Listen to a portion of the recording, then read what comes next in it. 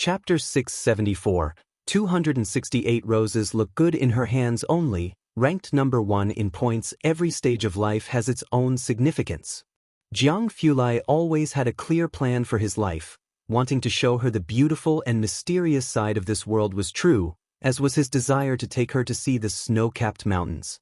As time stretched on, Jiang Fulai thought, he was not someone who pleased others, but he could not hide it when it came to her. He hung his head low, blocking the light from the side, casting his profile in a distinct chill, while his usually profound and aloof features now seemed somewhat softer. Outside the window, someone was setting off fireworks, and a rose-shaped firework blossomed in the sky. It was rare for this area to have fireworks, and the sudden explosion of fireworks brought many exclamations from below. Bai Lian looked up, her wrist still casually resting on the windowsill, not seeming too surprised. She had been in this world for over a year, and Jiang He was the first friend she made here. She remembered that night vividly. The moon was beautiful, and she was waiting with Jiang He for his brother, calling the wrong name at their first meeting, a memory too significant to forget, yet she realized that it was often this man who stayed by her side. Together, they had walked through the countless quiet and deserted streets of Purist Street. But indeed Jiang Fulai was someone who did not indulge in worldly pleasures, a man who stood above the clouds, revered and feared even by He Wen, proud and arrogant, that kind of noble son. The fireworks outside continued to climb and explode in the air, the light flashing on and off in his eyes. Jiang University's confident and composed young master seemed not so confident at this moment. Source: Web novel. Calm, updated on Omicron. His other hand was placed on her wrist that rested outside the window, his fingers always cool, the temperature at the tips showing distinct restraint. Bai Lian looked at him for a while. Go open the door, there's someone outside. Jiang Fulai made an "oh" sound, subconsciously loosened his grip, and turned to walk to the front to open the door. The meal had arrived. The manager bowed his head, conscientiously serving the dishes with respect. At this window, one could still see the last fireworks blooming. He served the dishes and then quickly withdrew. They also brought a pot of tea, purple sand teapot and cup. Jiang Fulai extended his hand out of habit to pour a cup of tea for the position opposite him, bending calmly to set the teacup and pot in place, his shirt outlining the slight arc of muscle on his body. Bai Lian still leaned casually by the window, hands clasped together, her right hand holding his glasses that were left on the windowsill, still in a very relaxed state. She watched Jiang Fulai pouring tea and arranging the tableware. The yellow, bright tea soup was fragrant with orchid notes as it was poured. They serve old Ban Zhang here? Bai Lian looked at him and laughed. Jiang Fulai started uncovering the silver lids on the silver dish, his voice ever calm and steady. All stores under the Jiang family have it. When do you think is the best season to go? Bai Lian moved to the side of the dining table, the fireworks outside having vanished. Jiang Fulai did not catch on. What? I mean, Bai Lian sat opposite him, setting his glasses aside. She looked up leisurely. When are you planning to take me? Jiang Fulai sat in place. The feelings hidden deep inside his heart spread through the corners of Xiangqing along with the fleeting fireworks outside, receiving a response. Ah, he was still lost in thought. Any time is fine. When do you want to go? Bai Lian picked up the teacup and slowly took a sip. The old banzhang with some years behind it had a rich, full-bodied tea aroma, and the strength of the tea's body was immediately apparent upon tasting, dense and smooth, leaving a sweet aftertaste. Let's go during the winter break, Bai Lian thought for a moment, but it's not fixed. There seems to be a summer camp during the holiday. As she spoke, Jiang Fulai finally came to his senses. He sat up, blinked, and pressed his right hand against the table edge to stand, his rolled-up sleeve revealing his cold white wrist with slightly pronounced veins, and his left hand, roughened by calluses, gently caressed her chin, and he almost whispered as he kissed the side of her lips, "Okay." After eating, they returned to Shanghai apartment. They passed by the affiliated middle school. At this time, even the students of Jiang University affiliated middle school were on holiday. Aunt Zhang had opened a flower shop at the affiliated middle school, and her business was not yet closed at this hour, seemingly doing quite well as delivery guys would come by to pick up flowers. Jiang Fulai parked the car on the roadside. He usually did not care for the frivolities of romance, whether it be roses, Chinese roses, or even foxtail grass. They were all the same in his eyes. Facing young Master Jiang, Aunt Zhang also felt somewhat intimidated. She asked, "Still just one rose? If you find any errors, ads pop up, ads redirect, broken links, non-standard content, etc., please let us know reports so we can fix it as soon as possible." Chapter 675. 268 roses look good in her hands only, ranked number 2 in points. Jiang Fulai nodded reservedly, his distinct knuckles holding a mobile phone, scanning the WeChat QR code laid out on Auntie Zhang's counter. He took the flowers handed to him. Very fresh roses, unwrapped, with petals in the shape of wine cups dotted with droplets on their snow-white underbellies, making the rouge-colored roses even redder. Jiang Fulai returned to the driver's seat and handed a rose to the person sitting in the passenger seat. Today, the car's Bluetooth was not playing tedious academic papers. Instead, it played the guzheng music of Principal Jian, a representative of both gentleness and passion. His music was the same. Jiang Fulai tilted his head slightly. Bai Lian held the rose in her hand, casually pressing it against her cheek, while her other hand rested askew on the car window. Her face, both restrained and bold, was just as the internet described, vibrant in her youth, like a horse galloping across a slanting bridge, with red sleeves beckoning from every floor. Indeed, roses look best in that person's hands. Ji Shayan's residence. Mu Yining had brought Ji Xiaojun and Shen Qing back, and after such an eventful day, she accepted Ji Shayan's invitation for a cup of tea. Shen Qing had little to say to the Mu family, so she left Ji Xiaojun to talk with them while she went to the balcony to collect laundry. Source: web novel. Com. Updated on Omicron New. Dong Xiaobai had just brought Ren Wanxian back when Mu Yining had not yet left. Since Ji Xiaojun and Dong Xiaobai both were involved in the arts, they struck up a conversation and stayed for a cup of tea with Mu Yining.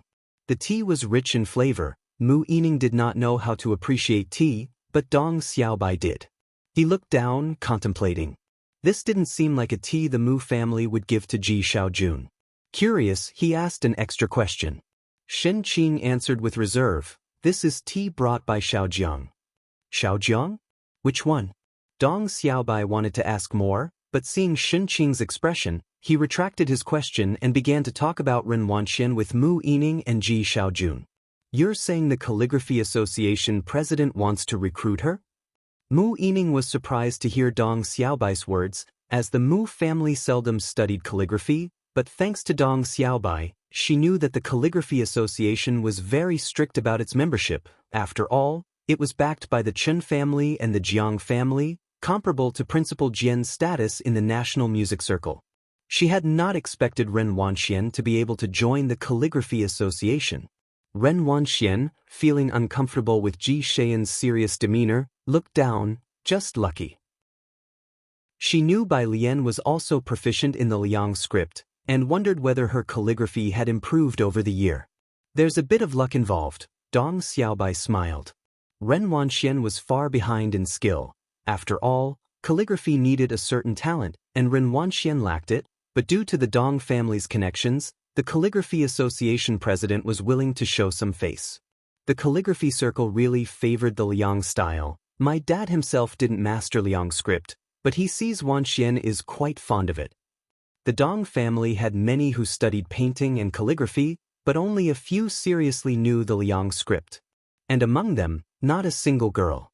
It was inevitable, girls inherently have less wrist strength, and in Beijing, the only girl who wrote the Liang style well was the vice president's disciple, Su Yajun. Alien's handwriting is also very beautiful. Amid their conversation, Shen Qing suddenly spoke. Ji Xiaojun had indeed heard from Ji Heng that Bai Lian had spent some time last year practicing large characters by suspending a piece of heavy iron, but Ji Xiaojun had only seen Bai Lian's Guanga style. Were Ji family's genes that good? Dong Xiaobai looked toward Shen Qing. She writes, "Something Guan." Shen Qing had heard Tang Ming and others talk about Bai Lian practicing some script that made the science students feel inferior because their teacher complained about not finding answers. Guang style. Dong Xiaobai knew immediately which style she meant but also lost some interest. It's quite a bonus for a girl to practice this style. He and Mu Yining didn't stay long at Ji Shan's place. After leaving, the two got into the car together. Because Shen Qing brought up Bai Lian, Dong Xiaobai inquired more about Bai Lian. The top scorer in the college entrance exam? He sat up straight in surprise. Then what did your old man say? Mu Yining shook her head. Dong Xiaobai sat back down. He won't come out even if offered the title of top scorer on the national exam? But the genes in your cousin's line seem to be much better than those in yours. A top scorer could earn a place on the clan's plaque. It's a pity that I'm going back to the Dong family today. Otherwise, I could have met your niece. Though he had never met her, he was curious about Bai Lian. Mu Yining also found it strange. Even if you went, you wouldn't be able to see her. She seems to be busy today. It's hard for even me to get a glimpse. The National Day's 7-day holiday. Even heartless companies should give time off. Isn't she just done with her college entrance exams and still a student? What's got her busy? As for what exactly she was busy with, Mu Yining didn't know either. Of Ji Shan's two nieces, Ren Wanxian could be seen through at a glance, while Bai Lian always remained enigmatic. The 7-day National Day holiday sounded long, but it passed in a flash.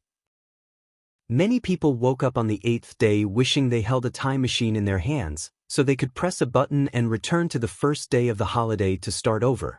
In the Tongfeng class, Tang Ming swore with his hand raised, "Really, I put it in the book after I copied it. It must be Brother Ding who accidentally handed it in." Ding Wenyang had just arrived in class and a huge blame was immediately placed on him. The rest of the class were discussing various topics, while Gao Yuan was surrounded by a group of people, with exclamations erupting from time to time. 1,300,000 points? And you, Wang Shi, how many points do you have? Just hit 1,000,000. That's not too little, said someone by Gao Yuan's side. You'll definitely have your chance in the midterm practical test. Ding Wenyang, sitting beside Tang Ming in a daze, overheard their conversation and curiously asked Tang Ming, "How many points do you have on the app?" "What points?" Tang Ming's eyes darted about as he shifted the topic from the blame he had placed on Ding Wenyang, his hand resting on Ding Wenyang's shoulder. "You tell me. The preparatory camps app, don't you know? A lot of our subsequent group competitions and slot allocations will be based on the total scoreboard." "I'm at 900,000 points, said Ding Wenyang, rather proud of his score. The newbie question bank only lasted for 1 year. Afterwards, to earn points, one had to tackle the challenge bank. Every 1,000,000 points marked a milestone. 8 million points could get you into the top 20, 9 million into the top 5, 7 million into the top 40, 6 million into the top 80. 1 million put you within the top 1,000. At 900,000 points, he was already ranked in the top 3,000. The platform gathered geniuses from across the country of nearly 20 years, and with over 10,000 registrants, Ding Wenyang felt quite smug to have reached the top 3,000 within a year. "You are so impressive," Tang Ming genuinely complimented. "No problem. If there's anything you don't know later on, you can ask me." Ding Wenyang, buoyed by the praise, was floating on air. In his reverie, he noticed Bai Lian sitting beside them. She was lounging casually, wearing a sky-blue satin jacket as Beijing had cooled down after a rain-following National Day, her hair tied back loosely, engrossed in reading a thesis. Ding Wenyang's heart skipped a beat and he took out his phone, opened the blue app, and searched for Bai Lian. No results. Strange. Ding Wenyang continued to search on his phone, typing in Tang Ming's name at random, and this time the results came up quickly. Account name, Tang Ming monthly points, 58741 total points, 1987449 following, 5 followers, 2. Ding Wenyang paused on this page for a good while, his finger hovering over it, then he came back to his senses, trembling fingers searching for Ning Xiao. If you find any errors, ads pop up, ads redirect, broken links, non-standard content, etc., please let us know reports so we can fix it as soon as possible. Chapter 676, 269 by Jian, The Arrival of Lance. Second update, _1 The campus network was SOSO, but Ding Wenyang managed to refresh the page pretty quickly. Account name, Ning Xiao monthly points, 0 total points, 2717458 following. 2 fans, 3. Total points, 2717458 almost 3 million, how arrogant, Ding Wenyang thought. The warning bell rang, and Ding Wenyang snapped back to reality. He exclaimed, ah, and poked Tang Ming. So this is the legendary top student, huh? Not bad. Tang Ming shrugged. Last night, he was criticized by Jiang Fulai for stretching his leg too far. Ding Wenyang, were these people really from Xiangqing? Source, web novel. Com, updated on N0 New. His gaze shifted to Bai Lian next to him, who was still holding the original document in her hand. This morning was all about mechanics. The professor had already come in with a USB flash drive. Normally, Ding Wenyang was among those who listened attentively, but today he was somewhat distracted. His phone was still on the app page of Ning Xiao. Ning Xiao, aloof as he was, rarely interacted with others besides Bai Lian. Ding Wenyang came back to his senses and suddenly thought of something. He opened Ning Xiao's following list. Just 2 people? Bai Jian, pretty normal, everyone on the app follows that arrogant top scorer, but this godsend of a picker who burst onto the scene this year, every day there were posts about him on the app. Even Ding Wenyang had discussed with others, guessing which lab's newcomer he was. But now, Ding Wenyang opened his WeChat, found Bai Lian's name, and clicked on it, seeing her WeChat name, Bai Jian. At first, when he added Bai Lian's WeChat, he thought she was a fan of the other person, but now it seems, with Ning Xiao's nearly 3 million points. Among the 3 of them, it's needless to say who is the center. Bai Lian would never score less than Ning Xiao. Considering the timing, the sudden emergence of the picker god coincided with the new students joining the app. Ding Wenyang tried to calm himself. But he wasn't very calm at all. At noon, while taking advantage of Bai Lian's meal card for lunch, Ding Wenyang couldn't help but observe Bai Lian and Ning Xiao, especially Bai Lian. Bro, are you secretly in love with both of them? You're always looking. Tang Ming sat next to Ding Wenyang with his legs crossed, warning him, it's fine if you have a crush on Ning Xiao, but don't you dare have any ideas about Sister Lian. Ding Wenyang. What exactly are you thinking? Oh, just a heads up, Tang Ming shrugged. There are too many people expressing their love for Sister Lian on the confession wall every day. Even after National Day, the buzz around Bai Lian at school did not cool down. The BGM released online by the Physics Academy's Student Council was repeatedly analyzed by netizens. It had a style similar to that of Yen Lu's go-to composer, Jian, and the name was simply Jian. In the last few days, it had garnered a little fame, and it became a choice BGM for many video edits. It had been uploaded to various music app platforms. When Bai Lian returned to her dorm in the evening, the other 3 roommates had already finished their washing up, with Sun Qian sitting in her spot reading. Yu Simin was on the balcony on the phone with someone from the association. She was part of the student union's external relations department, had joined the College Students' Entrepreneurship Association, and was now also involved in club activities, as busy as Bai Lian. Only Kong Wei seemed to be the most typical college student among those in the dorm. As soon as Bai Lian came back, she put down her tablet, let her legs down off the bed, and got up to walk over to Bai Lian, alien. What's up? Bai Lian placed her book on the desk, opened the wardrobe to get a towel and clothes to shower. Do you want to create a Weibo account or a video account? Kong Wei asked her, so many people are looking for you online, you know. Your popularity is comparable to that of a second-tier celebrity now. No, I want. Bai Lian headed to the bathroom, explaining gently to Kong Wei, I don't have the time. All right then, Kong Wei felt it was a bit of a pity. Another person in her place might have already signed with a live-streaming company by now. She followed Bai Lian towards the bathroom. Also, about that BGM you sent to Sister Yi, a lot of people online are saying it's very similar to the style of Yen Lu's main composer. Right? Bai Lian stopped at the bathroom door, leaning lazily against the doorframe, waiting for her to finish. Then she calmly lifted the bath towel in her hand, her delicate brows and eyes raised playfully. I'm going to take a shower, do you want to come in together? Kong Wei blushed slightly and took a step back. Bai Lian closed the door to shower. Behind her, the phone Bai Lian left on the desk rang. It was a WeChat voice message. Kong Wei glanced over, and it was a WeChat call from someone named Lance. And looking at the profile picture, it seemed to be a foreigner. Foreigners often use their own photos as profile pictures. Bai Lian came out after her shower, wearing pajamas, and drying her hair with a towel. If you find any errors, ads pop up, ads redirect, broken links, non-standard content, etc., please let us know reports so we can fix it as soon as possible. Chapter 677, 269 by Jian, The Arrival of Lance. Second update, _2 Kong Wei sat back in his chair and reminded her, just now, a Lance sent you a WeChat voice message. Bai Lian looked down, picked up her phone, and walked to the balcony to call Lance back. On the other end of the phone, Lance, still wearing the dark blue robe Ji Hing made for him, nodded at the welcoming officials and then took out his phone, his Chinese as awkward as ever. Hi, Bai, I've arrived, I'm going to look for NI. Lance had a summit in the middle of the month. I'm at school. Bai Lian leaned against the balcony, slowly wiping her hair. Are you looking for my grandpa?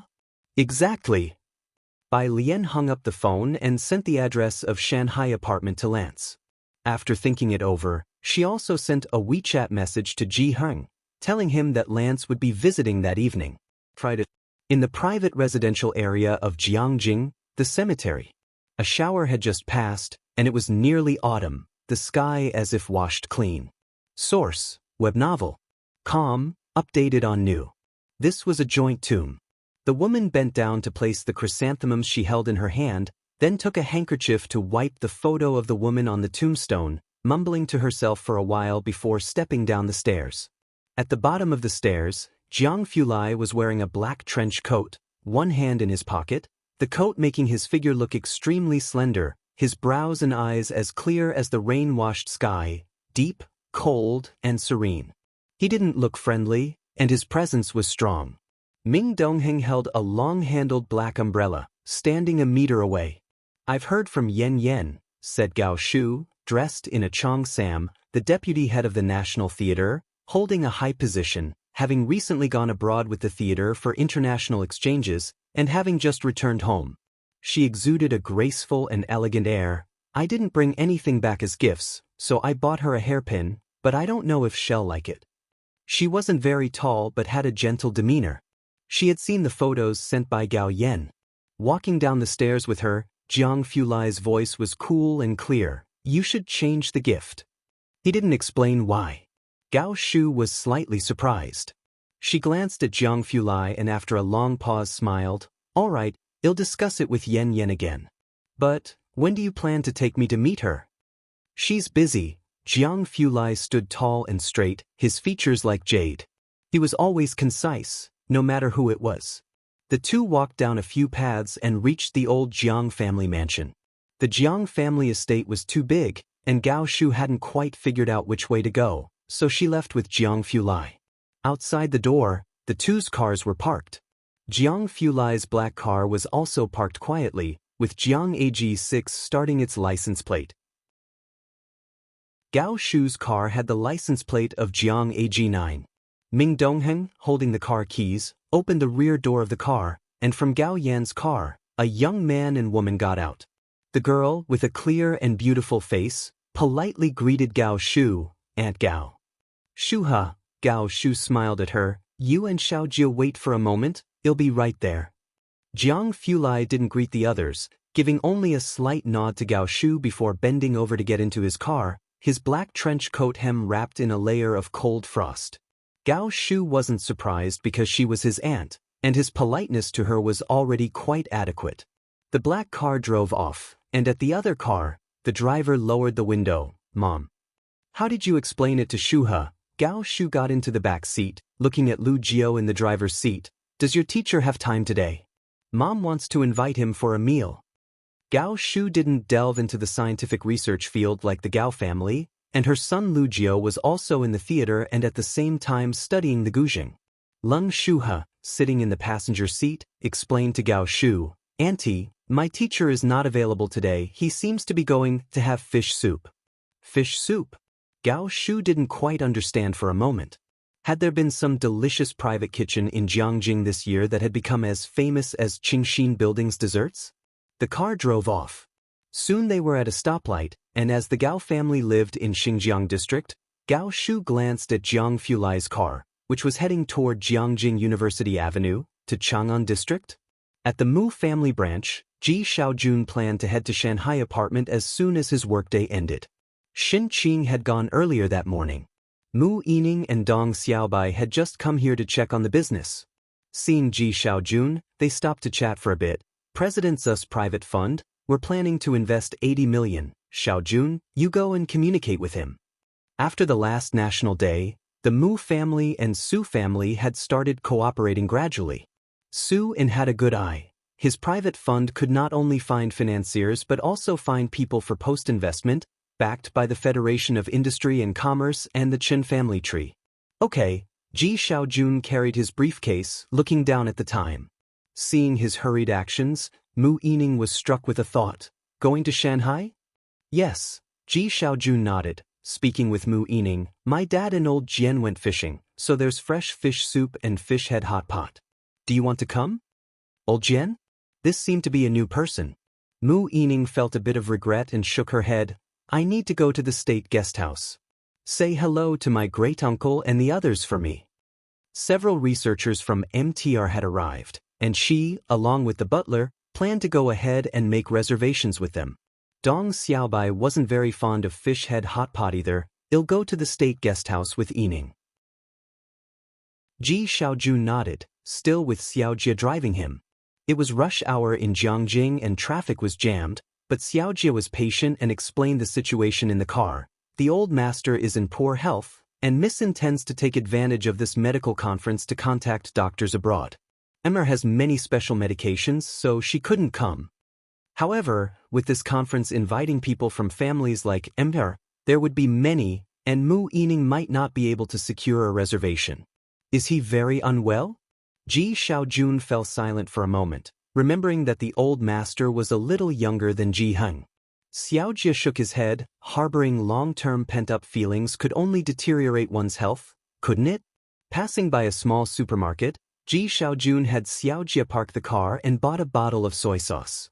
Upon arriving at Shanghai apartment, Ji Xiaojun thought of Mu Xiangguang and Ji Heng's issues, looking somewhat silent. Xiaojie followed him, and the door to 103 was closed. Xiaojie pressed the doorbell. The door was quickly opened by an old man with bright blue eyes and dressed in a sunflower-patterned shirt. His gaze landed on Ji Xiaojun and he brightened. How come you've come back? Where's the soy sauce? It had been a while since they met. How come Mr. Lance's Chinese had regressed? If you find any errors, ads pop up, ads redirect, broken links, non-standard content, etc., please let us know reports so we can fix it as soon as possible. Chapter 678.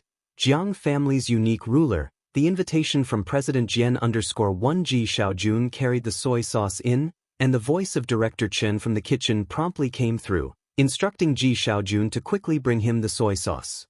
Lance wasn't familiar with Chinese cuisine, so he immediately went to watch Dean Jian and Ji Heng play chess. It wasn't the elegant game of Go they were playing but the more common 5-in-row chess. The two were evenly matched, and after covering most of the board in 5-in-row chess, a victor had yet to be decided. Xiaojie, not acquainted with Dean Jian and Lance and seeing them for the first time, recognized the voice of Director Chen cooking in the kitchen. He cautiously entered, greeted Ji Heng and then left. As he walked out, passing by the door, he noticed 2 suit jackets hanging on a wooden coat rack. Next to it was a blue guest pass.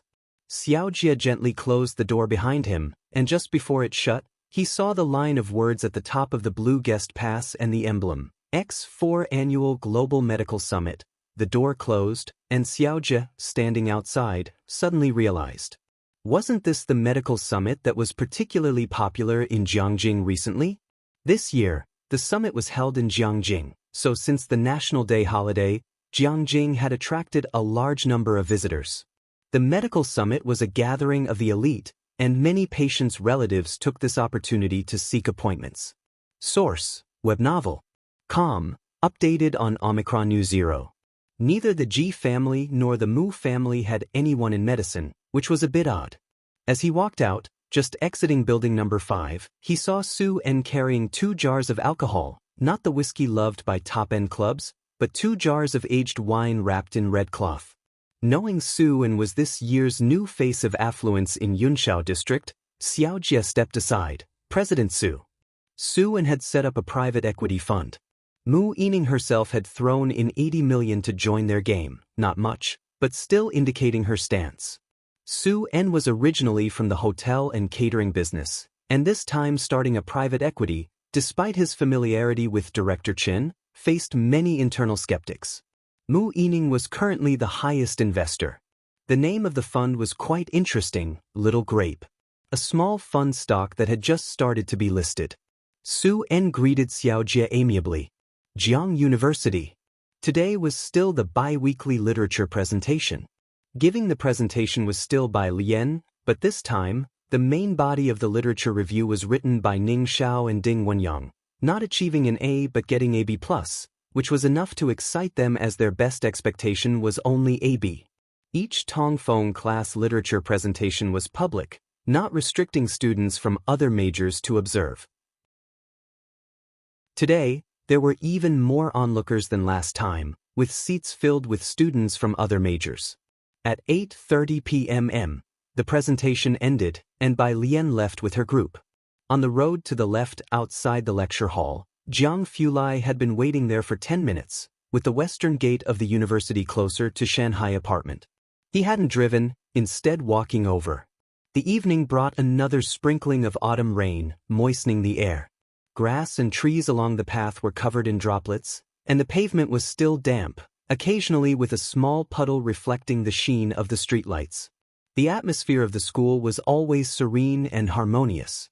Jiang Fulai stood lazily by the roadside, his gaze fixed on the distant gate, about to take out his phone when a group of students burst through the gates. He straightened up slightly, and soon Bai Lian came into view. The weather had gotten cooler, and today she wore a beige sweatshirt that was somewhat long. Its collar featured 2 red decorative buttons and the cuffs were spliced with a band of red split embroidery. The hem of the sweatshirt was irregularly stitched, draping lazily, perfectly highlighting her casual and gentle temperament. Many female students had taken a liking to this sweatshirt. While chatting, they asked for the link to the sweatshirt. Bai Lian then paused and patiently explained to them, looking down at her mouse, that it was a custom modification by her grandfather, without a link to buy. Fulai waited patiently not far away, the girl under the lamp looking unbelievably pretty and gentle. As people came and went along the road in front of the lecture hall, her silhouette was reflected by the light behind her. Tang Ming and Ning Xiao didn't dare walk with Bai Lian at this time, so they took another route towards the cafeteria with Ding Wenyang and others. "It's a bit cold today, are you just wearing that?" Once Bai Lian approached, Jiang Fulai took her computer in one hand and with the other, gently took her right hand, his fingers leisurely weaving through hers to hold tightly. "I'm not cold," he was wearing an extra coat, and his fingertips were even cooler than hers. Bai Lian turned to him and said at an unhurried pace, "You should dress warmer, young Master Jiang. The cold's going around, be careful." Jiang Fulai felt a bit gloomy and changed the subject. "My auntie is back. If you find any errors, ads pop up, ads redirect, broken links, non-standard content, etc., please let us know reports so we can fix it as soon as possible."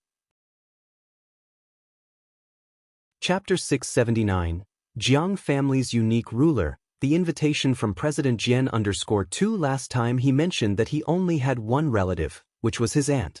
Bai Lian, Ed, still waiting for what he'd say next. But Jiang Fulai didn't continue speaking. He just gave Bai Lian a conclusion, "Just letting you know, everyone else doesn't matter."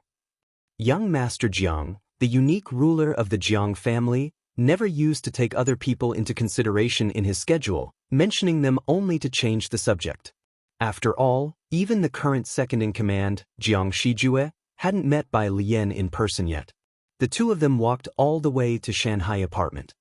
The street lights weren't on, and there were many people outside at this hour. A few recognized Bai Lian, but because of the intimidating man by her side, they didn't dare to strike up a conversation with her. It would have taken courage to even glance his way. The two made their way back to 303, where Ning Xiao and Tang Ming had already returned and were looking at Zhang Shi's papers. Pu Xiaohan was down in 103. Bai Lian went to 103 to get the fish soup Shin Qing had left for them. Jiang Fulai pushed open the door of the study, set down Bai Lian's laptop, and helped her print out the documents. The printer buzzed away, and he felt oddly at peace, as though time had stood still, while looking at the door. 103. By the time Bai Lian came down, Director Lance and Chief Chen were playing mahjong with Ji Heng in the lobby downstairs. Source: Web Novel. Com. Updated on In0 New. Su En and Ji Xiaojun stood behind Lance, advising him on how to play mahjong. This group of people was smoking. Although the glass door of the courtyard was open, the scent of smoke was still heavy. Shen Qing brought out a bowl of soup for Bai Lian and urged her to go up quickly.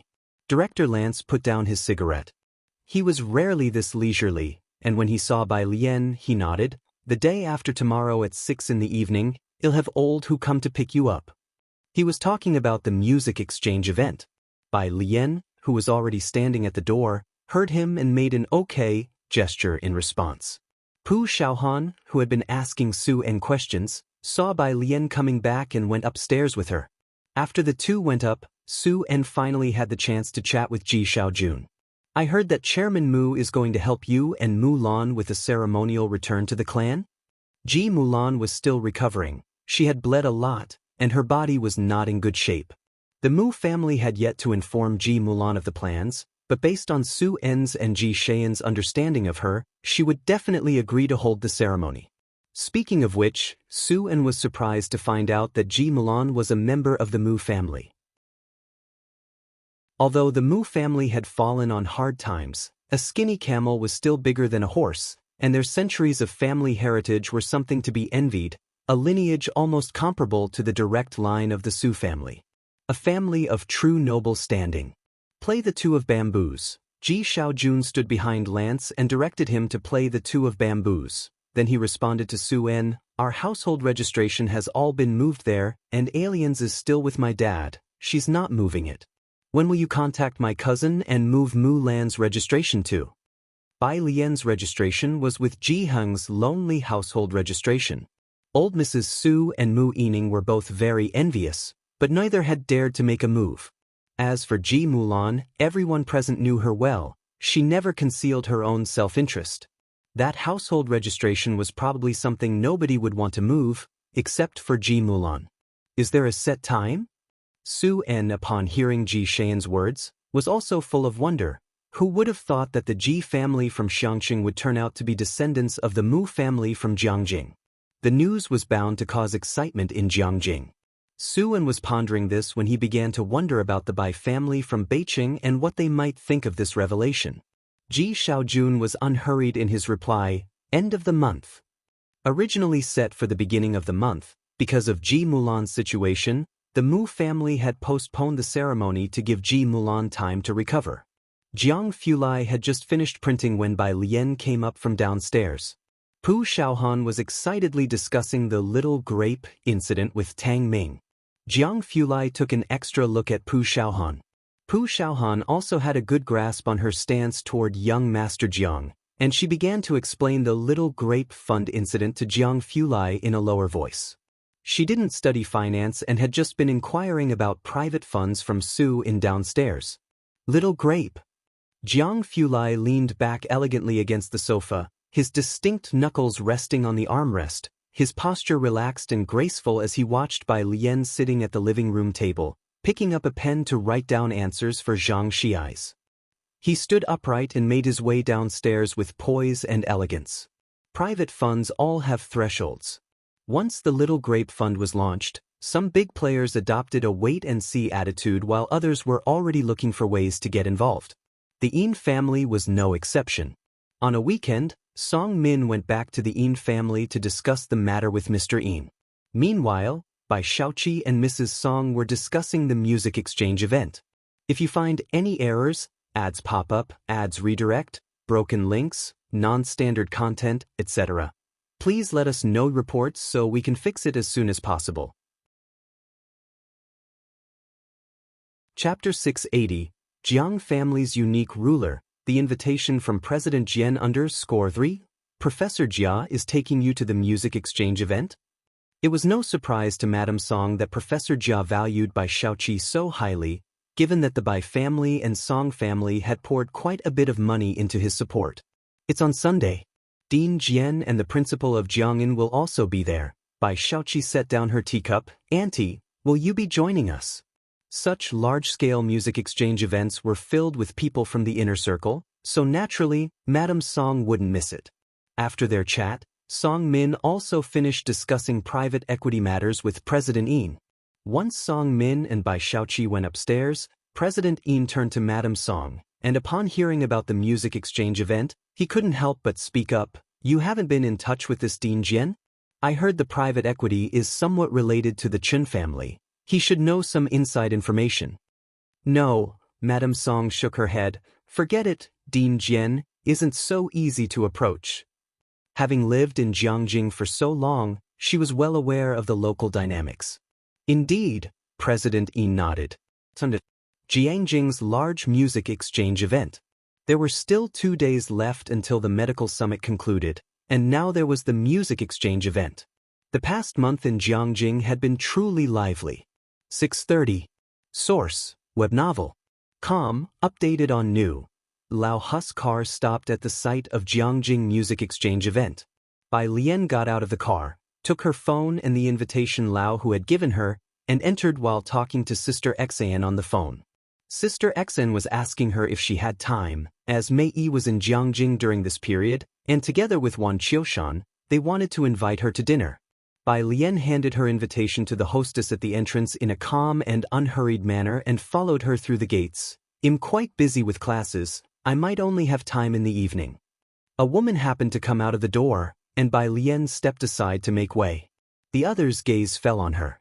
Bai Lian glanced down. It was a woman in a black cheongsam with golden flowers, her facial features refined and her bearing quite graceful. When the woman saw Bai Lian's gaze, she smiled softly and nodded at her. Bai Lian slightly nodded back at the woman and then they passed by each other. After Bai Lian entered, outside, Gao Shu hadn't left yet. Her gaze followed Bai Lian's retreating figure. Bai Lian's face was so recognizable that even from just a photo, Gao Shu could identify her. Compared to a photograph, the real person was naturally more animated. The grace in her every gesture, which was rare even among those who had studied opera professionally. Gao Shu stood at the entrance, contemplating. The opportunity Gao Yen mentioned to share the stage together was not impossible. It wasn't until Lu Jiao and his secretary arrived that they interrupted her thoughts.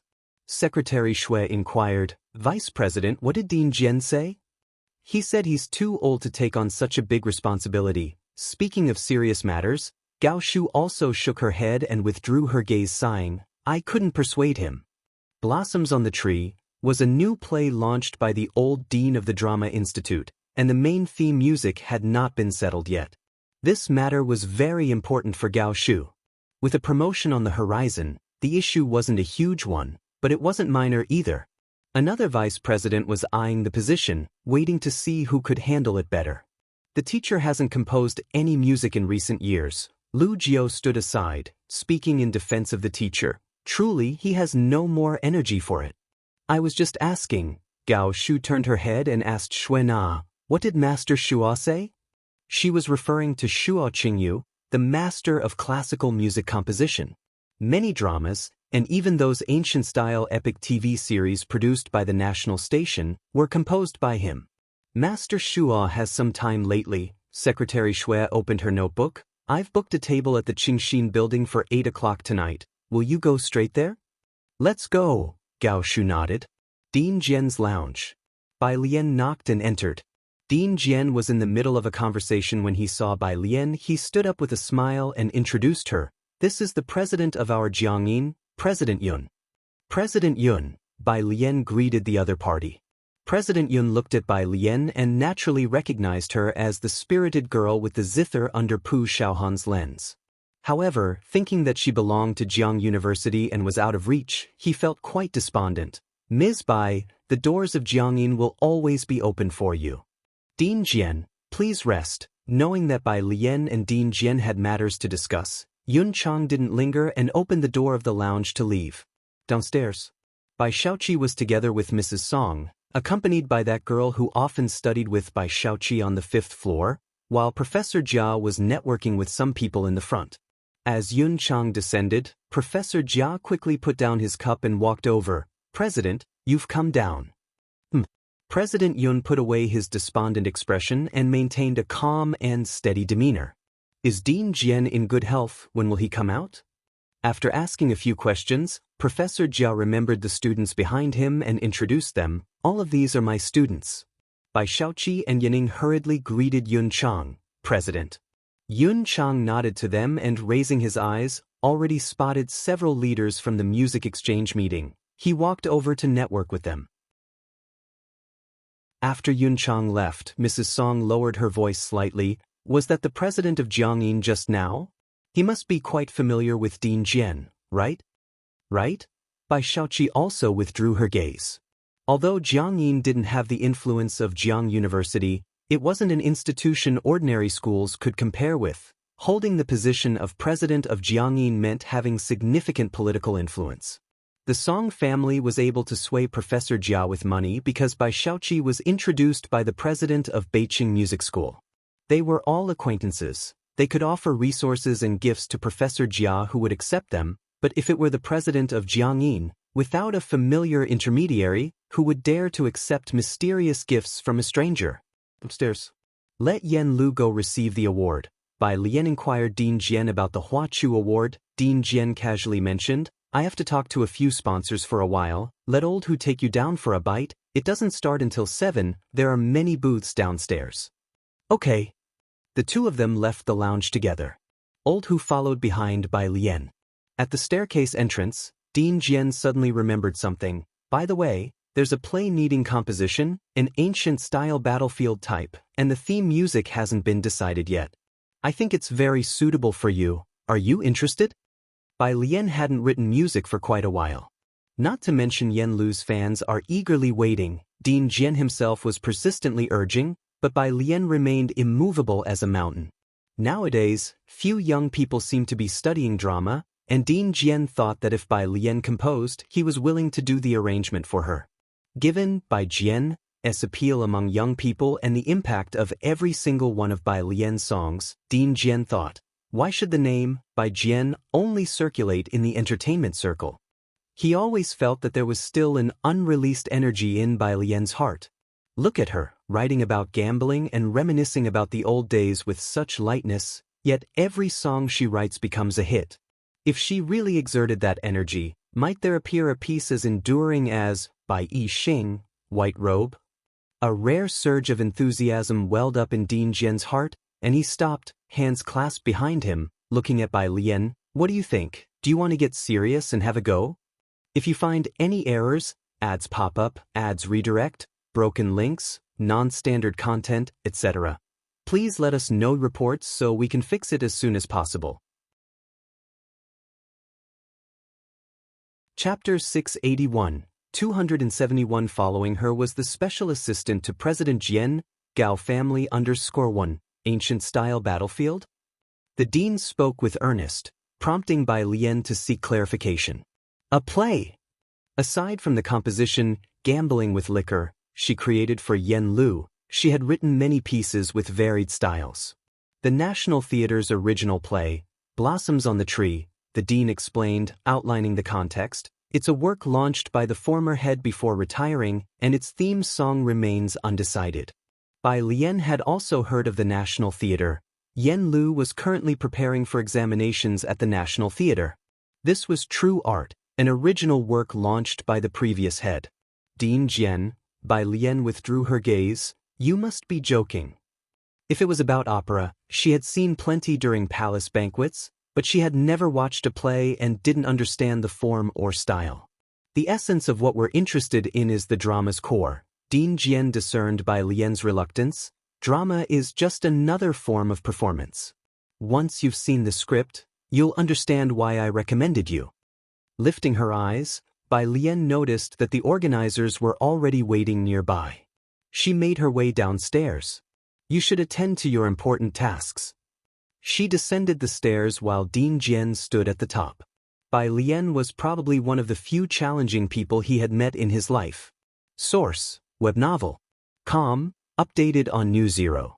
The concert hall was vast. Bai Lian paused at the Kongho exhibition stand to listen for a while before moving on to the next one. Lao Hu followed closely behind her, only approaching to converse in a low voice when Bai Lian needed an explanation. His demeanor was very respectful. Now serving as Dean Jian's sole assistant, he was recognized by those well acquainted with the dean. Mr. Hu, a middle-aged man, approached from not too far away, shaking hands with Lao Hu before turning his attention to Bai Lian, and it was neither Ling Shuhe nor anyone he recognized. This is Miss Bai, Lao Hu answered, then gently introduced her to the approaching figure. This is Director Li, a member of Dean Jian's previous team. Nice to meet you. Bai Lian was polite. With Lao Hu's attitude, even Director Li didn't presume too much.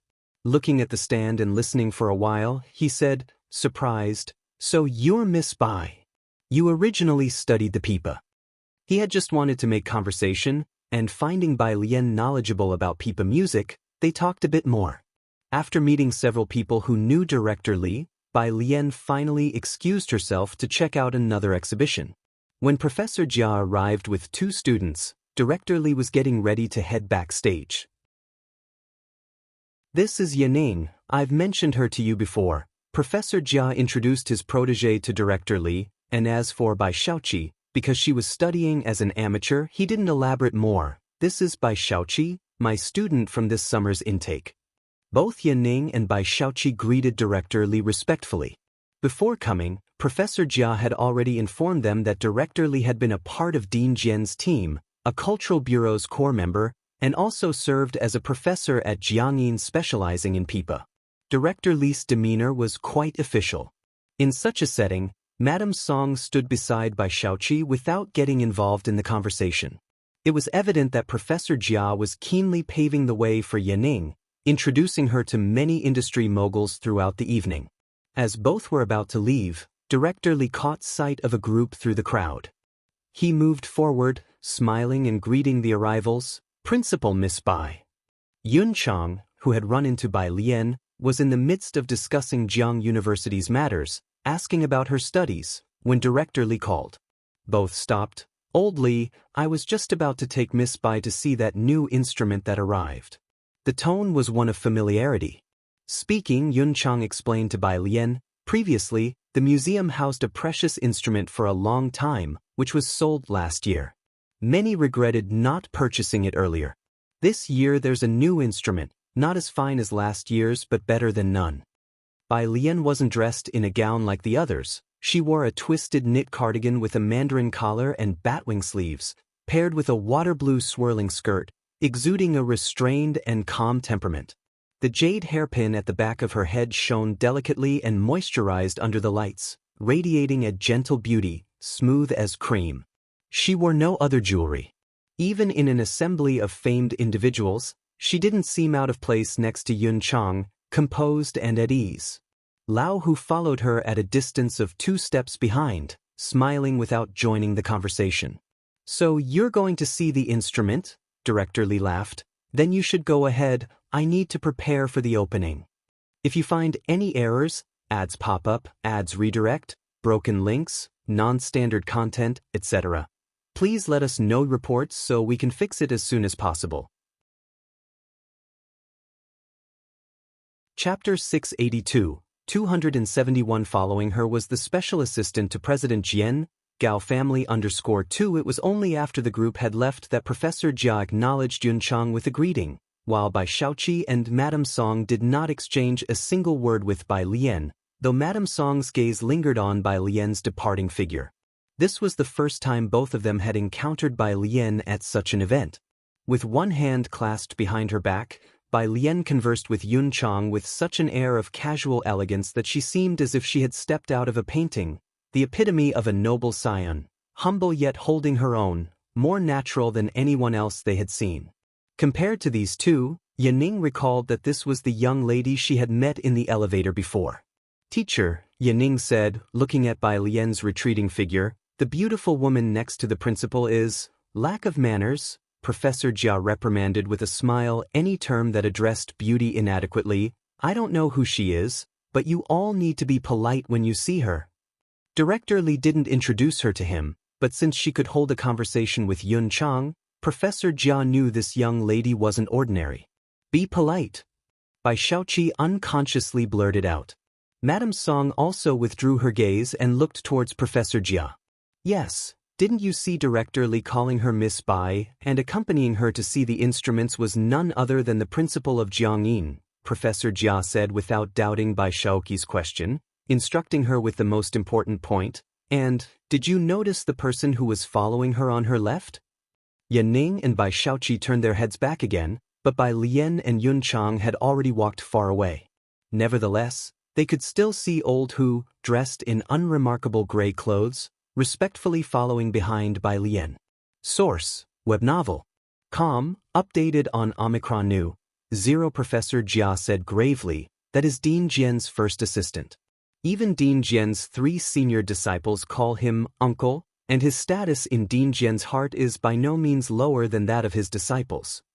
Yaning suddenly understood. "No wonder, when I saw her last time at Jiangyin going to the recording studio." "Teacher, you don't know her either?" "There are many people whom your teacher, don't know," Professor Jia chuckled. "You all need to be smart about it." His gaze fell on Bai Shaoqi and Madame Song, who both seemed a bit out of sorts. Mu family, Tingyu Pavilion. Dong Xiaobai seldom returned home, and the precious octagonal table was only occasionally punctuated by the faint sound of a soup spoon tapping against a bowl or dish. The woman seated at the head of the table was dressed in an exquisitely tailored outfit, the epitome of elegance and luxury. She ate only a couple of bites before setting down her chopsticks, her voice neither cold nor warm. "Uncle?" Mu Yining had gotten used to her demeanor. "The ritual banquet is at the end of the month." Mu Yujun looked well-preserved. Nearing 50 years old, she appeared just over 30. Taking a silk handkerchief from the butler behind her, she gently wiped her mouth. "Jiachen's aunt has returned. I might not have time then. I'll ask again about Gao Yi and Jiachen." Put simply, aside from the elderly patriarch, there was no one in the Mu family worth her making a special trip for. "It depends on your schedule." Mu Yining scooped up a spoonful of crab roe soup, his back straight. "Your matters take precedence." Since the Gao family had an esteemed daughter, their status had risen like the tide, becoming an unchallenged force in Jiangjing, where no one dared offend.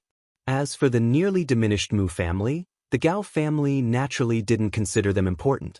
Mu Xiangguang was not involved in the affairs, and Mu Yining also had his own pride. The Mu family was not the kind to curry favor and draw close to power. Even though Mu Yujun had married into the Gao family, the Mu family never boasted about their relationship with the Gao family. Consequently, Mu Yujun's life in the Gao family was quite pleasant. After bearing Gao Jiachen, her status further escalated. The butler did once lament over Gao Jiachen, wishing he was a member of the Mu family. But clearly he did not have the audacity to compete with the Gao family for people. Aristocratic families often intermarry, supporting each other to preserve their legacies over time. But as the Mu family waned and the Gao family, over the years, Gao Jiachen had only returned to the Mu family once when he was 1 year old in the arms of Mu Yujun. After that, the Gao family did not allow him to visit, marking a clear separation between the Gao and Mu families. The Mu family was no longer of any consequence to them. Ren Wanxian sat next to Dong Xiaobai, spoon in hand. Throughout this meal, she had scarcely dared to lift her chopsticks. Ren Qian had arranged for so many etiquette teachers for her in her earlier years. She used to disdain the lack of grace in Shinqing, Jiheng and their group, but now sitting here, she too felt uncomfortable under the scrutiny of others. At this table, besides the scholarly-born Dong Xiaobai, the other two were rather daunting figures. After dinner, Mu Yujun intended to visit Mu Xiangguang. As she stepped out the door, holding her handkerchief, she slowly turned. Tonight's crab soup was not very palatable. In a few days, I'll have someone send over some fresh Hong Mao crabs. They are freshly caught and airshipped. Jiachen's aunt just got quite a few fresh ones from the Jiang family. If you find any errors, ads pop up, ads redirect, broken links, non-standard content, etc., please let us know reports so we can fix it as soon as possible. Chapter 683, 271. Following her was the special assistant to President Jian. Gao family _3 Mu Yining was momentarily startled, then remembered who Gao Jiachen's young aunt was, and the relationship between the Gao family and the Jiang family, all supported by that one aunt. Alright. Just caught from the coastline, there were few families so wealthy and bold as to use their own planes to transport these goods. Mu Yining accompanied Mu Yujun to visit the old master. After they left, Ren Wanxian finally exhaled a long breath of relief. Dong Xiaobai stood by her side, watching her reaction with amusement. That's your aunt too. That's just the way she is. The Gao family has many rules, but she doesn't come back often, so you needn't be too nervous. Her son, Gao Jiachen, now that's a formidable character. Dr. Gao? Ren Wanxian blurted out in shock. Wasn't this Dr. Gao the same man, whom even with a lot of money, Ren Qian found difficult to meet once in Xiangqing? Such a family, she and Ren Qian wouldn't have dared to imagine back in Xiangqing. Are they really relatives of the Mu family? Oh, seems like you've also heard of his name. Dong Xiaobai was not surprised. Shanghai apartment. When Bai Lian returned, Jiang Fulai was still in room 103, having been invited by Ji Heng to play chess with Lance. Lance had picked up the game of Go quickly, and by the time he left last year, he could play Ji Heng to a draw, winning most of the time. Source: Web novel. Com, updated on Omicron New. C0. In these past few days, ever since Lance arrived in Jiangjing, Ji Heng hadn't won a single game. Ji Heng had specially called over Jiang Fulai, who was free that evening, to play against Lance. This game isn't fun at all. Having lost yet another game, Lance, with his not-so-fluent Chinese and his hands pressing on the board, was ready to stand up. Jiang Fulai was seated opposite him, loosely holding a white jade chess piece between his right index and middle fingers. He calmly looked up, his noble phoenix eyes resting on Lance, an attitude of an idle man of wealth. The esteemed chief physician of Emperor, with just a casual glance from him, stifled any curse that was on the verge of being spoken. Lance, wanting to curse but not daring to, silently sat back down and finished the game with extreme frustration. Then they began a new battle. Ji Heng stood behind Jiang Fulai, holding his pipe, lazily blowing a ring of smoke. Bai Lian entered with her fingerprint. Room 103 had only recorded her and Ji Heng's fingerprints. As soon as Lance saw her, he quickly jumped up. Bai, come here. Bai Lian walked over, glanced at the situation, and realized that Lance was almost being massacred. She casually picked up a black piece and placed it on the board. Opposite her, Jiang Fulai. He silently smiled. Alright, how was he supposed to make a move now? Only then did Ji Heng put away his smoking pipe, drawling, "Let's call it a day." Lance was relentless, insisting on having Bai Lian play in his place against Jiang Fulai. Ji Heng threatened him, "I'll have Alien play Go with you all day tomorrow." Bai Lian would be even more terrifying than Jiang Fulai. Lance silently returned to the dining table, letting Ji Heng brew tea for him to calm his nerves. It's not that he didn't want to brew it himself, but Ji Heng didn't want to let him fuss over it. Bai Lian followed Jiang Fulai up the stairs. In the echoing stairwell, Jiang Fulai told her about the incident tonight when Tang Ming almost drove him mad. After he finished speaking, Bai Lian spoke unhurriedly. "Teacher Jiang, I think I saw your aunt tonight." There were many individuals who stopped to admire Bai Lian upon seeing her. But Gao Shu's gaze was special, one of appreciation mixed with surprise and a caring gentleness. And that cheongsam, it was made by the same person who made the daily clothes for Gao Yan. Almost at first glance, Bai Lian recognized it. Gao Shu had just finished talking with Shuo Qingyu. Her car was on the way back. They happened upon Mu Yujin's car, and naturally, Mu Yujun recognized Gao Shu's car. She got out of her car to greet Gao Shu. Gao Shu sat in the back and did not get out of the car. She rolled down the window, and leaning lazily against the back seat, nodded to Mu Yujun. "Did you like the crabs I sent you?" "They were very fresh." Jiachen liked them too. Facing Gao Shu, Mu Yujun naturally couldn't maintain the demeanor of a haughty lady. "That's good." Gao Shu chatted idly with her for a few moments, then raised her window and signaled the driver to continue driving. Jiang Fulai's call came through, and Gao Shu's spirits lifted. She sat up straight and answered the phone. "If you find any errors, ads pop up, ads redirect, broken links, non-standard content, etc., please let us know reports so we can fix it as soon as possible." Chapter 684, 272 Mysterious Shanghai Residential Complex, a table for 1, second update, _1, Young Master Jiang, Gao Shu said, somewhat surprised, as Jiang Fulai seldom called her. They had WeChat, but rarely chatted. Most matters were conveyed to her by Jiang Shijue. "Why are you calling me?" It was indeed out of the ordinary. Jiang Fulai returned to his room after staying a long while in room 103. His clothes had picked up a faint smell of tobacco, and he was preparing to take a bath, holding his loungewear. His voice was casual. "Did you go to the concert today?" He had never before taken such interest in her whereabouts. Gao Shu's fingers rested on her knees, and after a brief thought, she said in surprise, "You don't tell me she recognized me?" Without speaking a word or giving Bai Lian overly attentive looks, she had been concerned about revealing anything to Bai Lian. "Yes, I mentioned you to her," Jiang Fulai said, turning with his clothing in hand. "What did she say?" Gao Shu quickly thought, knowing the gift she selected for Bai Lian had to be considerable.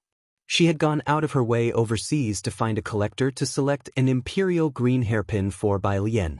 Jiang Fulai dashed Gao Shu's hopes of giving Bai Lian another hairpin, and at the moment, Gao Shu had not yet found another appropriate gift for Bai Lian. Luckily, there was an auction later in the week, and Gao Shu had already had Secretary Shui schedule it in. Gao Shu stated formally, "If not, then don't wait any longer. Take me to meet her." Jiang Fulai reached for the bathroom door, stopping in front of the mirror. "It depends on her schedule." Source: Web novel. Com, updated on Omicron. Omicron, I know. Gao Shu smiled, knowing about Bai Lian's existence through news from Gao Yan. She did not dare to inquire about the people around Jiang Fulai. "Just let me know in advance when she is available." She hung up the phone. Jiang Fulai casually placed the phone on the washstand and began to unbutton his shirt. The Gao family. Mu Yujun waited for Gao Yi and Gao Jiechen to return, standing at the door to take the overcoat off Gao Yi. He spoke to Gao Jiechen at his side. "Have you had any contact with Professor Ma at the Tongfeng class or at the Ma Institute?" "As you know, Professor Ma always leaves right after his classes," Gao Jiechen said indifferently. They discussed some research matters. Once they were done talking, Mu Yujun brought up the encounter with Gao Shu she had on the road. Gao Yi narrowed his eyes, turning to Gao Jiechen. "Your young aunt is back. Try to arrange to meet her in the next couple of days. Her word carries more weight than that of our entire family." It couldn't be helped. After all, Gao Yi was Jiang Fulai's uncle. But Jiang Fulai had long blocked his phone number. At one time, Gao Yi dared to leverage his status as the uncle, but now, even seeing Jiang Fulai was not easy, let alone anything else. Apart from those in Jiang Fulai's laboratory, even ordinary people found it difficult to meet the young Master Jiang. Since marrying into the Gao family, Mu Yujun had only visited the Jiang family estate once. Later, as Mu Yujun went to the kitchen to arrange a late-night snack for father and son, the old butler mentioned something about the Mu family. The Mu family's uncle? Gao Yi had never heard of such a person. He picked up his teacup, skimming off the froth, and lowering his eyes he said indifferently, "They invited our Gao family?" "You jest," the butler chuckled. "They only invited the lady." Gao Yi heard the remark and let it be, not taking it to heart. He hardly ever visited the Mu family. He might have gone if the old Master Mu had come out of retirement. Currently, The Mu family was managed by a woman, and most families in Jiangjing did not take it seriously. Of course, Mu Yujun also never mentioned this matter to the Gao family. The following day, early in the morning, Ning Xiao finished packing his bag and looked at the main hall, whispering to the memorial tablet, "Grandma, I'm going to school now." He lit a stick of incense. It was a very quiet scene. Until Tang Ming's voice came from the front door, "Brainiac, hurry up, the elevator's here." Tang Ming spent his weekends in Ning Xiao's guest room. Ning Xiao lived alone, and the group would come over every week, either freeloading food and drinks at room 103 or at Ming Dongheng's place. In the elevator, Zhang Xiais yawned, greeting Ning Xiao and Tang Ming, "Good morning." Their breakfast usually came from Kangyu Tower, prepared by Ming Dongheng in room 301. Today's crab roe buns taste even better than the last time. Tang Ming picked up a bun with his chopsticks. The sleepy Zhang Shi's eyes lit up. "Your Highness," Pu Xiaohan's eyelids twitched, signaling Tang Ming. Tang Ming stuffed a bun into Zhang Shi's mouth, dismissing him. Your Highness, just eat and be quick about it." Pu Xiaohan, holding his chopsticks, glanced over. Zhang Xi's had a very handsome but foolish face, acting silly every day.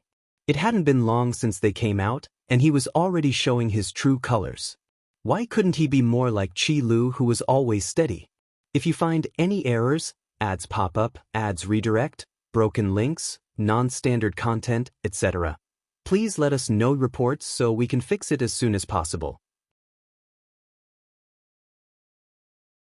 Chapter 685, 272 Mysterious Shanghai Residential Complex, a table for 1, second update, _2 Thinking of Qi Lu's chef's hat, Pu Xiaohan paused slightly. If only others could take a leaf out of Jiang's brother's book and exhibit a little elegance and charm. Outside the door, Bai Lian and Jiang Fulai came in. Pu Xiaohan was struck with awe.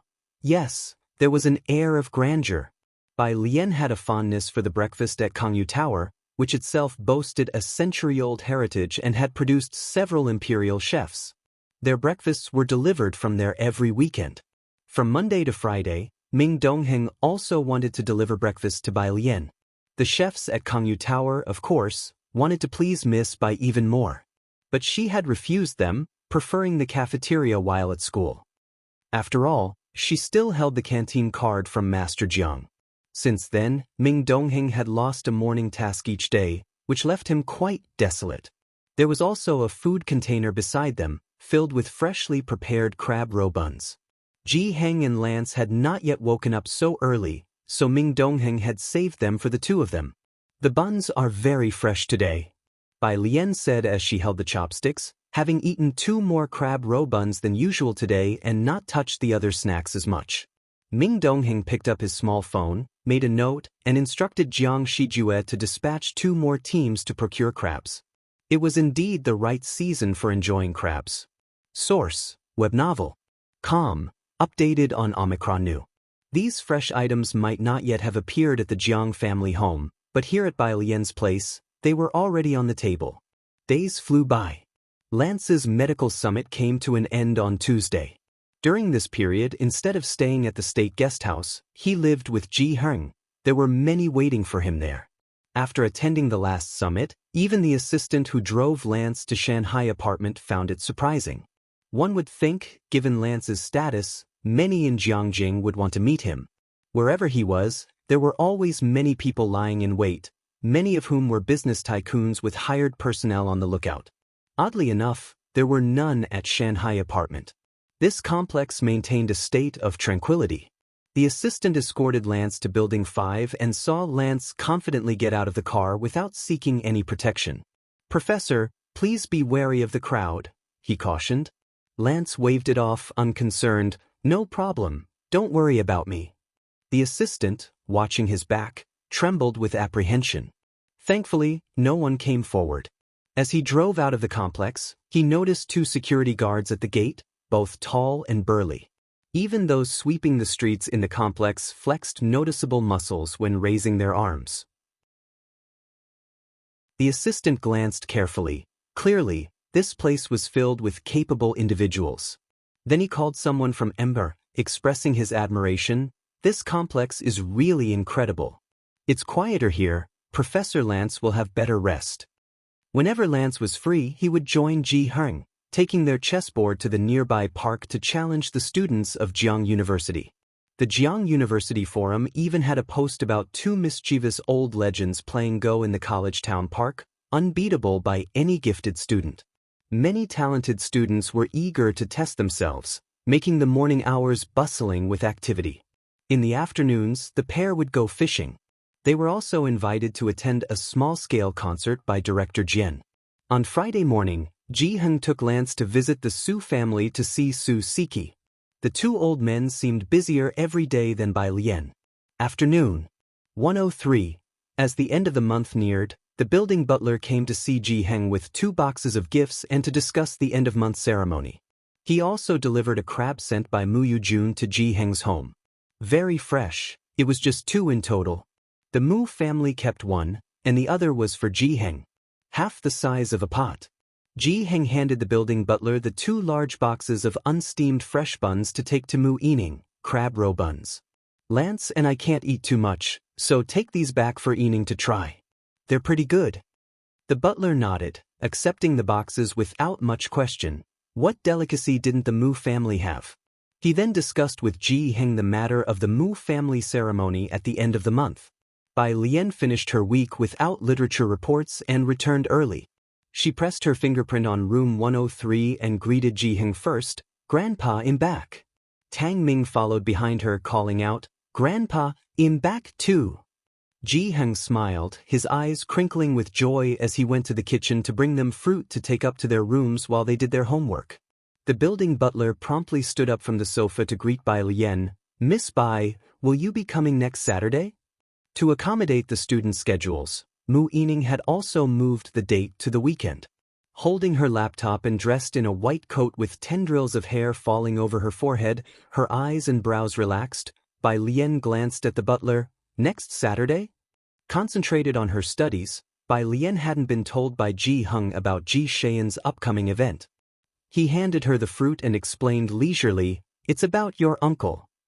He didn't bring up Ji Mulan. Mentioning her might indeed make Bai Lian too disinterested to continue listening. After thinking for a moment, Bai Lian agreed.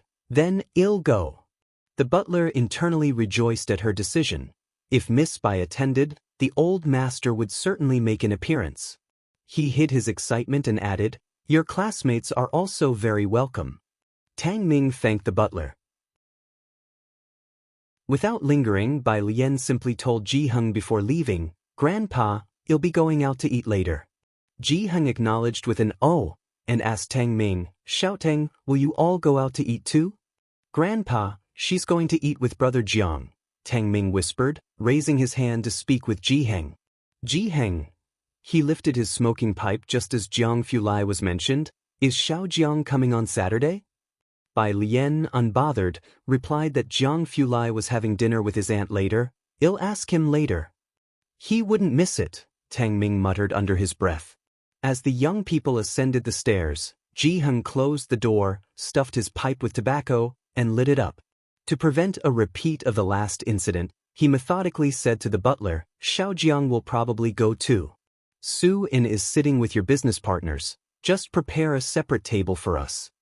If you find any errors, ads pop up, ads redirect, broken links, non-standard content, etc., please let us know reports so we can fix it as soon as possible." Chapter 686. Meet at 273, out of the mountain _1 just one table by itself? The butler looked at Ji Heng, hesitating a bit. After all, Ji Heng was an elder, and it didn't seem right for him to sit with a bunch of kids. It's fine. Ji Heng had never been particular about these things. If not for Bai Lian and the others, he wouldn't have come back to Jiangjing. Seeing the butler's hesitation, he lowered his head and took a drag of his cigarette. "You arrange it like that. I'll go back and discuss it with the young lady." Outside the courtyard gate, Lance and Jiang He were still squatting under the sun umbrella, looking at the newly sown seeds. The wind outside was actually a bit chilly. He told Jiang He to come in and put on a jacket. And Miss Mulan, the butler remembered this matter, made an appointment for next Wednesday to transfer her household registration. The ordeal of Ji Mulan's household registration went through several twists and turns. After countless obstacles, the Ji family's children ultimately returned to the Mu family, and now only Bai Lian remained on Ji Heng's household registration book. Smoke wafted through the air. Ji Heng lowered his eyelids. The butler, having conveyed his message, did not stay to disturb Ji Heng any further. After speaking with Ji Heng, he left with the crab roe buns that Ji Heng had given him. Source: web novel. Com, updated on Omicron. Lance came in with Jiang He, and seeing the crab lying in the box in the hallway, he was startled, then said, "There are still some left? I don't feel like eating today." At 6 o'clock in the evening, Kangyu Tower. Gao Shu was somewhat nervous. She had come an hour early and was on the phone with Gao Yen, inquiring about Bai Lian's personality. "You're asking about Lian?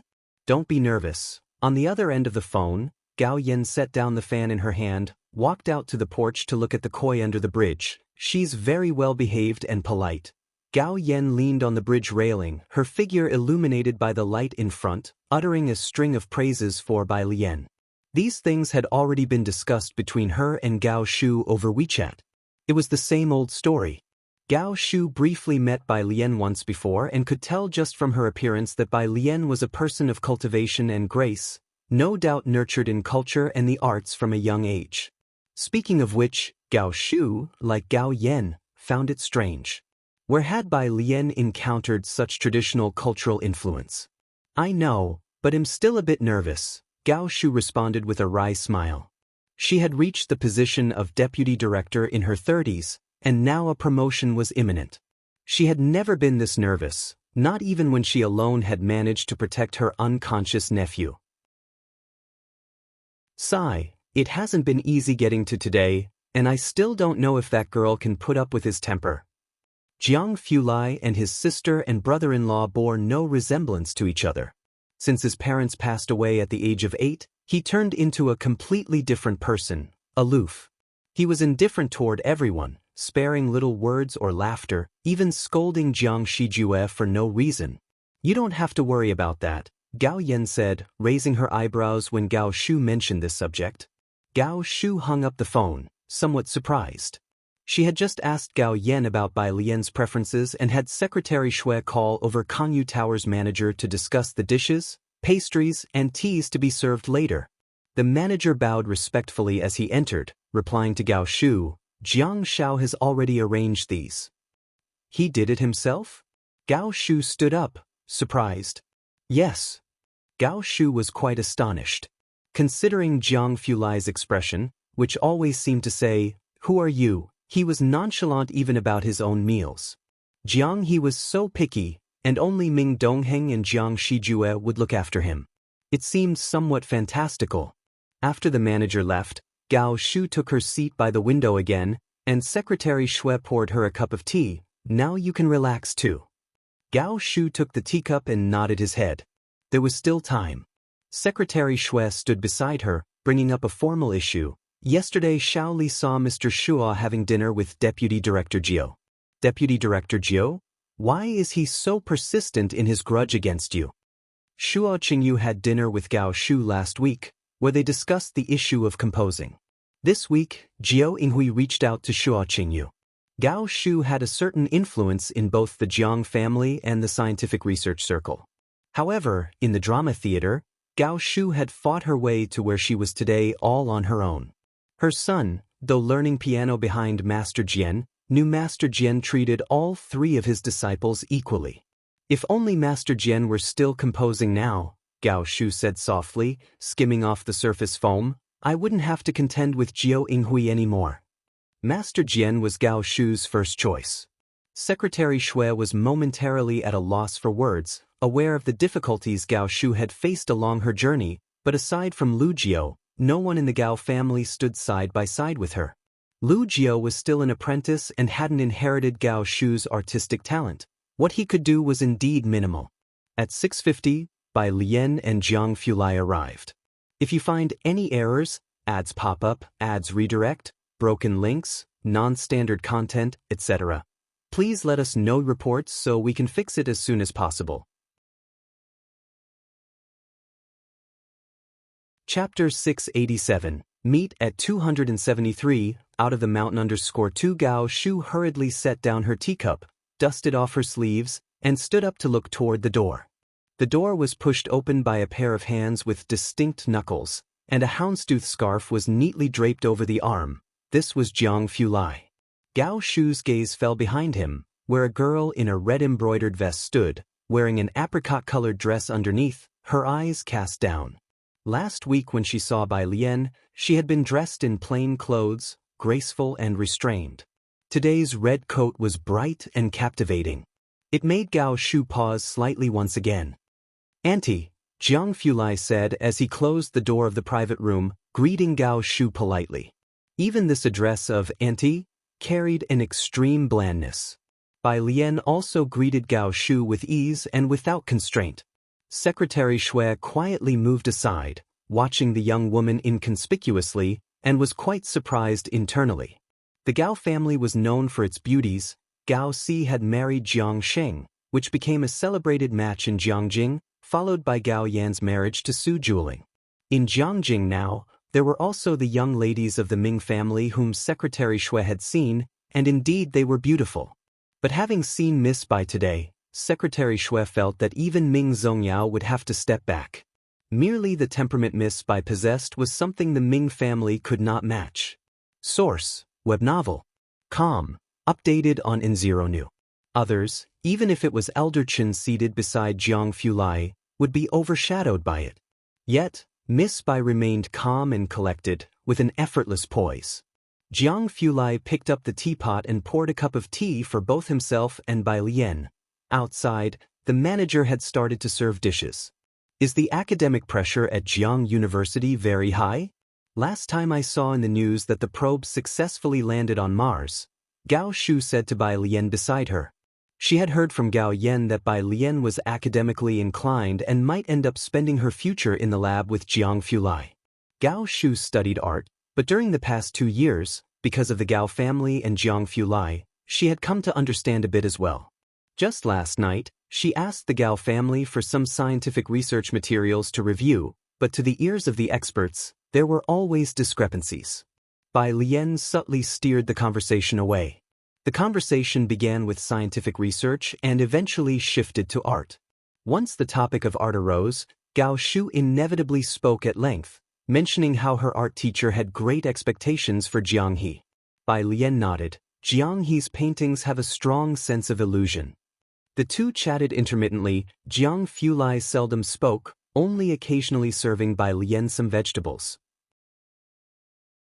He had always been reserved by nature, treating everyone the same, so Gao Shu was not surprised. Gao Shu became engrossed in the conversation until the meal ended, and she reluctantly put down her chopsticks. She then asked Secretary Shui to present a gift box and personally handed it to Bai Lian. Downstairs at Kangyu Tower, Gao Shu and Secretary Shui stood together, watching as Bai Lian and Jiang Fulai got into the car.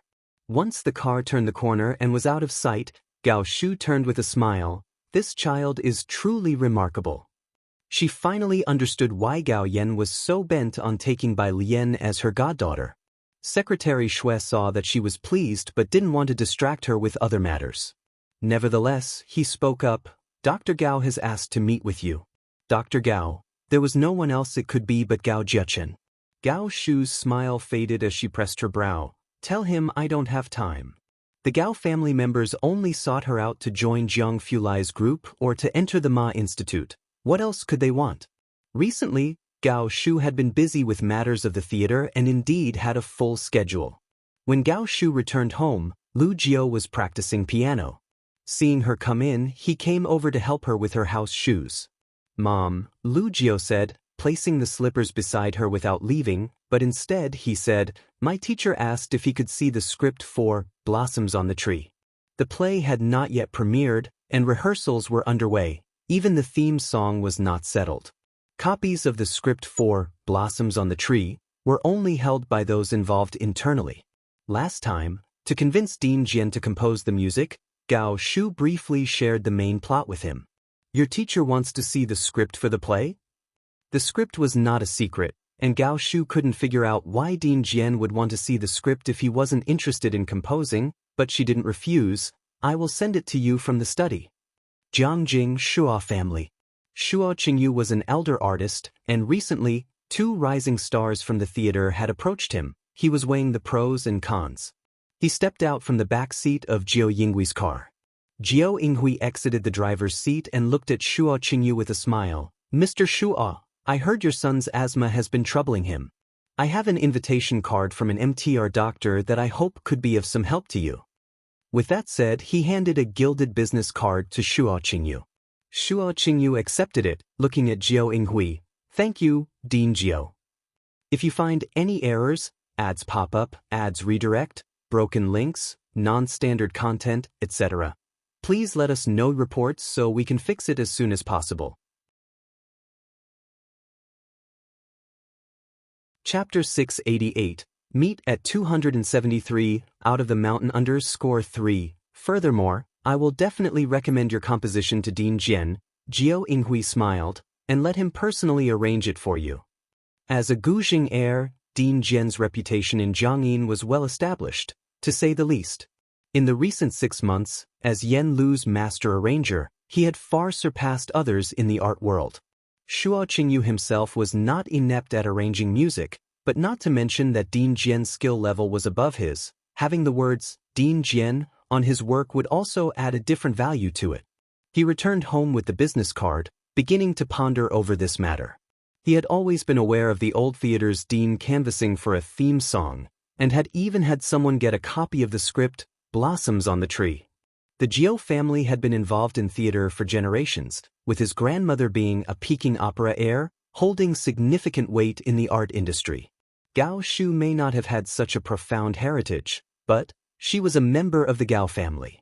Shuo Qingyu had hesitated between the two, certain that he had to compose this piece and confident of triumph. It was just a matter of which side to choose, knowing that it would inevitably offend one of them. At his age, no one did not want to climb higher. He was no different, with a strong sense of utilitarianism. Not only had Jiao Yinghui discovered his son's issues but also made a promise about Dean Jian. Each action was a display of his power. Shuo Qingyu laid the business card on the table, a decision already forming in his mind. Source: web novel. Com. Updated on Omicron New. 0 Shanghai apartment. When Bai Lian returned, Zhang Xiais, Tang Ming, and Ning Xiao were doing their homework in room 303. Pu Xiaohan and Jiang He sat on the carpet playing with jigsaw puzzles. In her hand was a fresh rose, with dewdrops still clinging to the crimson petals. "It's next Saturday." Bai Lian entered the study, where the desk was decorated with trinkets, and beside the black computer, there was a new celadone vase. Ming Dongheng had brought it back several days before. In the vase, a few roses were carelessly inserted at different times. Some were in full bloom, others were wilting. Bai Lian slowly added the rose in her hand to the celadone vase. Jiang Fulai lounged by the desk, looking down at the roses in the vase and said casually, "At the Mu family's place?" "Right." Bai Lian sat in front of the computer, powered it on, pulled up Ma Institute's email from her inbox, printed it out, then opened Zioki's email detailing the latest developments with Wen Jixia. She scanned through it, opened WeChat, and began messaging Su En. The Wen family was an established family of Jiangjing involved in the electronics industry. Scrolling down, she saw a message from Dean Jian, just one file, Blossoms on the Tree. Bai Lian, with her good memory, recalled that this was the play Dean Jian had mentioned to her before. She clicked to receive the file and connected to the printer, printing it out as well. Jiang Fulai grabbed the printed thesis she had produced, neatened the pages with a stapler, and secured them together. Free on Saturday. After the thesis was printed, Blossoms on the Tree followed shortly. Jiang Fulai again took action, binding the entire drama script together. He had no interest in drama, merely glancing over it. Bai Lian didn't start by reading the printed playbill. She first went through the documents Ma Institute had sent, translating them swiftly. By the time she finished, it was nearly midnight. She sent the translated documents to Ning Xiao's email. As she stood up from the desk, she saw Blossoms on the Tree beside her. She looked down at the cover for a moment, then sat back down and began to read under the study's light. The script of 40-some pages wasn't long. Bai Lian read quickly, skimming 10 lines at a time. Blossoms on the Tree was derived from military strategy. The script told a similar story, using strategy to make a small force seem large, cleverly employing a battle devised by Chen Yi to create a dramatic tale. Chen Yi was a disciple of Bai Zhongyu, who was adept at using this tactic. It took her no more than 5 minutes to finish reading the script. Her fingers resting on the keyboard, she replied to Dean Jian, "The story is good." Nearing midnight, Dean Jian hadn't gone to bed, as if he had been waiting specifically for her response. "Now, are you interested?" Bai Lian leaned back, her pale fingers on the keyboard, and after a few minutes of thought, she replied, "I don't have much time." The Tongfeng class schedule was intense, and she was also studying for the Buyuan class.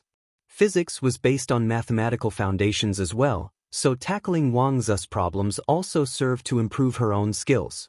Ma Institute didn't relax his demands on her either, seeming quite urgent.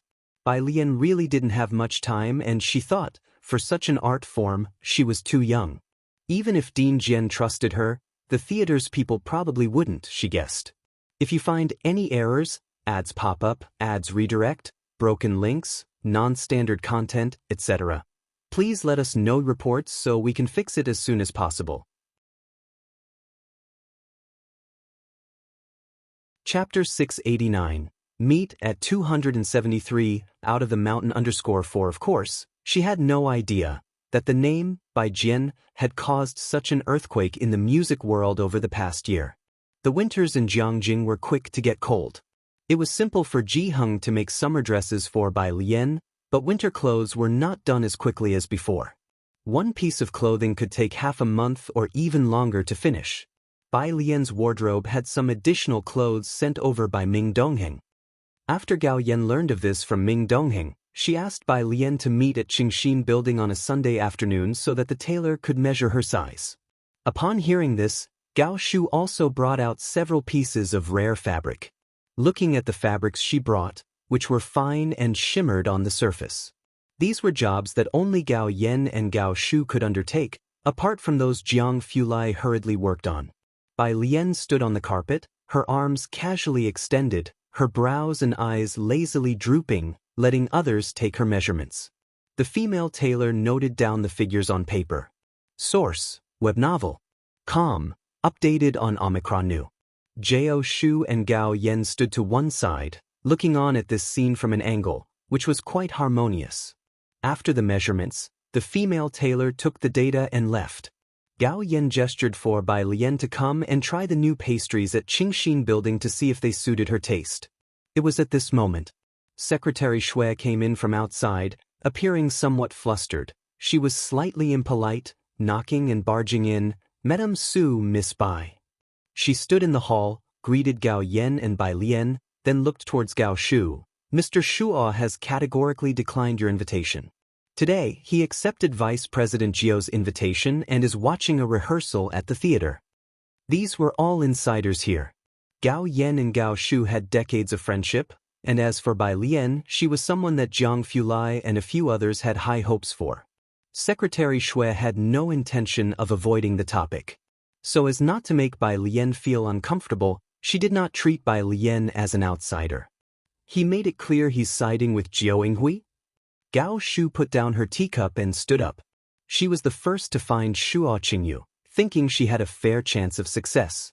Unexpectedly, Shuo Qingyu had been dragging out for half a month and at this time shifted towards Jiao Yinghui, catching her off guard. Gao Yan, who usually enjoyed watching Gao Shu's dramas, had some understanding of the situation. She straightened up. "Is it troublesome?" "A bit." Gao Shu stood up, smiled at Bai Lian and Gao Yan. "I won't be able to join you two for dinner tonight. I'm heading to the theater." "No worries." Bai Lian stood up, dressed in a simple white top, her eyes dark, reflecting the warm hues of the entire room, her voice steady and unhurried. Hearing her voice, Gao Shu calmed down. "Come over to my place for dinner in a couple of days." She grabbed her bag and hurried off.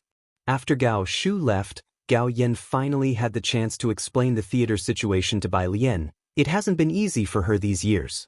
It's alright with the old dean around, but if he retires and hands over the position to Jiao Yinghui, Shu Shu will struggle even more at the theater.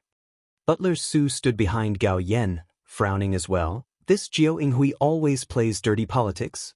When Miss Gao was up for the position of vice dean, he tried to sabotage her too. Bai Lian lowered her head to blow away the foam from her tea, listening quietly to Gao Yan's words.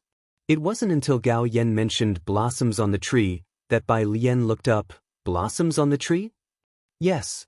Gao Yan pinched off a piece of plum blossom cake and bit into it. The theater has launched a new major play, the last piece of work from the old dean before retirement, 5 years in the making, with many actors auditioned. When it's formally performed, they'll take you to see it.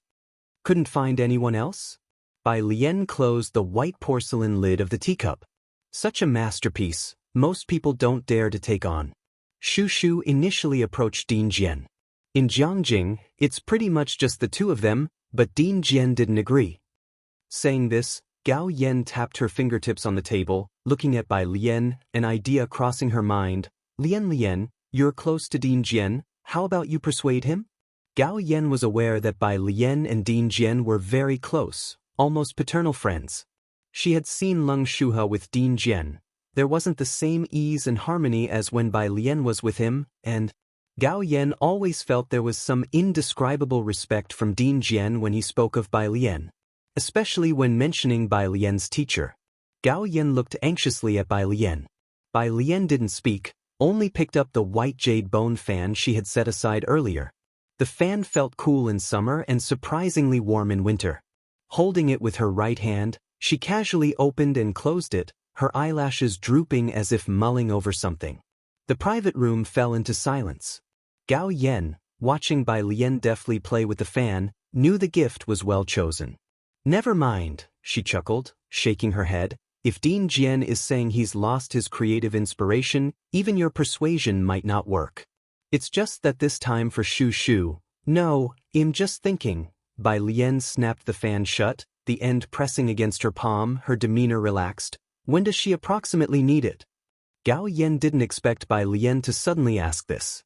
Gao Yan was taken aback and not too clear on the timetable. In a month or two, I guess. It won't be too rushed. Gambling with liquor would be out in a few days, a month or two. That should be fine. Bai Lian narrowed her eyes slightly. If Dean Jian can't do it, he'll do it. If you find any errors, ads pop up, ads redirect, broken links, non-standard content, etc., please let us know reports so we can fix it as soon as possible.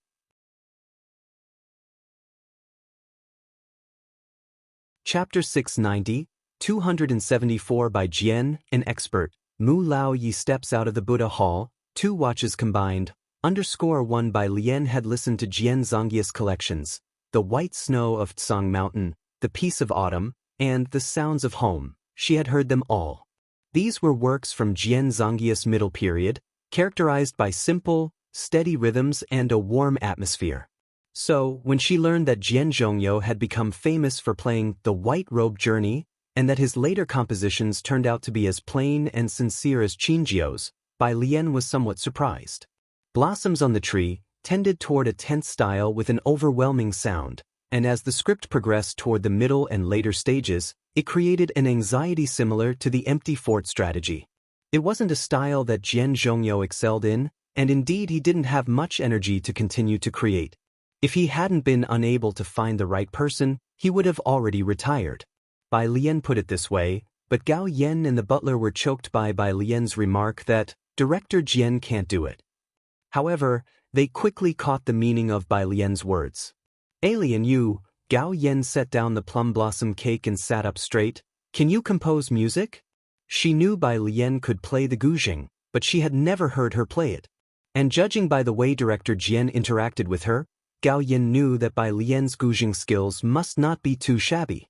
But, composing music and such, people without professional skills couldn't just start doing it. With something like a research competition, it was easy for Gao Yan to look toward Bai Lian. Gao Yan had never associated Bai Lian with composition. Source: web novel. Updated on new. Omicron, now, I suppose I can, Bai Lian said, holding her folding fan. I haven't seen a stage play before. I might not be suitable, just giving it a try. Well, choose the best option later. Gao Shu would certainly seek others too, it's just that they might not measure up to the expertise of Mr. Shura. Director Jian had a lot of faith in Bai Lian, and although music had no clear boundaries, the stage play's theme song style was somewhat direct. Bai Lian still wasn't clear on the style. Okay, good, Gao Yan said, still not fully processing. I'll tell Shu Shu. Ming Dongheng's car was waiting downstairs, and Gao Yan escorted Bai Lian to the lobby. After the car had left, Gao Yan wrapped her coat around herself, lost in thought as she turned to the butler. Butler, do you think it's reliable? It won't interfere with her studies, will it? According to Su Nanjing, Bai Lian was now the darling of the Physics Institute. The butler wasn't certain either. Madam, Miss Bai Lian said she wants to try, so let her try. Gao Yan took out her phone and called Gao Shu. At the theater, Gao Shu had already met with Shuo Qingyu and Jiao Yinghui, who were indeed watching a rehearsal of the stage play together. Even the actors for Blossoms on the Tree had been selected over a period of more than 1 year. Shuo Qingyu and Jiao Yinghui were standing up front, speaking with a man who was none other than the play's male lead, Bei Tong. Secretary Shui whispered to Gao Shu, "They are already discussing the singing issues with Bei Tong." Shuo Qingyu had prepared for so long, and the compositions he held were surely already more than half complete, eventually to be presented before the old director through Bei Tong's performance. "I know," Gao Shu said with a grim face, turning to go to the back. "What about Teacher Xia? What did he say?" This was her backup plan. "He needs it by December. Teacher Xia said he wouldn't dare to take on something belonging to the old director." Secretary Shui had a notebook in hand. "He's currently in Beijing. Do you want to go to him?" Beijing? Gao Shu climbed the stairs, surprised he was in Beijing but still instructed, "Pick a couple of days and prepare a plane ticket to Beijing for me." She reached her office just in time to answer Gao Yan's call. Bai Lian had mentioned wanting to try composing for her. She said just to give it a try. Gao Yan sighed. "I've told you before, she plays the guzheng. Maybe she really could come up with something." Hearing about Bai Lian, Gao Shu's mood also improved significantly as she sat at her desk. Really? Then she might even have something in common with Lu Jiao. Gao Shu continued, "Whatever she writes, no matter what, I'll have someone from the theater sing it." "That's what I think too," Gao Yan laughed, the two of them ending up on the same wavelength. Gao Yan merely mentioned it in passing, and Gao Shu noted it down, but after all, even director Jian didn't dare to take on the song, so Gao Shu didn't expect Bai Lian to produce any kind of composition. After hanging up the phone, she discussed the trip to Beijing with Secretary Shui. Shanghai apartment. When Bai Lian got out of the car, she saw workers busy in the yard of number 103, installing transparent glass on the wall and roof. "Miss Bai, it gets cold in Jiangjing during winter." Ming Dongheng got out of the car and stood behind Bai Lian, explaining, "Putting up the glass will make it like a sunroom." Jiangjing winters were indeed cold. Bai Lian nodded slightly, but remarked that it was much better now than before. In the past, winters in Jiangjing were truly cold, almost like a mini ice age. If you find any errors, ads pop up, ads redirect, broken links, non-standard content, etc., please let us know reports so we can fix it as soon as possible.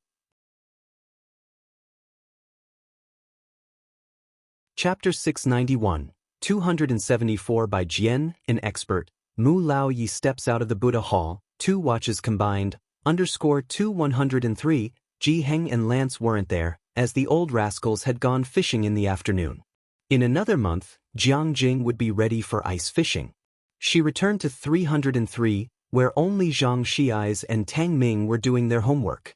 Xiaohan wasn't there, as she had joined Ji Heng and the others to film the fishing scene, and Ning Xiao had been called away to help Zhou Wenqing. Now in the Tongfeng class, the most outstanding ones weren't actually Gao Yuan and his group. Bai Lian was in a league of her own. Beneath her, it wasn't Liang Wuyu or Gao Yuan, but Ning Xiao, with Tang Ming and Gao Yuan even further down. As the quality of the students in the Tongfeng class was so high, Zhou Wenqing also had some thoughts. He preferred Bai Lian, but being in the same physics institute, and seeing the abnormal behavior of Dean Huang and academician Ma, he too had come to understand over these 2 months and didn't dare to approach Bai Lian. Lian Jia, seeing Bai Lian return, Tang Ming lifted the draft paper in his hand. Haven't you done this problem from the challenge bank yet? Bai Lian walked over and glanced at it, a math problem. She took off her coat, picked up the remote, sat down on the sofa, turned on the TV, and searched for a drama. It's similar to the Brilliant class problems this time, on my desk. Tang Ming pushed open the door to Bai Lian's study. Her studies bookshelf was filled with books, most of which weren't college level, and apart from those, there was a stack of historical records.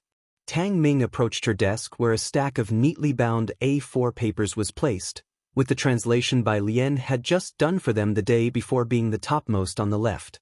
He flipped through and found something that looked like Chinese drama scripts underneath. Thinking it was Yen Lu's script, he flipped another page and finally found the Buyuan class papers. He pulled it out, closed the door, and left.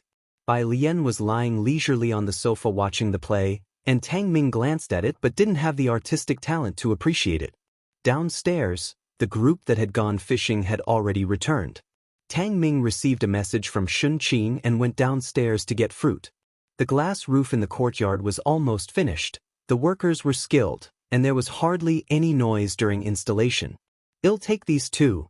Tang Ming noticed there were also sunflower seeds left on the table, so he took another pack. Lian Jia is watching a play, let her have some seeds to crack. Next to him, the dean who was looking at the fish with Lance heard the key word and paused for a moment. "She's watching a play?" The dean followed Tang Ming to 303. Bai Lian held a black remote in her right hand, leaned against the sofa, and rested her legs lazily as she calmly watched the TV. The dean looked toward the TV. It was a classic domestic ethically themed drama. He sat on Bai Lian's left. "Why did you suddenly start watching a play?" Bai Lian tapped the remote with her fingertips, her tone unhurried. "I want to give it a try." Following suit? The dean had an inkling already in his heart. "Yes. Plays are categorized too," said the dean, a theater enthusiast, thrilled to hear Bai Lian wanted to try. "I can introduce you to a few plays with the same style as Following Suit." Bai Lian shook her head. "I might not be able to write the style you're looking for." "Give it a try," the dean said, his tone exuding confidence. "It's also my first time composing music for a play." Jiang Fulai got back late. Tomorrow was Monday, the day of the group meeting, and everyone in his group had the same papers. Jiang Fulai organized the progress of the last 2 weeks of the experiment, and by the time he got back, it was already 10 o'clock. After a day in the lab, he planned to take a shower before heading over to 303 to check on Bai Lian and the others. But the small light in the 302 lounge was on. Jiang Fulai took off his coat with a stretching motion and hung it on the nearby rack, his cool gaze falling on the light, lingering for a moment before he caught on and headed towards the music room. The music room door was not tightly shut, leaving a crack, but the soundproofing was excellent, and one could not hear anything even while standing at the door. He gently pushed the door open. The air conditioner inside was on, with only a small lamp lit, casting a dim light. Bai Lian wasn't sitting on the piano bench as usual, but rather in simple loungewear, lazily seated on the thick black carpet, the piano resting beside her with several sheets of paper scattered around, some with writing, others blank. Oh, and there was a lighter. She seemed a bit lazy, her slender fingers too lethargic to pluck the strings, so she just picked up the lighter next to her, clicking it intermittently. Jiang Fulai was somewhat fastidious about cleanliness. She had only brought a lighter with her. The pale blue flame reflected in her deep black eyes, casting a long shadow of her eyelashes. Seemingly noticing someone at the door, she turned her head, sat up a bit, her hair casually pinned up with a few strands falling onto her brow. She put the piano down and stood up. "Looks like I've been idle too long. You're already back. If you find any errors, ads pop up, ads redirect, broken links, non-standard content, etc., please let us know reports so we can fix it as soon as possible." Chapter 692, 274 by Jian, an expert. Mu Lao Yi steps out of the Buddha Hall, 2 watches combined, _3, something came up at school. What did you have for dinner? Jiang Fulai approached, bent over to pick up the scattered papers on the ground, embodying the elegance of a clear and breezy moonscape. A new batch of graduate students was about to start, and the school actually wanted to ask if he would take on 2 more team members, but no one dared to mention it to him. Working under him, unless they had talents like Heewon, few could keep up with his pace. Those who were too dull, even a glance from young Master Jiang seemed a waste. It was fish caught by my grandpa, and today Chen from the office cooked. Bai Lian still fiddled with the lighter, watching him organize things neatly and place them onto the nearby bookshelf. Your aunt saved 2 pieces for you, and there will be soup for you to bring tomorrow. All right. Jiang Fulai had little interest in most things. He came from an esteemed background, yet lived more simply in the lab than academician Ma. He was indifferent about almost everything. Even Ming Dongheng and the Jiang family couldn't casually enter such a secretive place as his lab. He even had a special pass but disabled it because he found it bothersome. Only when he was in Xiangqing, having dinner with Bai Lian and Jiang He, did Jiang Fulai not eat at the lab, and that was when Ming Dongheng arranged dinner for a while. But now, Xin Qing and Ji Heng always made sure Jiang Fulai brought a lunchbox when he went to the lab, mostly large dishes and stewed soups made by Xin Qing. My aunt added something extra to the soup, Bai Lian said lazily as she stood beside him, watching him organize the bookshelf, her voice pausing slightly at the mention of the addition. Jiang Fulai turned slightly and reached around her waist, his fingertips tensing as he bent his head down, eyes lowered, and asked in an orderly manner from a close distance, "What extra?" "It's what Tang Ming and Ning Xiao drank." Bai Lian's gaze was towards the door, wondering if Jiang He might suddenly return. Jiang Fulai bent his head down, kissing her from behind the backlight. His arms bent around her waist, seemingly cold in demeanor, yet his tense arms held strong power. The slightly rolled-up sleeves revealed faintly protruding veins. "What are you thinking about?" It was some time before Jiang Fulai spoke again in a steady voice, his gaze faintly toward the door. Xianiao's fingerprints weren't recorded. Room 302 had only Bai Lian's and his fingerprints. "I have half a month off in January," Jiang Fulai reached out, brushing the hair that fell on her neck behind her ear. "Let's go to the Snow Mountains. There's an ancient site there, too."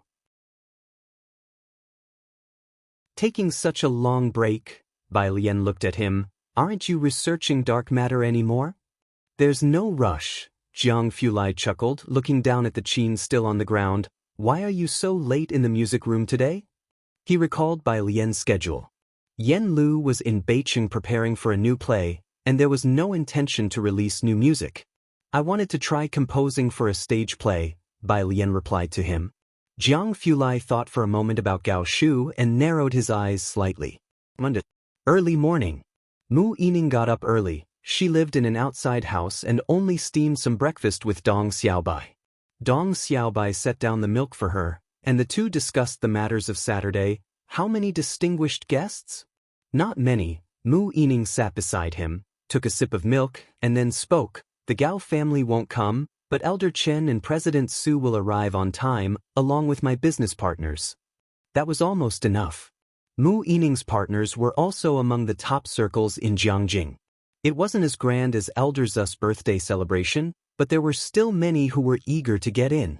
"These crab roe buns are really good. Dong Chuan and Wan Xian will go together," Dong Xiaobai said. Dong Chuan, Dong Xiaobai's nephew, his mother a member of the Jiang family, was already set to be the heir of the next generation of the Dong family. His standing in the Dong family was significant, otherwise, Dong Xiaobai wouldn't have accompanied Ren Wanxian on her last visit to the Dong family. Hearing this, Mu Yining straightened up. "He's coming?" Dong Chuan didn't usually mix in these circles and had a higher status than other Dong family members. Being so distinguished, he shouldn't be interested in the affairs of the Mu family's side branches. Why would he come? Wanxian requested it. Dong Xiaobai held his chopsticks. "She's returning to the clan and asked Dong Chuan to accompany her just to make an appearance." "This Ren Wanxian, she really has good luck," Mu Yining exclaimed. With Dong Chuan showing up, even the main Mu family lineage wouldn't dare to speak ill of Ren Wanxian. "If Dong Chuan is coming, we need to notify the butler. After all, he is no ordinary person." Dong Chuan was influenced by his mother, His last relationship was with a girl of artistic temperament. Dong Xiaobai spoke, then suddenly remembered something. Isn't Wan Xian supposed to transfer her household registration this Wednesday? If you find any errors, ads pop up, ads redirect, broken links, non-standard content, etc., please let us know reports so we can fix it as soon as possible.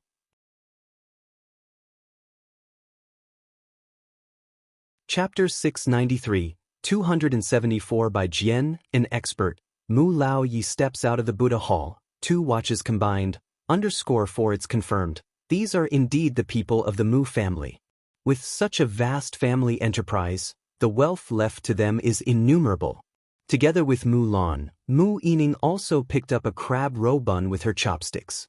Taking a bite, the juice burst forth.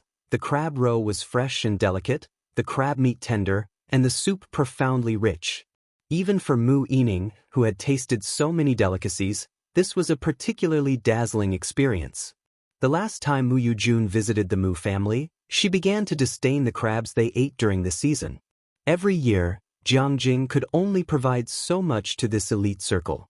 In recent years, the Mu family actually hadn't gotten their share of the food or dim sum, while the Gao family, with mountains at their back, still managed to get some.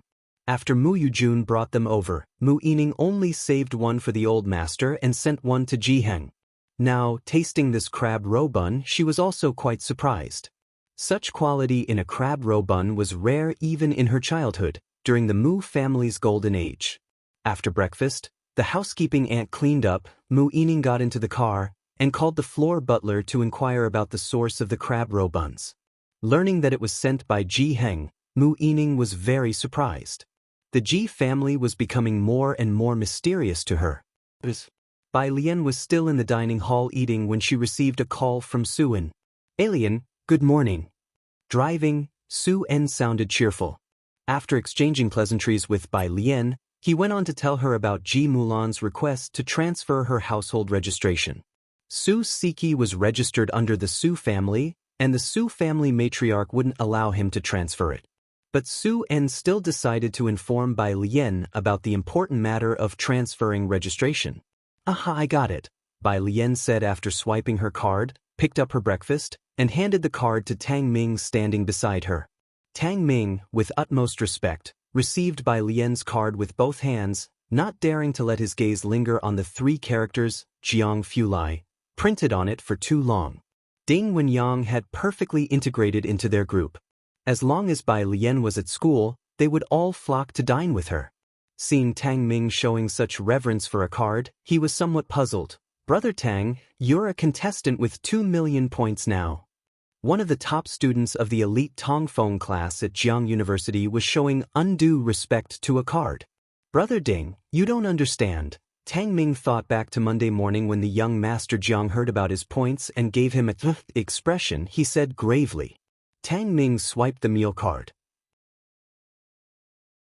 Ding Wenyang stared at the balance on the meal card, exclaimed, then realized, of course, it made sense to show utmost respect to the god of wealth. After getting their food, the two sat down opposite Bai Lian and Yang Lin. Ding Wenyang saw 2 foreign language books beside Bai Lian, which he often saw and found unsurprising. His eyes drifted to the paper above them with strange symbols that he had already learned from Tang Ming were called reduced character scores. What's the big boss been up to recently? Ding Wenyang asked, biting into a bun, poking the Tang Ming beside him for answers. Seems to be researching drama. Tang Ming chewed his bun, then went on disapprovingly, this bun isn't very tasty. I'll just eat one, let's swap for an egg pancake instead. Ding Wenyang forgot about Bai Lian's matter and said incredulously, our cafeteria's pork buns are famous in Jiangjing. You know how many internet celebrities come here to borrow meal cards to buy buns and check in? The food at Jiang University's dining hall was indeed famously delicious. Many food bloggers had become popular by featuring the delicacies of Jiang University online. Tang Ming silently nibbled on his bun. I'll bring something even tastier for you next week. At the Jiangjing Public Security Bureau, Su En parked his car. He saw the waiting floor butler at the entrance. Mr. Su, Miss Mulan. The floor butler smiled as he introduced the people beside him. This is Miss Wan Xian, and this young master is Dong Chuan. Both parties had heard of each other before. Dong Chuan stood tall, wearing a windbreaker, his eyebrows and eyes slightly deep. Mr. Su. Young Master Dong, Su En had heard Mu Yining speak of Dong Chuan. Not only was he the heir to the Dong family, but his mother's family was also formidable. Su En was very polite. Ji Mulan had recuperated for 2 months, and her health had mostly recovered. However, today she wasn't wearing high heels, only a goose-yellow coat with a hat perched on her head, regal and dignified. Her gaze swept past Ren Wanxian and settled on Dong Chuan, addressing him with equal courtesy, "Young Master Dong." The officials at the Public Security Bureau and the floor butler had all been arranged by Mu Yining. Special staff led them to queue up. To transfer their household registration, take photos. In less than half an hour, everything was done. Ren Wanxian lowered her head to look at the floor butler's household registration book and, remembering something, asked him, "Bai Lian didn't come? If you find any errors, ads pop up, ads redirect, broken links, non-standard content, etc. Please let us know reports so we can fix it as soon as possible."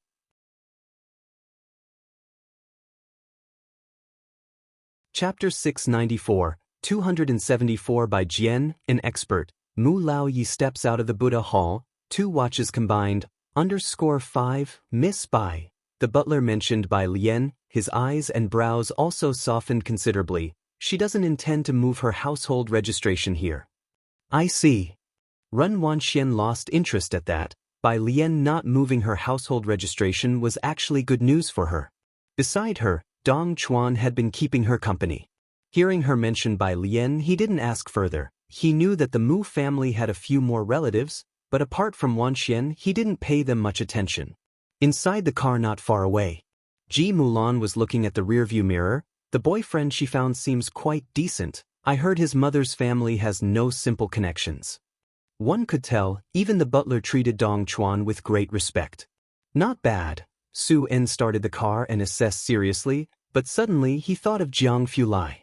In terms of presence, all these years, he hadn't seen anyone whose aura could match that of young Master Jiang. Beiqing. After being busy for a few days, Gao Shu finally managed to take out 2 days to visit Teacher Xia in Beiqing. Secretary Xue had already contacted Teacher Xia's current address. Hearing this address, Gao Shu was very surprised. Time entertainment? Teacher Xia used to compose for traditional operas and big movies, leaving behind many famous compositions. Later, he composed for national orchestras and had not composed for a long time. This kind of artist had nothing to do with the entertainment-focused entertainment industry. Why would he be at Time Entertainment? Gao Shu was puzzled as her car drove up to Time Entertainment. The deputy director of the Jiangjing National Theater learned that she was coming over. Even the president of Time Entertainment was alerted, and the high-level executives were all standing outside Time Entertainment's entrance to receive Gao Shu. The welcome was a bit too grand. There was no other way to find Teacher Xia in such a short time. Secretary Xue could only resort to a simple and crude method and unavoidably alarmed these people. Beiqing was a bit warmer. Gao Shu got out of the car wearing just a simple trench coat.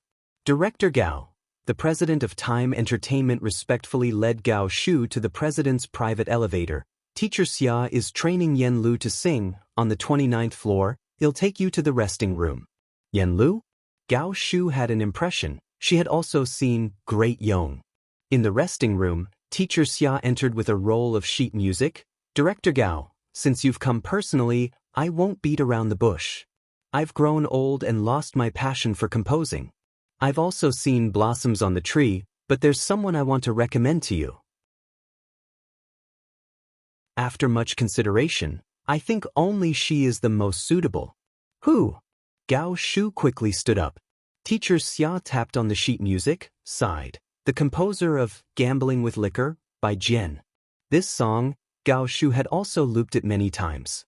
But she wasn't familiar with the entertainment industry and had no idea about the sensation, by Jian, the composer had caused online. If it's a composer you admire, then where is this master right now? I don't know. Teacher Xia was very straightforward. For a year now, no paparazzi in the entertainment industry have been able to dig her out. Inside and outside the circle, do you know how many people want to have her compose for them but have no way to reach her? She only favors Yen Lu, composing for Yen Lu. Perhaps letting Yen Lu sing the theme song for you might give you a slim chance. It's unrealistic to find her. Teacher Xia finally looked at Gao Shu and suggested, let my disciple compose for you, he can also deliver a work that will stand out. Gao Shu understood it was indeed difficult. Even an artist like Teacher Xia had to go through coaching Yen Lu to sing in order to contact that Bai Jian. She definitely isn't short on money. On the road, Secretary Shui analyzed for Gao Shu. She also has substantial backing. I'll try my best to collect information about Teacher Bai for you. After Secretary Shui returned to Jiangjing, he utilized quite a few connections to gather information on that online sensation. Saturday, early morning. The Mu family's home was brightly decorated. The butler could see the red lanterns hanging from the treetops all along the way. The Mu family hadn't been this lively for 20 years. Leaning on his cane, he made his way to the old master's courtyard, crossed the crossroads, lifted the door curtain, and waited outside the small Buddha hall. Old master. Inside, the sound of the wooden fish continued. Mu Xiangguang's voice was calm. Is today the day they return to the ancestral hall? He stayed out of sight in the Buddha hall but still remembered today. The butler bowed respectfully. Yes, we have many guests today. Miss Wanxian is also bringing young Master Dong Chuan. Inside, there was only a hum. The sound of the wooden fish did not stop. Also, the butler's eyes and brows drooped. The young lady asked me to inform you that today, Miss Bai will also come. Miss Bai Lian. Mu Yining had mentioned her countless times to him, the top college entrance exam scorer who swept over Jiang University this year. The wooden fish sound stopped. It was 3 minutes later when Mu Xiangguang's voice came out. Bring in my coat. If you find any errors, ads pop up, ads redirect, broken links, non-standard content, etc., please let us know reports so we can fix it as soon as possible.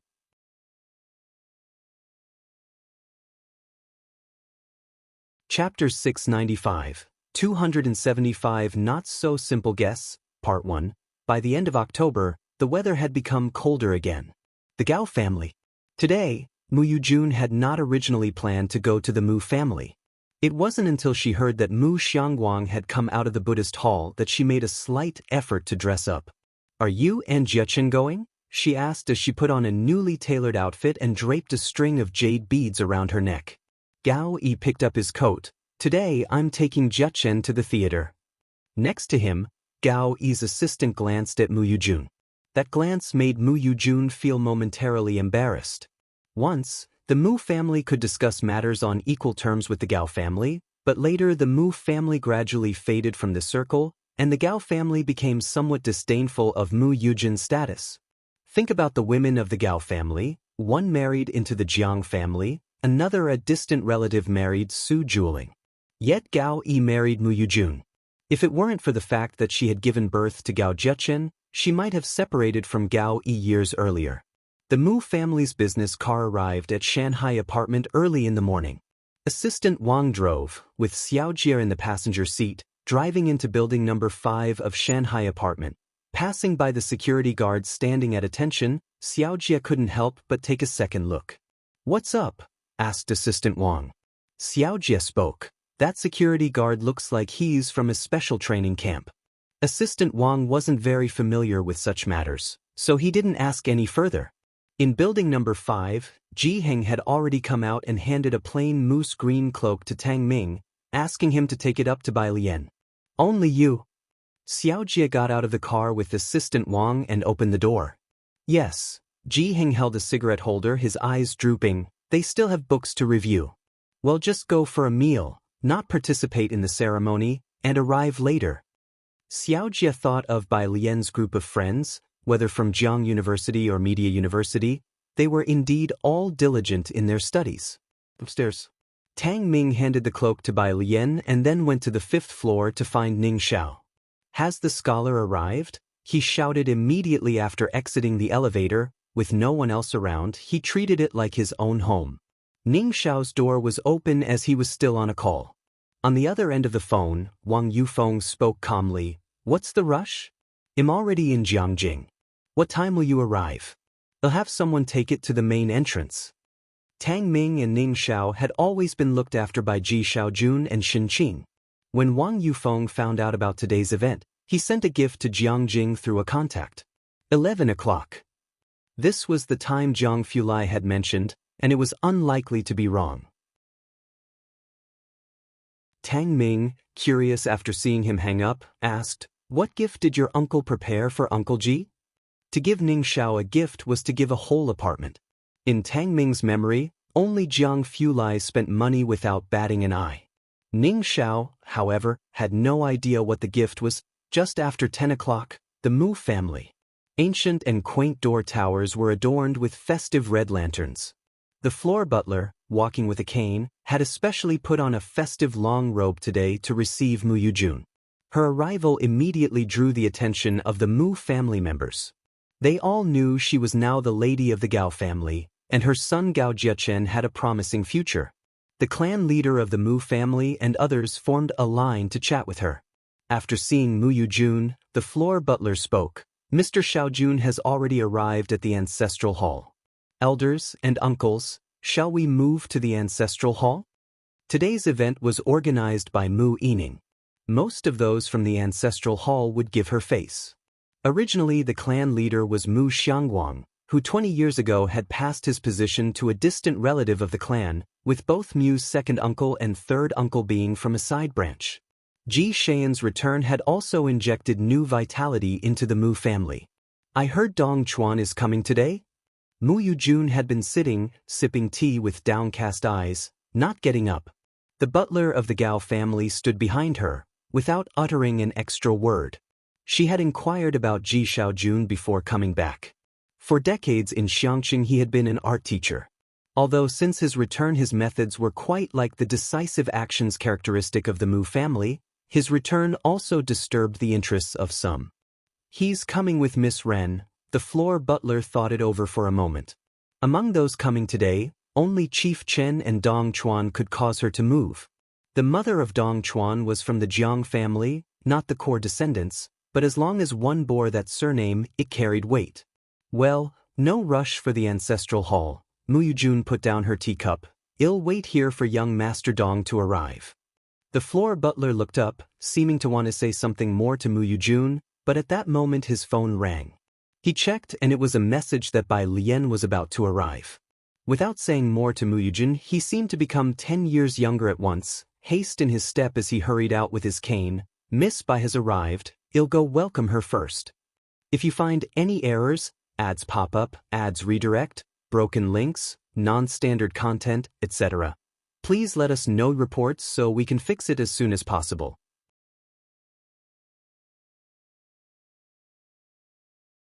Chapter 696, 275 Not-So-Simple Guests, Part 2. At this time, even Mu Yujun was not concerned. Mu Yujun rarely paid attention to the affairs of the Mu family, and this was the first time she heard of Miss Bai. With just a glance, someone explained to her. There wasn't much information about Bai Lian in the Mu family, and it was generally difficult for others to access her records. Butler Lu rarely mentions her, but it seems she is quite talented, and now she is at Jiangjing University, the old patriarch said with a chuckle. Speaking of talent, Butler Gao glanced at the old patriarch. The old patriarch also chuckled in reflection. "Look at what I'm saying in front of Dr. Gao, what talents should I mention?" No matter how good the talents, they couldn't compare to the son of Mu Yujun, Gao. Mu Yujun slowly pushed aside the tea foam without denying it. The old patriarch went with those granduncles from the Mu family to the ancestral temple to prepare the ritual for Ji Xiaojun. Butler Gao, with his head lowered, asked Mu Yujun, "Do you want to meet that Miss Bai?" "Wait for Dong Chuan," Mu Yujun said indifferently. Among the people who came to the Mu family today, Dong Chuan was the only one she would consider meeting. She didn't care about the others. The Mu family's residence was vast. Butler Lu went around the side rooms and long corridors, and it took 5 minutes before he saw several people at the entrance of the main courtyard. Next to them were Ning Xiao, Tang Ming, and Pu Xiaohan. Yang Lin had a part-time job in the morning and had to help in the laboratory in the afternoon, so she didn't come. In the center stood a girl wearing a moss-green cloak, her slender figure slightly leaning against the edge of the pool's railing, her arm resting on the cast railing, revealing the snow-white sleeve beneath her cloak as she talked to the man beside her. The man wore a very simple trench coat. He had a tall figure and was slightly tilting his head. You could see his ice-cold jawline and the half of his face that was extremely stern. At 11 o'clock, the sunlight was just right above. The light wasn't glaring even in winter, but as Butler Lu looked at that stern profile, he felt quite dazed. He stopped in his tracks. As part of the Mu family, he was aware of the few people from the Jiang family. He hadn't officially met Jiang Fulai more than twice and hadn't spoken to him, but he knew of his existence.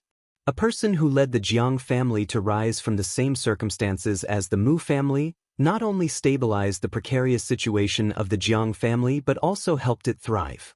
He was involved in both politics, business, and the scientific community.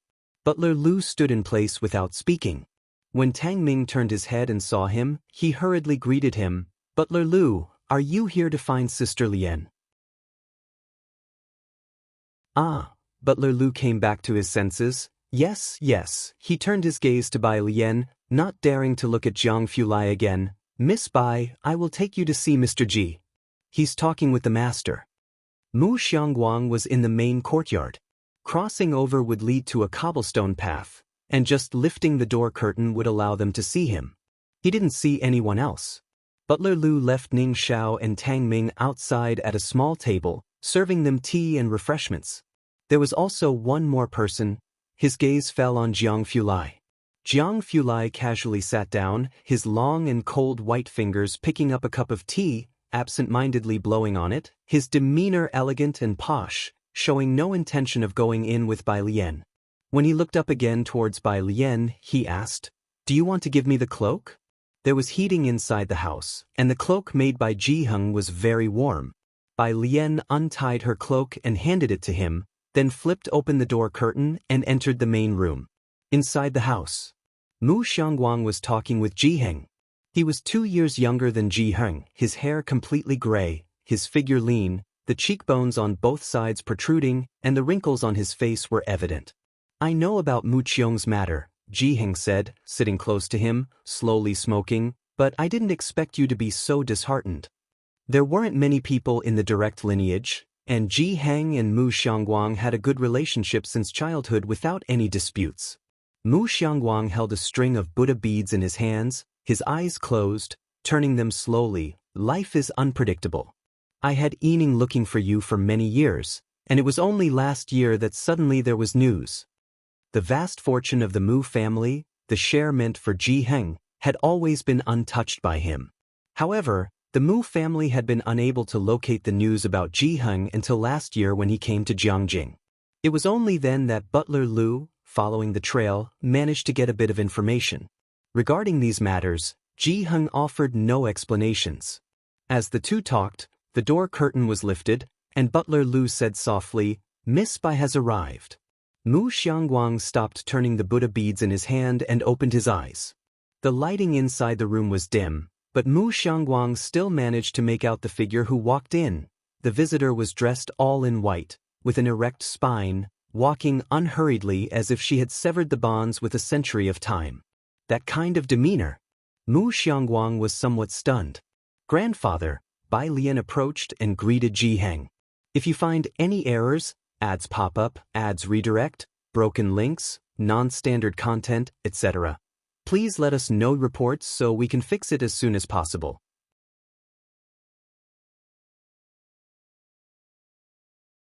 Chapter 697, 275 Not-So-Simple Guests, Part 3.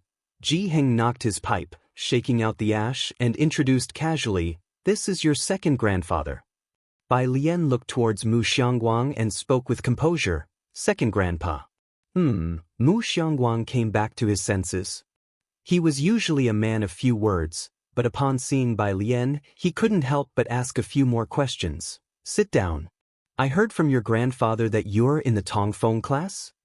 In fact, Mu Xiangguang had already heard these pieces of information many times from the Mu family butler and Mu Yining. Having grown up in Xiangqing without elite education and still achieving greater success than the Liang family's descendants, Mu Xiangguang felt that perhaps without his intervention, these young people could have gone even further. That's right. Bai Lian sat next to Ji Heng, calmly replying.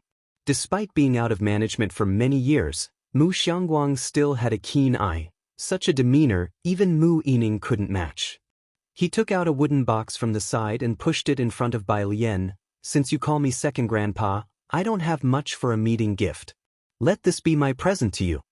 Bai Lian looked at the ebony box but didn't immediately reach for it. Instead, she looked toward Ji Heng. Ji Heng blew out a ring of smoke. Take it? Bai Lian accepted it.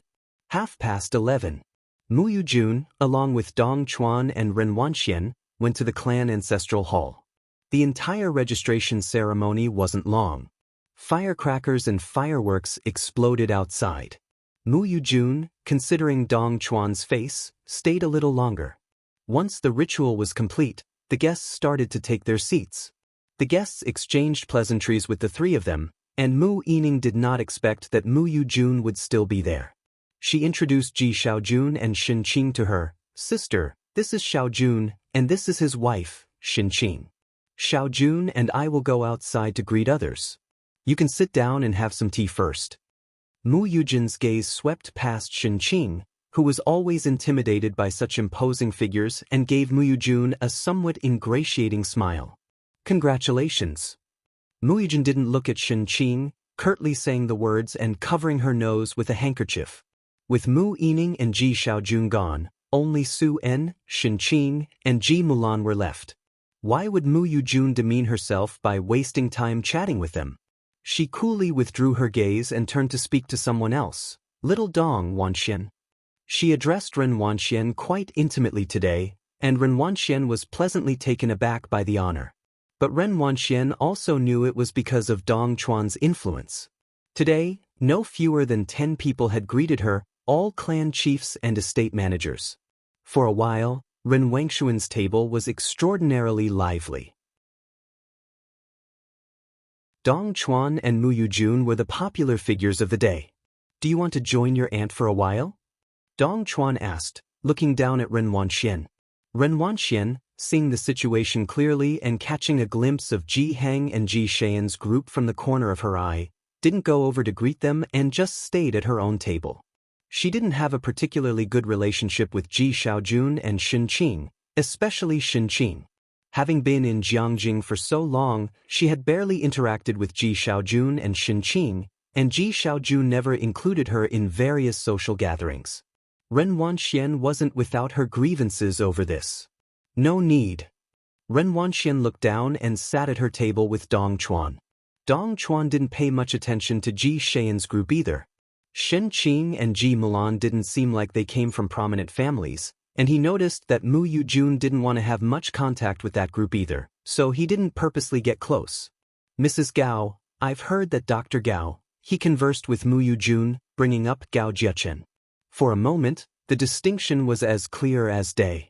The Mu clan leader exchanged glances with the other clan elders, knowing they inevitably had to neglect one family in favor of the other. Although Ji Xiaojun had inherited part of the estate, everyone accompanying the Mu clan leader knew Ji Xiaojun hailed from Xiangqing, with a wife of humble origins and little backing. On Ren Wangshuan's side, setting aside Dong Chuan, just the presence of Mu Yujun was a rarity for them. There was no real choice to be made, and without thinking, everyone knew whom to greet first. In an instant, most people approached to curry favor. The Mu clan leader went over to congratulate Ren Wanxian with an excellent start. Wanxian, I've heard you have a good hand at Liang script, truly accomplished for your age. Liang script. Mu Yujun took a longer glance at Ren Wanxian. Find a chance, and it'll take you to meet Old Master Chen. Old Master Chen? Who is that? Ren Wangshuan's heart raced, and before the meal even started, she stood up with her teacup to thank Mu Yujun. Thank you so much. Their table was surrounded by layers of people on the inside and out, bustling with activity, which made Xin Qing's side seem extremely quiet in contrast, with only 2 of Mu Yining's business partners speaking to them, and not all seats were filled. That's Dong Chuan, and also Dr. Gao's mother, A young member of the Mu family whispered to Mu Zhao, "Aren't you going over there?" Mu Zhao shook his head, "I'm taking care of Mr. Su and the others." He stood behind Mr. Su and Xin Qing, asking if they needed anything. "All right, a once-in-lifetime opportunity," the young member of the Mu family shrugged, "then he'll be going over there. I wonder how good Ren Wangshuan's writing really is. I'll go add her on WeChat first. Maybe I can even add Dong Chuan." Outside, Mu Yining accompanied Ji Xiaojun to receive guests. Other than old Master Qin, are there 2 other business partners who haven't arrived? From the Little Grape Foundation. Ji Xiaojun was at the entrance, speaking, when 3 people came in from outside. He approached them, greeting Director Qin first, before introducing the remaining 2, Chairman Feng, President Liao, "This is my sister." The private fund managed by Su and was left to Ji Xiaojun. Unaware of the details, it was just a private fund for Mu Yining, who simply funded it as a form of participation, but she was shocked to see the 2 who arrived. Chairman Feng, Dean of Jiang University's School of Finance and President of the Jiangjing Business Federation. President Liao, President of the Jiangjing Business Association and a member of the Business Federation, also a graduate of Jiang University and Chairman Feng's right-hand man. Both were at the very pinnacle of the business community pyramid. Mu Yining had thought that Director Chen's attendance at today's ceremony was already an icing on the cake, but the private fund that she hadn't paid much attention to managed to attract these top-tier guests? The Mu family hadn't been this lively in a long time. Mu Yining was truly astonished. On her phone, the butler instructed her to wait outside a little longer as Bai Lian and Ji Heng were arriving soon. It was a bit unexpected that the butler informed her so early in advance. Regaining her composure, Mu Yining asked Ji Xiaojun to usher the distinguished guests inside first and waited at the entrance. "Xiaojun, you go ahead and attend to the 3 guests. The butler told me to wait here for my uncle." After the guests had gone in, Assistant Wang stood by Mu Yining's side, surprised. "Dean Feng is here, too? What kind of private investment is Mr. Su involved in? Send me information about the investment later." Intuition told Mu Yining that this investment was anything but ordinary. As they were speaking, a group of people could be seen walking leisurely in the distance. If you find any errors, ads pop up, ads redirect, broken links, non-standard content, etc., please let us know reports so we can fix it as soon as possible.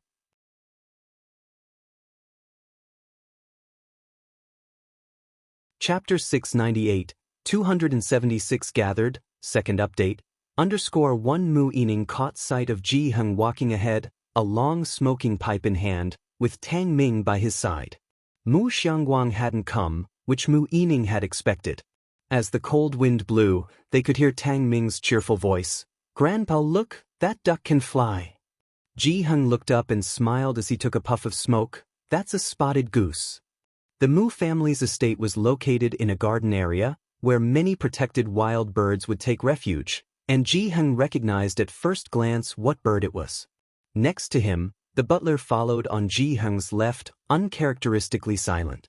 Mu Yining was somewhat astonished at the butler's neglect and straightened her clothes before approaching Ji Heng. "Uncle, you're here."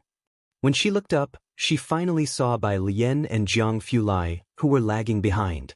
Bai Lian was wrapped in a green cloak, holding a box made of ebony in her left hand, tapping it leisurely as she chatted idly with the person beside her. In the sunlight, the white jade hairpin on her head seemed to glow with blue radiance. "Are you going to have dinner with my aunt tonight?" Jiang Fulai, hands in his coat pockets and eyes downcast in exquisite sorrow, was evidently frustrated. "When did you 2 become so close?" They were planning to have dinner together, and he was the last to know. Ji Heng stopped and greeted Mu Yining, then said to Jiang Fulai, "Xiao Jiang, this is Yining." Jiang Fulai lifted his gaze and nodded to Mu Yining, his tone noble yet aloof. "Hello." After the greeting, he continued discussing with Bai Lian why they were going out to eat, and how he had no clue about it. With his usual demeanor of being too lazy to converse with others, Bai Lian thought that even Gao Shu wouldn't dare to bother him with such trivialities. "No more words, young Master Jiang," Bai Lian busied him, placing the ebony box in his hands. "Hold this for me." Jiang Fulai glanced down at her and, taking the box from her, didn't ask further. Ji Heng, still holding his smoking pipe, saw Mu Yining standing still. "Aren't you going in?" As he spoke, Jiang Fulai also glanced over, his gaze faintly landing on Mu Yining. Mu Yining, having encountered a variety of personalities within the circle, used to see Chen family's elder regularly in earlier years. Yet now, confronted by Jiang Fulai's gaze, she felt a chill down her spine. "Uncle, please go ahead." Ji Heng walked inside, and Mu Yining followed a few steps behind, staying close to Bai Lian and the others. "Young Master Jiang, I didn't expect you to come." Jiang Fulai, the legitimate son of the Jiang family.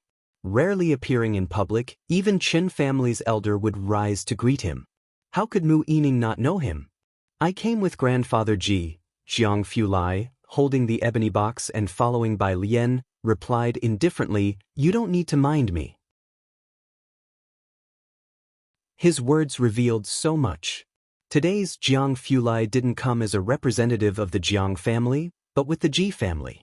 Mu Yining looked at Bai Lian beside him, her heart tense as she finally understood why the butler informed her so much in advance to stand outside.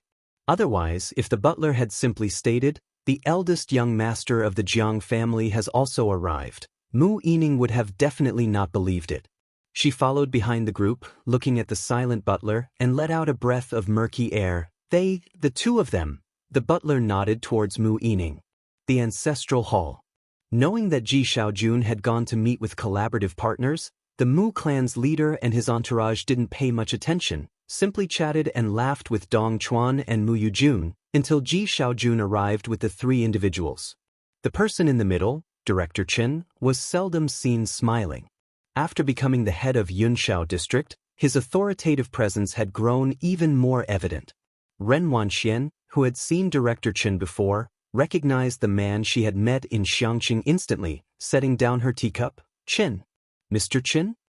The surname, Chen, indeed attracted attention.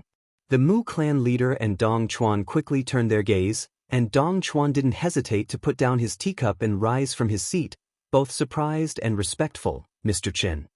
Dong family's eldest young master, with close ties to the Jiang family, naturally recognized Chen Yongquan. Besides, who wasn't aware by now who had single-handedly promoted Chen Yongquan? Hearing Dong Chuan's voice, Mu Yujun looked up, aware that the Chen family had little contact with the Gao family, but she knew this rising star, Mr. Chen, was on good terms with Jiang Fulai.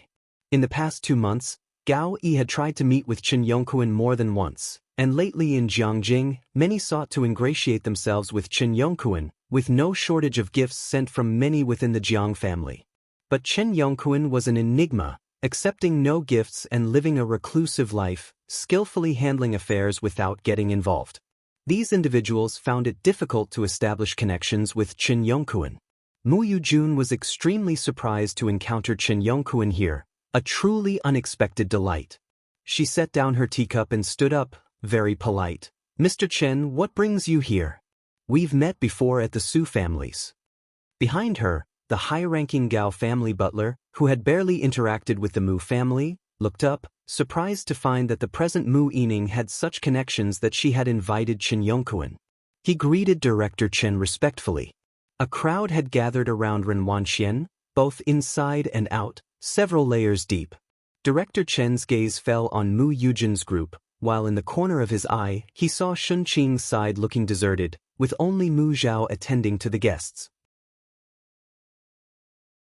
They were all people of the world, and at a glance, it was evident what was going on. Not to mention he wasn't familiar with Mu Yujun, knowing that Jiang Fulai didn't like the Gao family. Even if he had been familiar with them, after today, he would start acting unfamiliar.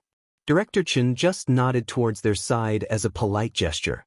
As for Dong Chuan, he didn't know him and therefore didn't greet him. Then he walked briskly with Dean Feng towards Shun Qing and Su En, stopping in front of them, warmly greeting Shun Qing. "Sister-in-law, you've arrived quite early." At the table, Shun Qing was only familiar with Su En, and Ji Milan didn't pay her much attention either.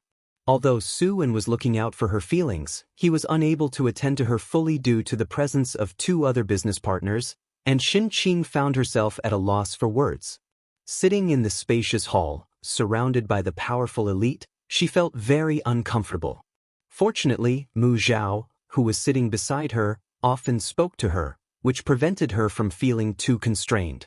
Now that Director Chen and Ji Xiaojun had arrived, Shen Qing breathed a sigh of relief and stood up. "Xiaochen, you've come so late." Director Chen smiled. "I had some matters to deal with and arrived late. I'll start by drinking 3 penalty cups."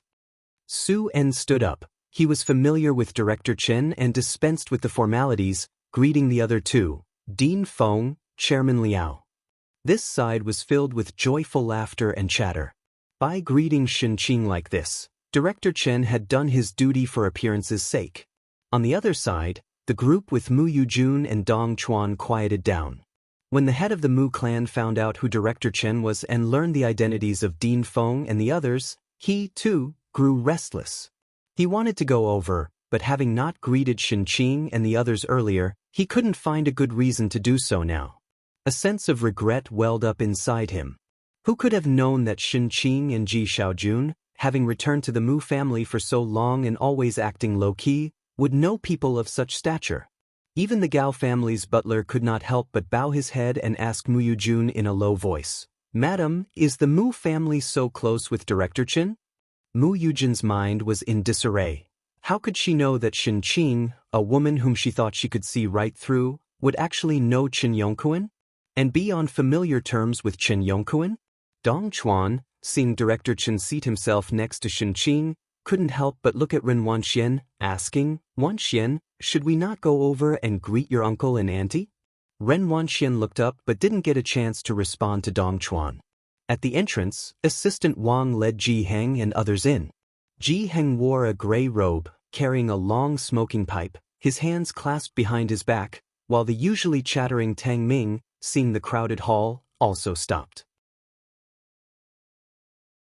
Most people did not recognize Ji Heng. Behind them followed Pu Xiaohan and Ning Xiao, with Ning Xiao holding a gift box, always gloomy and not prone to speaking with others. Jiang Fulai, holding Bai Lian's sandalwood box, walked with a lazy look in his eyes and followed her steps, unhurriedly. He seemed quite relaxed today, tall and handsome with a detached expression. However, as soon as they entered the hall, starting from the entrance, the boisterous, interacting crowd, centered around Bai Lian and the others, began to quiet down, radiating outwards. Director Chen, who was talking with Su En and the others, sensitively picked up on this disturbance. He looked towards the entrance and quickly stood up. Dean Feng also felt something odd, followed his gaze, and immediately recognized the 2 striking figures among the crowd. He coughed and quickly put down his teacup to stand up. When he stood up, Liao Guangshuan, who had not seen Jiang Fulai before, also stood. Everyone at the table stood up, and Mu Yujun and Dong Chuan, who were paying attention to their side, also looked towards the entrance. Who is this arriving? They immediately spotted Jiang Fulai. Dong Chuan's face, which had always been calm, changed. He stopped talking to Ren Wanxian and abruptly stood up. His composure had always been dependable, even when facing Mu Yujun, one of the highest status individuals Ren Wanxian had ever encountered. Dong Chuan's sudden serious expression surprised Ren Wanxian. Mu Yujun and the senior butler stood frozen in place, looking towards the entrance, struggling to grasp the situation. The line of people slowly approached. At Director Chen's table, the usually talkative Dean Feng and Chairman Liao didn't dare to speak, but Director Chen, accustomed to such situations, was the first to break the silence. "Uncle Ji, Miss Bai, young Master Jiang." Dean Feng, not recognizing Ji Heng, smiled. "Miss Bai, young Master Jiang." Bai Lian nodded to him in acknowledgement. In the silence, Jiang Fulai casually yet politely greeted Ji Xiaojun, "Uncle Ji." This greeting of Uncle Ji undoubtedly dropped a bombshell among everyone present. If you find any errors, ads pop up, ads redirect, broken links, non-standard content, etc., please let us know reports so we can fix it as soon as possible.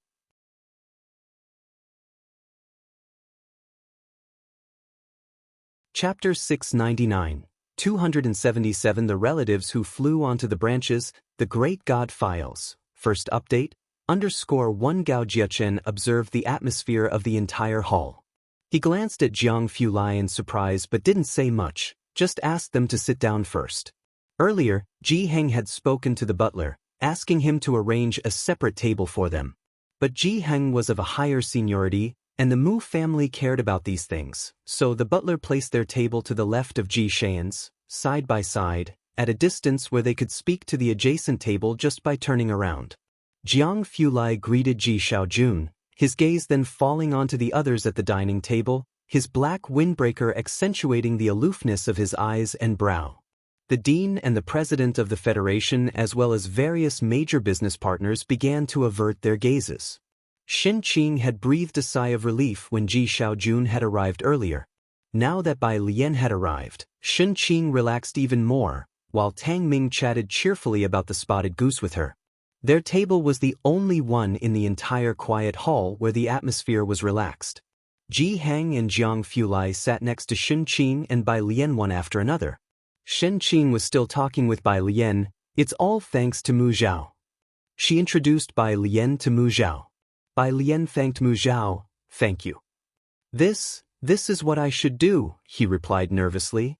His surprise at seeing Bai Lian was even greater than his surprise at seeing Jiang Fulai. Mu Zhao was a freshman at Jiang University, where by now virtually no new student hadn't heard of Bai Lian. Among the 4 people in his dormitory, the most discussed topics were Bai Lian and Liang Wuyu, especially Bai Lian, one of whom even used a video screenshot as their phone's wallpaper. Students also have their idols, particularly those from the affiliated schools. From junior high to high school, each of them had been overwhelmingly pressured by Liang Wuyu, only for a dark horse to suddenly emerge during the college entrance examination, surpassing Liang Wei's score to become first. At the start of school, the Tongfeng class exam results were widely discussed in the forums, with 3 students from Xiangqing sparking the buzz. In a pure science exam, 1 student scored higher than Liang Wuyu, and 2 scored nearly as well. What more was there to say? This class had already been dubbed Celebrity World by netizens. Mu Zhao was just one among many students who looked up to this group, never expecting one of them to be Shen Qing, another niece of Mu Yining, whom he had heard about from his own relative. He was quite excited in the moment.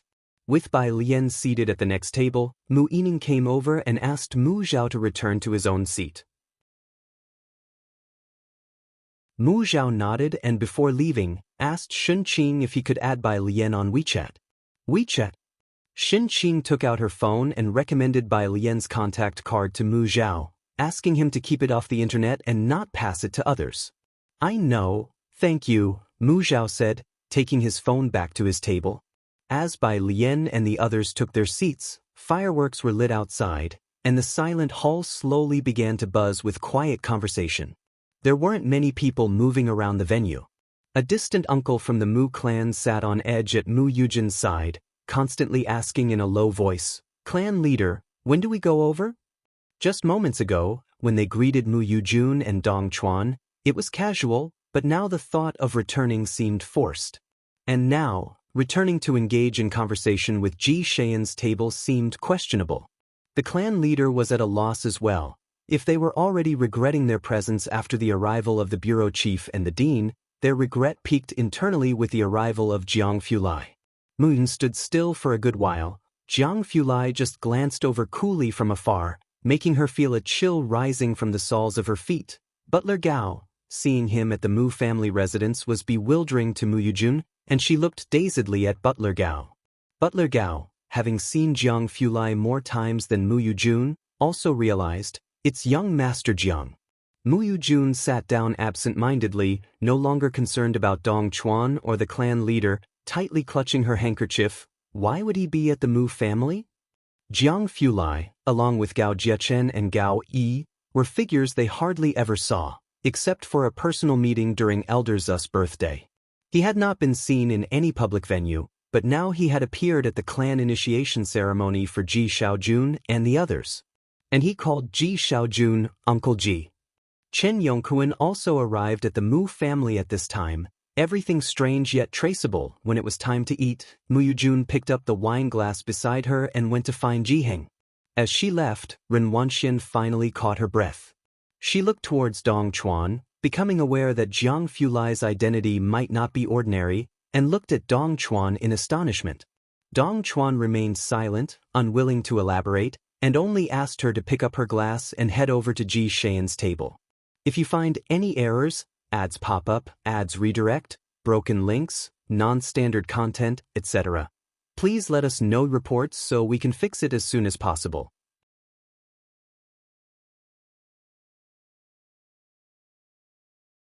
Chapter 700, 277 The Relatives Who Flew Onto the Branches, The Great God Files. First update, _2 Ren Wanxian quickly took a glass and followed Dong Chuan. At Ji Shayan's table, Ji Heng and Jiang Fulai were not present, and his own words had always been scarce. Mu Yining had just entered the hall and knew the situation upon seeing Mu Yujin's area.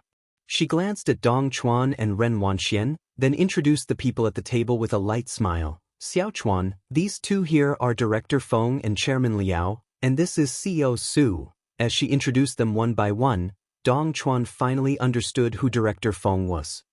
He was surprised on the inside, and his demeanor became even more humble. He had initially thought that Ji Xiaojun and Xin Qing were just ordinary people.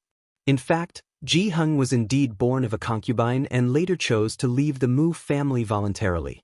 He hadn't contacted the Mu family for 40 or 50 years and had only been in Xiangqing, so Dong Chuan hadn't taken much notice at first.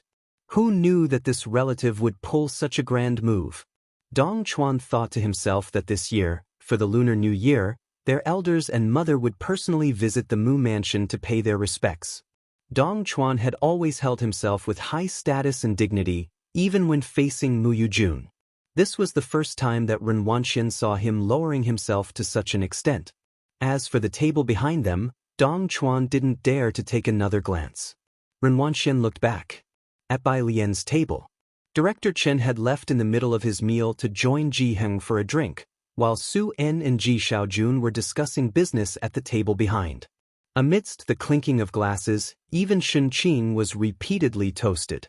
She didn't understand the situation, only hazily joining in the drinking with her beverage. When others toasted, they drank a shot of liquor in one gulp, but with each sip of her drink, no one dared to say a word. Tang Ming and Pu Xiaohan were chattering away, with Pu Xiaohan leisurely videotaping the process of serving the dishes with her phone. Ren Wanxian frowned slightly as she observed Pu Xiaohan doing this, and her peripheral vision caught Bai Lian and Jiang Fulai beside her, giving her a sudden jolt. She simply could not understand. Whiz kid, Tang Ming still had to go back in the afternoon to check on Zhang Shi's homework. Had only had a few drinks and suddenly thought of something. When will you give the gift to Uncle Ji? Ning Xiao lowered his head to look at the paper box at his feet. The box was a 50-centimeter wide square, quite large, and with some heft. He didn't yet know what was inside but knew that Wang Yufeng was not one to joke about this kind of thing. I'll give it to him when we leave. Tang Ming nodded. He wanted to see the gift in advance. But the timing was simply not right. Ji Heng was staying at the Mu mansion for dinner, and Ji Mulan was going to stay there for a few days. Bai Lian and the group of students were all heading back. Mu Yining had been deliberately not focusing on Jiang Fulai, but she stopped Bai Lian. Alien, the Mu mansion has many animals and a lake created by redirecting water. Won't you stay for the night to see the scenery? The scenery of the Mu mansion was indeed rare. Anyone else would surely want to stay for the night, but Bai Lian, who had once lived in the general residence which far surpassed the Mu mansion, had no curiosity about it.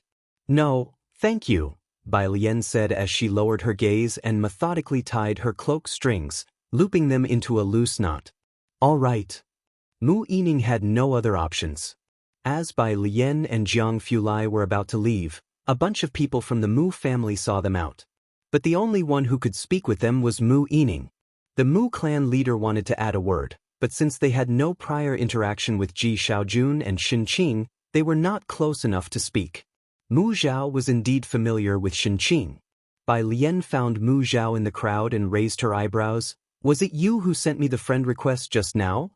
Caught off guard by the direct address, Mu Zhao was quite surprised. Yes, it was me. Bai Lian nodded.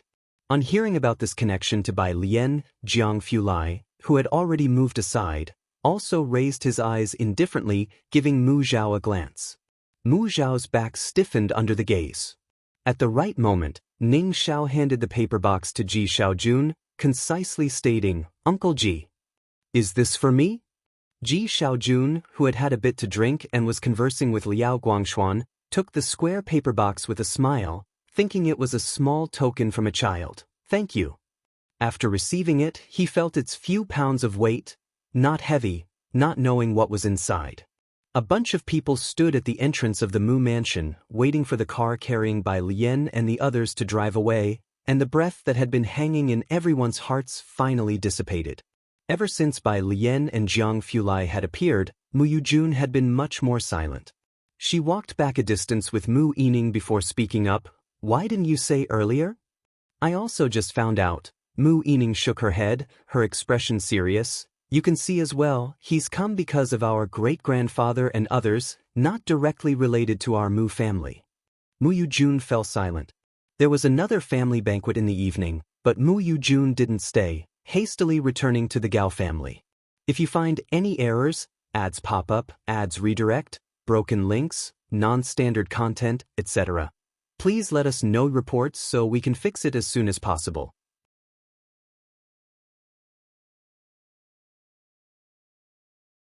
Chapter 701, 277 The Relatives Who Flew Onto the Branches, The Great God Files. First update, _3 Mu Yining watched her leaving, slightly shook her head, and then returned to Lanlin Pavilion, where Ji Xiaojun and Shun Qing were present, with the butlers serving them tea.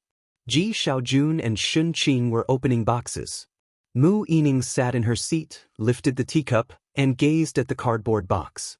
The butler spoke softly. "This is a gift from Miss Bei's classmate." There were many gifts today. The storeroom was filled with treasures for Ji Xiaojun. Mu Yining thought it was better to be a college student, with no burdens on their mind. The cardboard box was opened, and Ji Xiaojun scooped out a vase from inside with one hand. It was a peach and plum blossom openwork heart-turning vase. The body was gilded, and one could see it had some age, exquisite in craftsmanship. Cough, cough. Mu Yining almost spat out her water. She put down the teacup and hesitantly asked the butler, "This vase, have I seen it in an auction house catalog before?" Although the Mu family did not have a private museum like the Chen family, they too had quite a few antiques at home. The butler could tell as well, this vase was no ordinary item.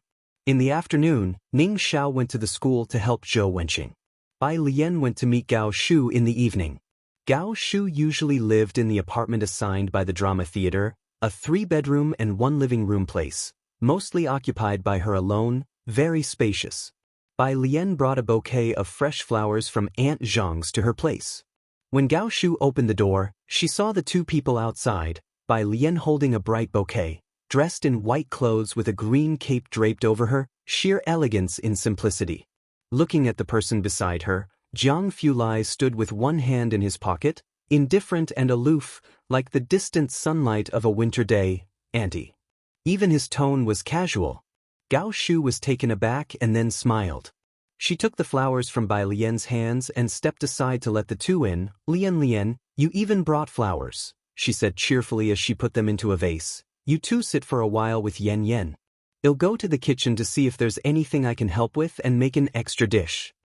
During Bai Lian's last measurement session, Gao Shu had left early without having dinner. Today, she had specially invited them for a meal, and she did not expect Jiang Fulai to come too. Gao Yen was picking out films to watch while sitting on the sofa. Seeing Jiang Fulai, she subconsciously stood up, her gaze then fell on Bai Lian. Lian, come and see if there's anything you want to watch." As the deputy director of the drama theater, Gao Shu had many film and television discs. Bai Lian also liked watching movies, but her recent interest was in plays. She glanced over the discs, noticing two without covers on the cabinet beside her, only marked with a sticky note, "Blossoms on the Tree Rehearsal, can I watch this?" She bent down and picked up the disc. "Sure." Jiang Fulai came over, took the disc and looked down at it, but such rehearsals, unedited and without music, are shot in wide angle. Bai Lian shook her head. "It's fine." "All right." Jiang Fulai reached out to open the player and placed the disc inside. Gao Yan watched this scene quietly and returned to the kitchen to assist the chef and Gao Shu. The blossoms on the tree rehearsal was as Jiang Fulai described, wide angle, unedited, but each actor performed quite well. The main character, Bei Tong, played Qin Yi, which was considered an unofficial history. The other actress, Qin Si, could be considered the second lead, also with significant presence. The recording was not very clear, but Bai Lian had read the script and remembered the lines, making it easy for her to follow.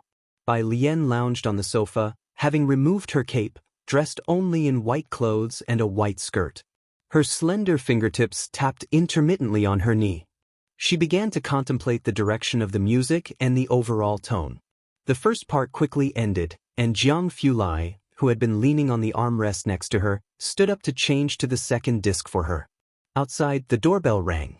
With Gao Yan and Gao Shu in the kitchen, Bai Lian got up to open the door. The person outside was also familiar to Bai Lian. It was Secretary Xue. Secretary Xue was not surprised to see Bai Lian.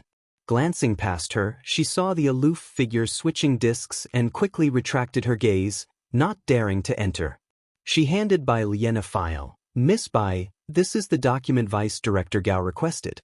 Could you please pass it to her for me?" Bai Lian looked down and saw a folder with natural color, only a single word written on it in black pen. Bai. If you find any errors, ads pop up, ads redirect, broken links, non-standard content, etc., please let us know reports so we can fix it as soon as possible.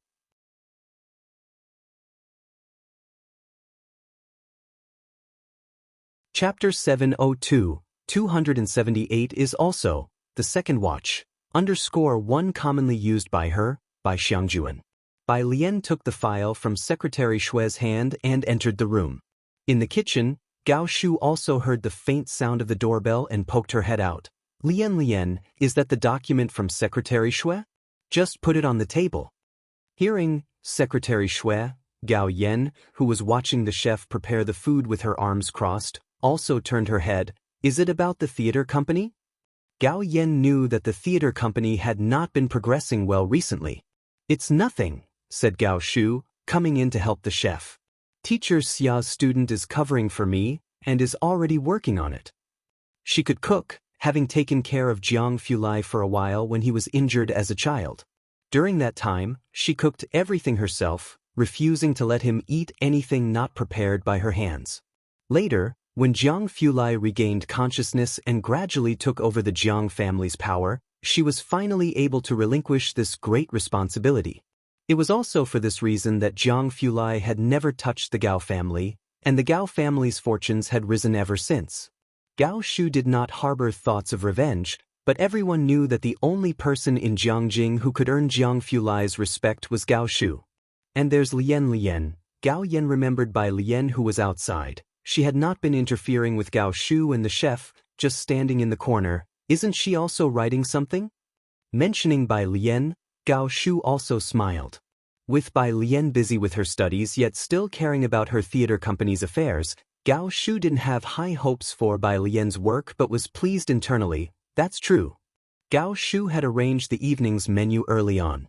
But because of Jiang Fulai's arrival, she asked the chef to add 2 more dishes. After the party finished eating and left, Gao Shu saw Bai Lian was still looking at the rehearsal DVD for Blossoms on the Tree, and decided to give her the disc. "Take this with you to watch. There won't be another copy in the future." Bai Lian wrapped herself in her cape, took the DVD from Gao Shu, and left with Jiang Fulai. As she turned around, Gao Shu saw the large patch of poppies embroidered on the back of her cape's hood and along the hem.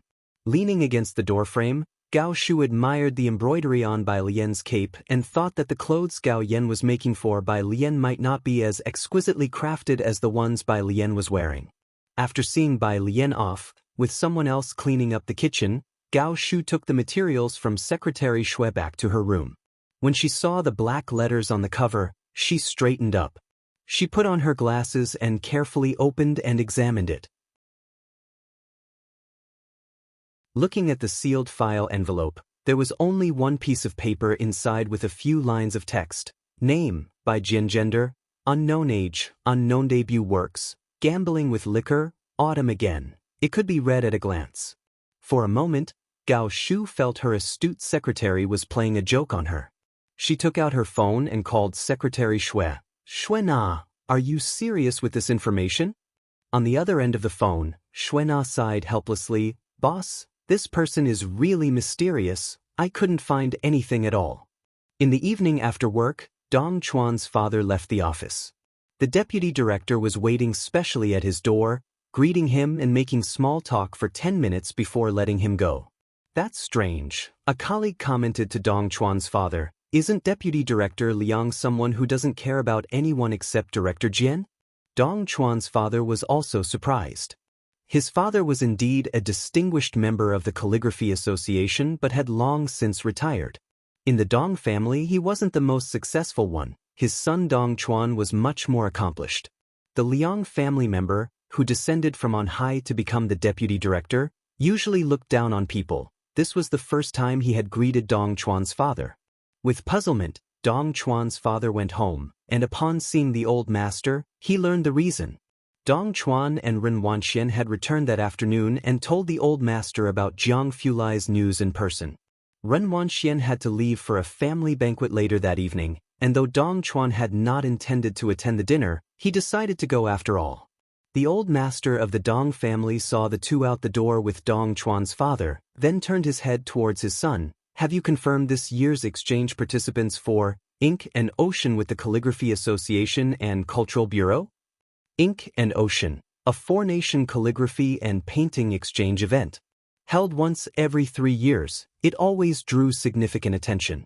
Not only would the entire Cultural Bureau participate, but Chen Leioi would preside over the event personally, with media and journalists from all 4 nations in attendance. There was a segment intended for promoting calligraphy culture among youth and master artists, using Ouyang-style calligraphy. It would be broadcast live with official cameras focused on them. It was held at the Cultural Square, watched by millions of people online and offline each year. Not yet.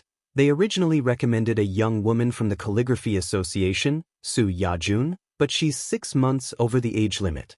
They plan to hold open auditions. The father discerned the old master's intent. Are you saying, this time, the Calligraphy Association should not refuse? Let Wanxian practice copying diligently lately. She's generous and most likely won't get nervous in front of the official cameras. The old master nodded almost imperceptibly. If you find any errors, ads pop up, ads redirect, broken links, non-standard content, etc., please let us know reports so we can fix it as soon as possible.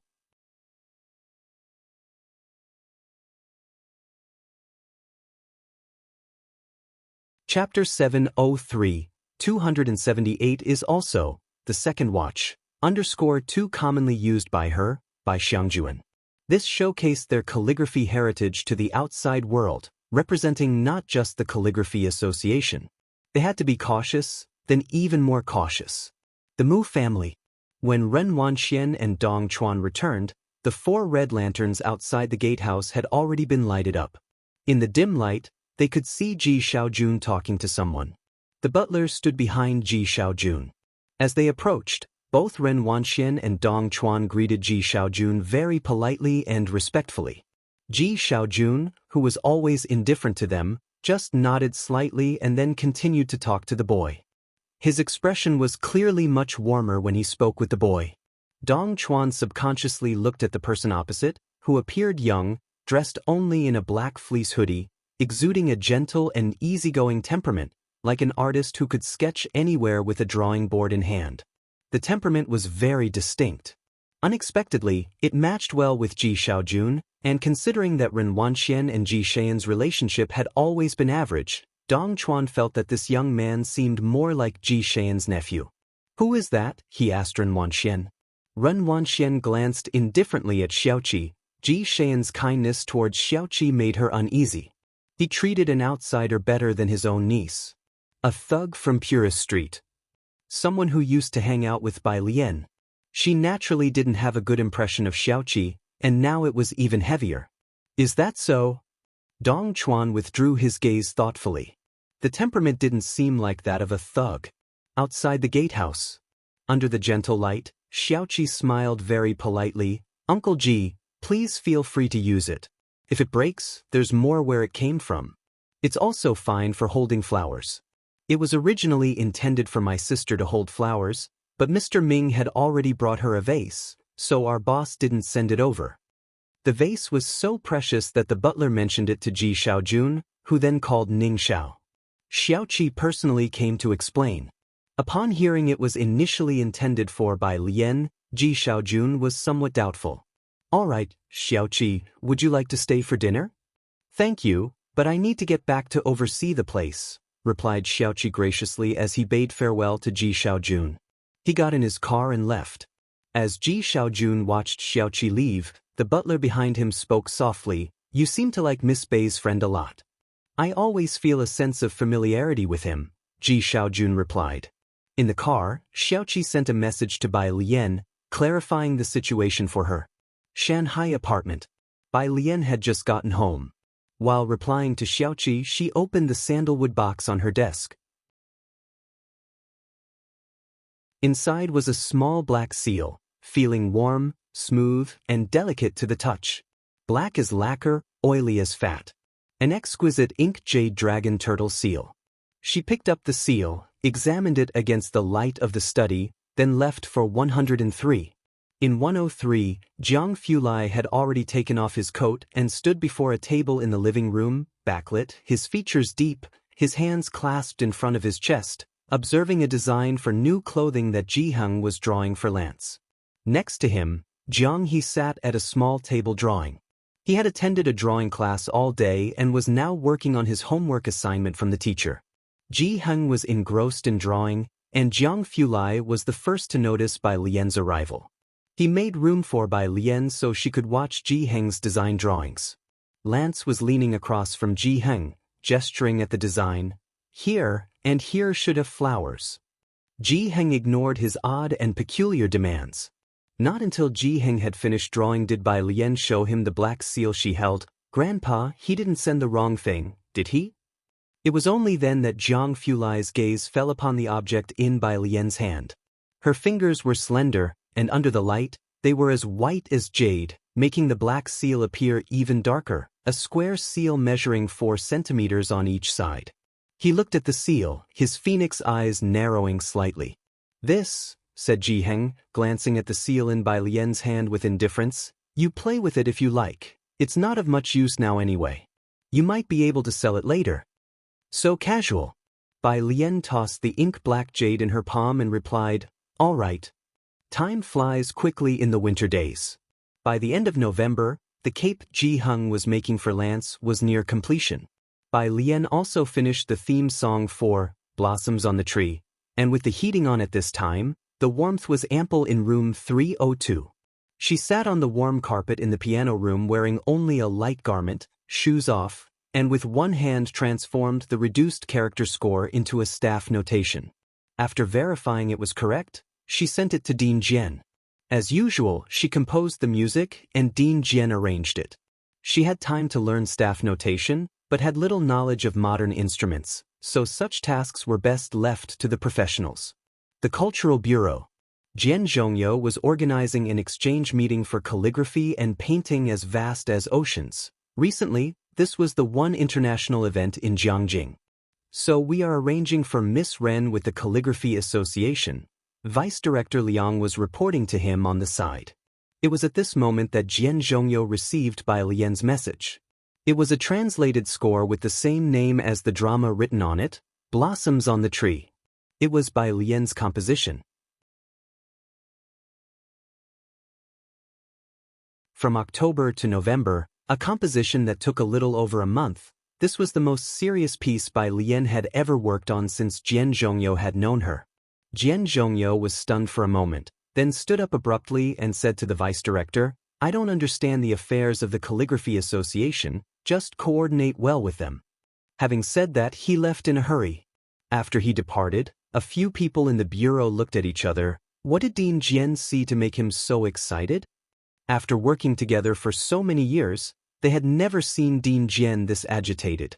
Being proficient at the guzheng, The overall tone of the song leaned towards the guzheng. Dean Jian went straight back to Jiangyin recording studio and played Blossoms on the Tree, according to the staff notation with the guzheng. A style of music that was calm on the surface, yet turbulent and harboring hidden dangers underneath.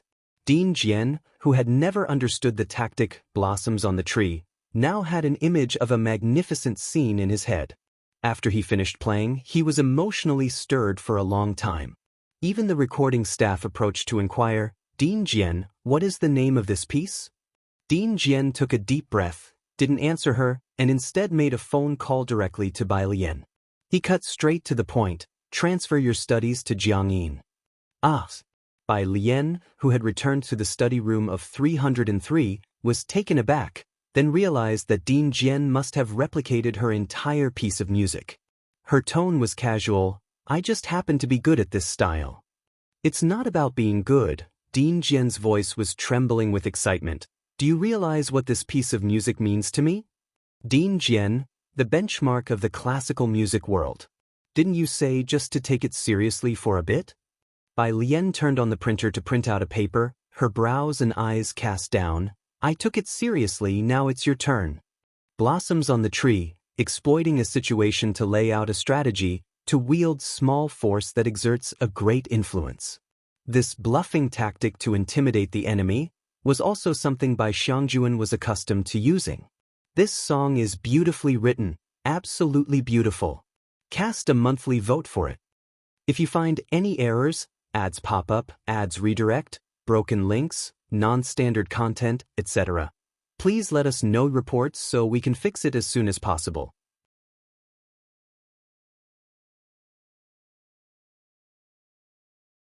Chapter 704, 279 Strong Collaboration, Master-Level Arrangement, Chapter 1. The Final Battle. Chen Yi led so many people to evacuate from Xiangqing. The city, now with only a little over 100 soldiers, had become an empty husk. Bai Lian arranged for these people to be stationed at the city gates, beating the drums daily. None of the usual procedures were missing, and they even created a fog of illusion regarding the arrival of food and supplies, mixing the false with the true. The enemy forces didn't dare to act rashly for the moment. The sword hanging over one's head could only be truly understood by those who had experienced it themselves.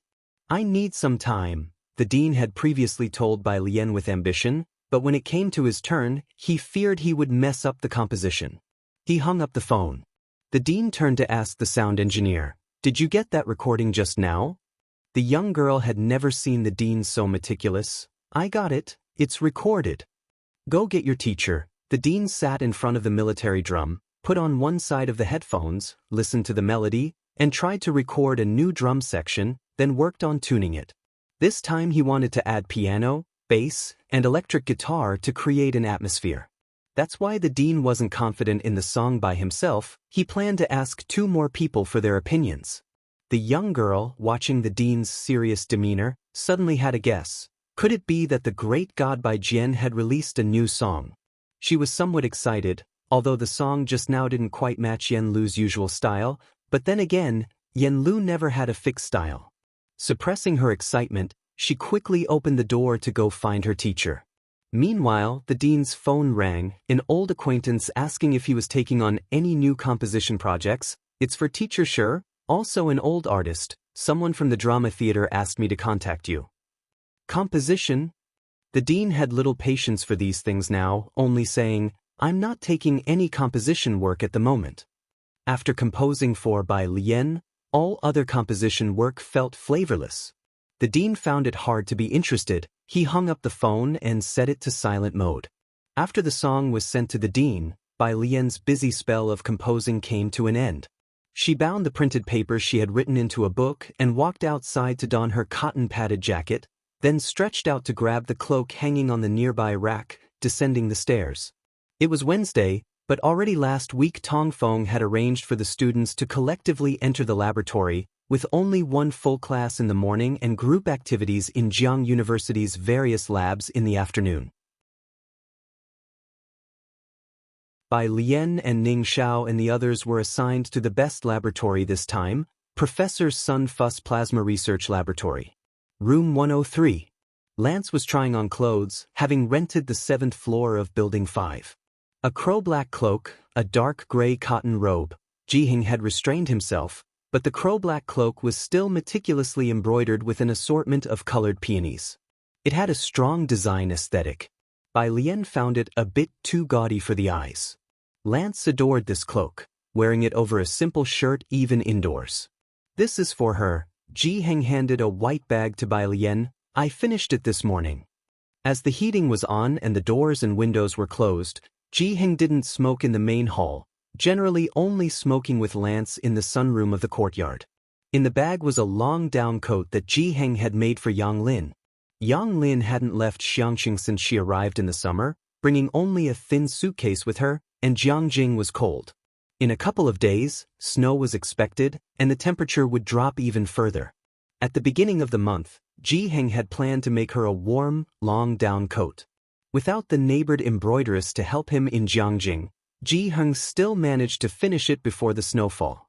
Yang Lin was in the open laboratory of the biology building. Bai Lian and Tang Ming had come here to find Yang Lin before, and several senior sisters and brothers in the lab recognized them.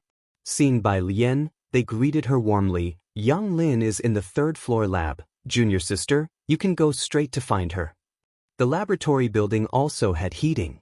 Wearing a white cotton padded jacket with a crabapple red cloak over it, Bai Lian removed the hood of her cloak, smiled at the other party, her eyes gleaming, her presence as fresh as a rainy spring on begonias. "Thank you, Lu's senior sister." It was only after she had gone that the girl grabbed the sleeve of the person beside her, in utter disbelief. "She actually remembered my name." 3rd floor. The laboratory was at the end of the hall, with the door ajar. As Bai Lian approached, she could hear Yang Lin's voice. Wearing a long-sleeved t-shirt, she faced away from the door, hands together in a prayer-like pose, addressing a petri dish. "Bacteria Lord, I beg of you, please survive. You are the last bacteria strain that Teacher Xia gave me, please." She bowed at a 90-degree angle very respectfully. Bai Lian. She unfastened her cloak, stood at the doorway for a moment in thought, then silently went back downstairs. "If you find any errors, ads pop up, ads redirect, broken links, non-standard content, etc., please let us know reports so we can fix it as soon as possible."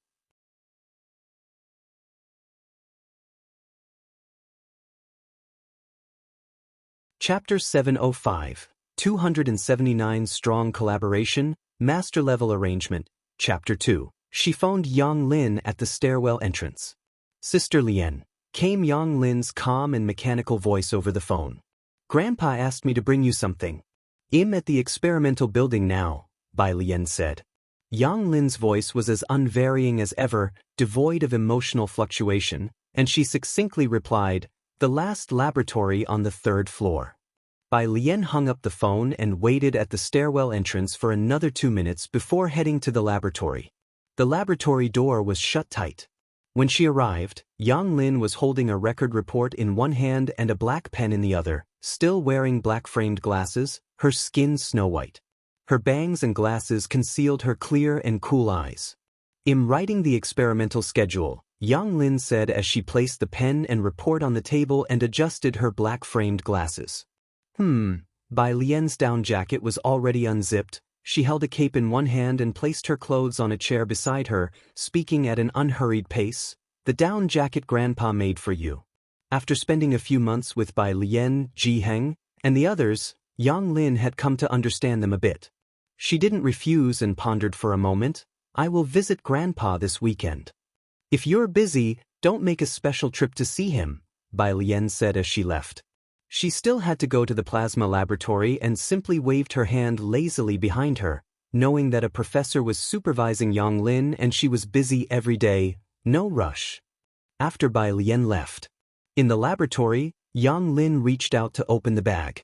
It was a black satin down coat with 4 white toggle buttons specially crafted on the outside of the zipper. The hem and cuffs were embroidered with numerous small blossoms of multicolored lilies and vines.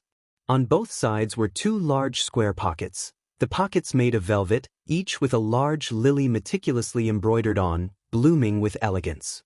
Yang Lin held the down coat, her hands tightening slightly. Jiang University's School of Physics, Experimental Center. Plasma Laboratory. Even for freshmen, especially those from the Tongfeng class, there wasn't much they could help with in the laboratory. They were just getting acquainted with various equipment and experiencing the academic environment in advance. Bai Lian's group was the same, being mentored by Sun Fu's team. The atmosphere among Sun Fu's graduate students was average. When Bai Lian arrived, Tang Ming and Ding Wenyang each carried a jug of mineral water inside. Tang Ming, who had trained with Ming Dongheng and Bai Lian, found carrying a jug of mineral water no challenge, but Ding Wenyang, an academic prodigy since childhood who had never done heavy labor at home, was panting for breath. Bai Lian took off her cape and white down jacket, draped them over her wrist, wearing only a sweatshirt of the same color underneath. As she passed by the two, she glanced at Ding Wenyang and lifted the jug of mineral water from his shoulder. Carrying the water casually, she walked deeper into the corridor. Ding Wenyang, completely bewildered, gave Tang Ming a stiff look. "Tang bro, what's going on?" As Tang Ming effortlessly climbed the stairs with the water jug, he coolly told Ding Wenyang, "Ding bro, you'll get used to it."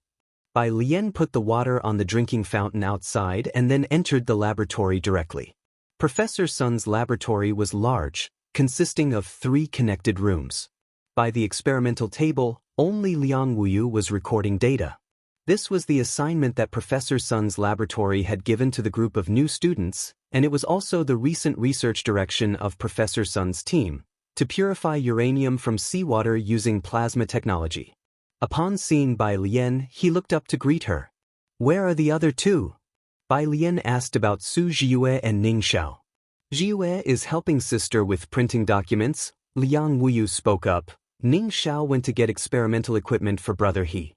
The equipment they needed was in the physics building, and it took some time to walk back and forth." As they spoke, a male student dressed in a lab coat with a stack of printouts came over. "Bai Lian, Liang Wuyu, good to see you're both here. This is the group assignment for this time. Remember to hand it in on time to me and sister." Liang Wuyu reached out to take the group assignment from Hen Shuyan's hands. After handing it over, Hen Shuyan smiled and said, "This is a creative opportunity for you guys, thanks for your hard work." Bai Lian went to get a lab coat, putting it on languidly as she smiled nonchalantly at Hen Shuyan. "So should we thank brother He?" She appeared beautiful and non-threatening. Hen Shuyan seemed to detect a hint of sarcasm in her words and looked back at Bai Lian, who still had a lazy demeanor. He turned away, deciding he must have misunderstood. That evening, Bai Lian and her group rushed to complete their group assignment, leaving the laboratory only at 11 o'clock. So tired, Ding Wenyang massaged his own arms, asking Tang Ming beside him, "When did brother He and the others leave?" "Around 6-something, Tang Ming roughly remembered the time. "If you find any errors, ads pop up, ads redirect, broken links, non-standard content, etc., please let us know reports so we can fix it as soon as possible."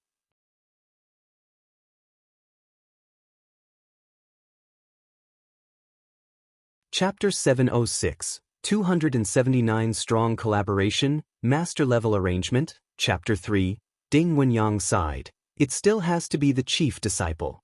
Bai Lian held a cloak in her hand, not wearing it. Seeing the car parked outside, she recently spent time in the piano room late into the evening, so she hardly went back to the dorm. She didn't go back today either. In the driver's seat, Jiang Fulai's hands were crossed and resting on the steering wheel, the interior light casting deep and distinct features, always dressed in a cold, color-coordinated style. Exquisite and lazy, meticulously handsome. Bai Lian's mood lifted considerably at the sight. As she got into the car, Jiang Fulai casually tapped the steering wheel, a nearly imperceptible frown showing his dissatisfaction with the time she left the laboratory. What's keeping the freshman so late? Even in his own laboratory, He Wen and the others were recently busy with a new project and had only just left. A project on extracting uranium from seawater, Bai Lian said as she buckled her seatbelt, eyes downcast. They can refine that? Must cost a pretty penny. Can they even produce new materials? Mr. Jiang couldn't help but scoff. The laboratories provided to the freshmen by the school were all part of the experimental center, accustomed to top-tier laboratories, Jiang Fulai seldom found these facilities impressive. Most of the projects seemed quite superficial. Bai Lian gave him a deep, meaningful look. Of course, that's them. Jiang Fulai spoke calmly again. Have you heard of hydrazine hydrate cellulose?